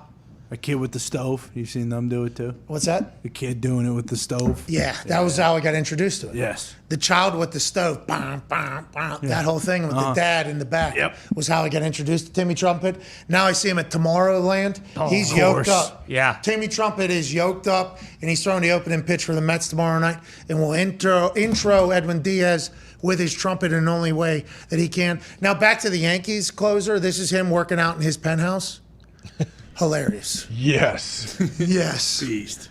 I mean, pretty high up there, huh? Yeah, try to get a couple. He's got a couple good ones with dumbbells where he's big resistance bands guy. Yeah, he's got bands on 225. No, that's just 135, right? I like it. Is that what we're doing at the Hawk House? Band, you can do bands. And this guy What are those shoes he's wearing? This guy can't throw strikes? As of this year, the last couple months, he's been very piss poor. But Who he films throws for him? gas. He was the best in the game. He's for a us. social he media was. guy or girl. I didn't know, because quarterbacks normally don't lift arms much. And right? pitchers usually Chest. lift legs heavy. Yeah. Well, as you can see, his thighs are pretty big too. He's a big guy. Yeah, but normally people that shoot and throw try to keep as much pliability as possible. I like that he said, nah, I'm going to be as strong as I fucking can to throw this absolute gas. Yeah. Can't throw a strike, though. No, but he can throw hard as shit. That's good. Love that. Just know that if I'm ever stepping in batter's box with him, I'm not swinging. I'm standing there. Well, he'll probably walk you on 4 straight pitches, That's so you what I'm wouldn't saying. have to worry about it. That's my strategy. He's going to have to earn it. I'm probably going in like this, too. Yep. Like that Like guy. Rabin Boozer. Yeah, I'm coming in there real low. What's up, dude? Guardians guy did that. Yeah, I'm stepping out. Then he just throws one right off your temple. I'm on first base. Thanks. No, you're dead. No, I'm fucking probably headbutting into it. Now that I think about it. This is not legal, right? You can't do this? I thought someone did it for the Guardians. Bagwell the other took a day. pretty low stance. Well, what do you mean? The ump's supposed to base the strike zone off of your actual. So, like, whether you stand up or sit down or whatever. Oh, it doesn't matter. It's supposed to. It just happened because some kid in the Little League World Series was doing it. Well, that's Well, different. that's got Just No, take a but then really someone wide in the stance majors did it. and get low. No, I think the way I've never gotten the opportunity to play in an actual baseball game and bat from the proper side of the plate. Sure. True. So I feel like I'm at a disadvantage. But I think I'm Ichiro on that thing. I'm opening this leg and I'm just slapping the ball around and I'm on first base before the ball is even through the infield. Sure. Not a bad idea. No big deal. Yep. Just that easy. What position am I playing in field? Catcher, I guess? Whatever you want. Right field. You do Like not want to Ichiro. play catcher. Catcher. First base. Give me the knee savers.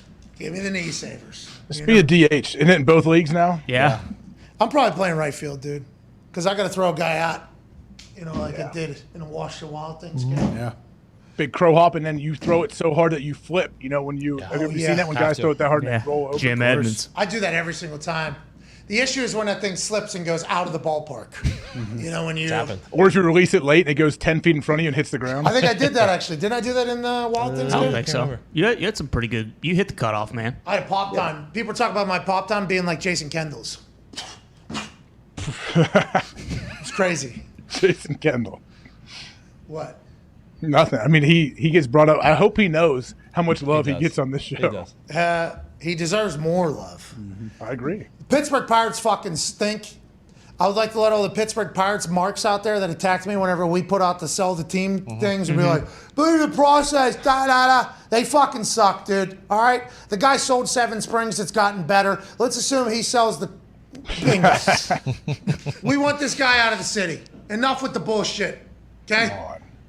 Enough with the shit. Let's get an actual winner in Pittsburgh. And if not, let some other city have an MLB team. There you go. It's on you, Mark let's not go Cuban. that far. Yeah, let's do it. There's no baseball in Pittsburgh? I'd rather, I'm speaking. Is there baseball now? Exactly. I'm speaking out of pocket technically. here, I guess, because I'm not a baseball fan at all. Like Pirates games, good time. Wouldn't it be better if there was just like a minor league team like the fucking Savannah Bananas in Pittsburgh? Oh, that'd be sick. Just the Yinzers, just out there, you know, a big party. Use the PNC Park still. But No, it's huge though, because like other teams will come in and they go to the Roberto Clemente Museum. So like and then they beat the shit out of the Pirates. So it's kind of a fun weekend for a lot of teams in the majors. See, we don't need ours to be a vacation trip. Even though Pittsburgh is a great vacation destination, we don't need that in the middle of an MLB season where other teams are like, oh, when we go to Pittsburgh, it's a beautiful ballpark. They got good nightlife. We get to learn a little bit about the history of the game, and we win by 20-some runs every fucking time. We don't need that. That's all Pittsburgh should be known for. No, we just need to be saved. Like, what if we would have said that about the Penguins and they would have been the Kansas City Penguins right now like they were supposed to be, but Mario saved them. They won. They won after Mario saved them. They won, though. Just in their history, they won. Mario tried to say the Pirates, too. That Stooge Nutting said no. Yeah, well. I'm not worried about the hockey thing. Maybe Barry Bonds could be the manager. That'd be Bring awesome. some juice back. I'm with it. Okay, easy with the word juice. More ways Jim than one, I Whelan, guess. I meant we're energy. bringing anyone back. Jimmy Doolittle comes back. Yeah, bring Jim. That's your guy. How much does Pirates sell for, you think you sell them? Probably like $3 billion, $2 billion. What? Got to be like 1.2 or something. I think Is it a billion? I think Are they worth a bill? Yeah. Oh yeah. I think it'd definitely be $1 billion, right? Because just I mean, the 'cause it's a Yankees are worth professional- like $10 billion, but Dodgers are up there too. a little different than the Pirates. But no, I think Yeah, the no, Pirates would go bottom. for over $2 billion. Yeah. That's a lot of money. Forbes says 1.3. No, there you go. You have to sell there for future earnings too, so probably 1.5, 1.75. Scumbag only paid $92 million for him, so. Good for him. What a good business. Yeah. Good for him. what year? 96. And they have not been good since. Man. And he's just raking in money. Yeah. 1.3. What's that shirt you're wearing? Sell the team. That guy fucking sucks.